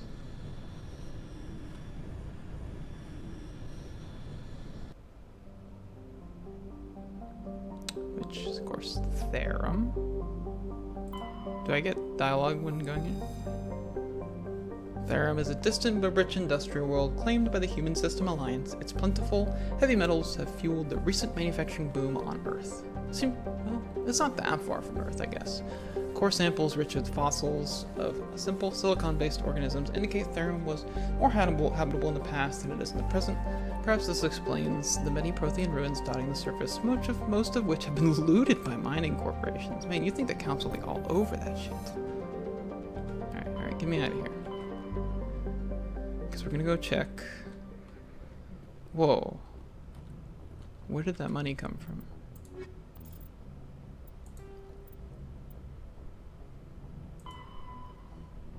Okay, we got two people to speak to back at the Citadel, actually.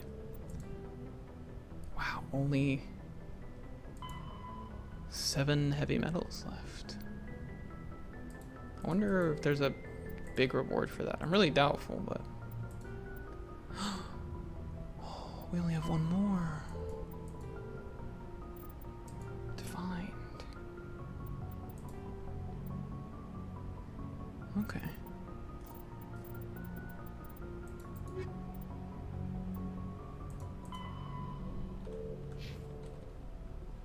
Alright. That was a bit lax episode. Kind of the same as the last one. It's just this side content is just, we're gonna get it out of the way. Have these big, kind of, just completionist sort of episodes early on so that we can just streamline the more exciting content as time goes on and be strong enough to face it without getting slammed into the ground by the coming difficulty. See, I don't think I think it's still the same because I haven't leveled, right? Tsunami VII.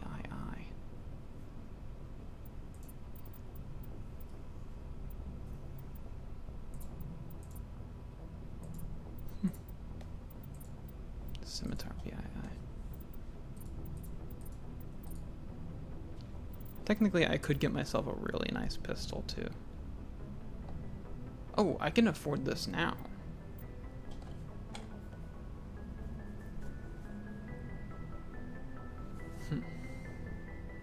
It would let us vary up the shooting a bit. And if I don't end up using it enough, I can just give it to one of the pistol wheelers we'll get later. Well, there's a trash button.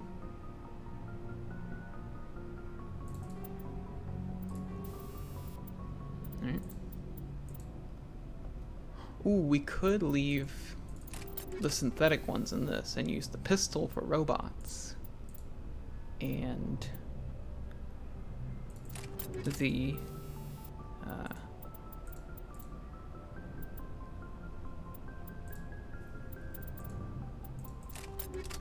pistol for robots, machine gun for humanoids. I kind of want to shoot it. I wanted to see how it felt, but I don't think I'm gonna be so lucky.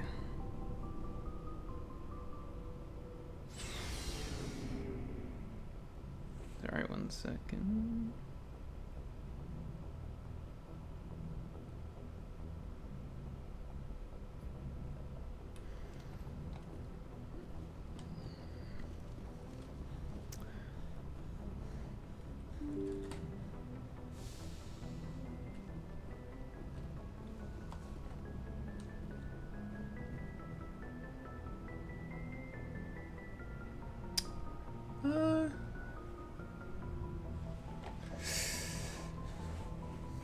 Yeah, I think I will call it there, to be honest. I think that's good.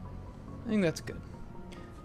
Well, I know this episode and the prior episode have been a bit of a slog. I mean, I try to make them more podcasty and talk about interesting things or elements of game design.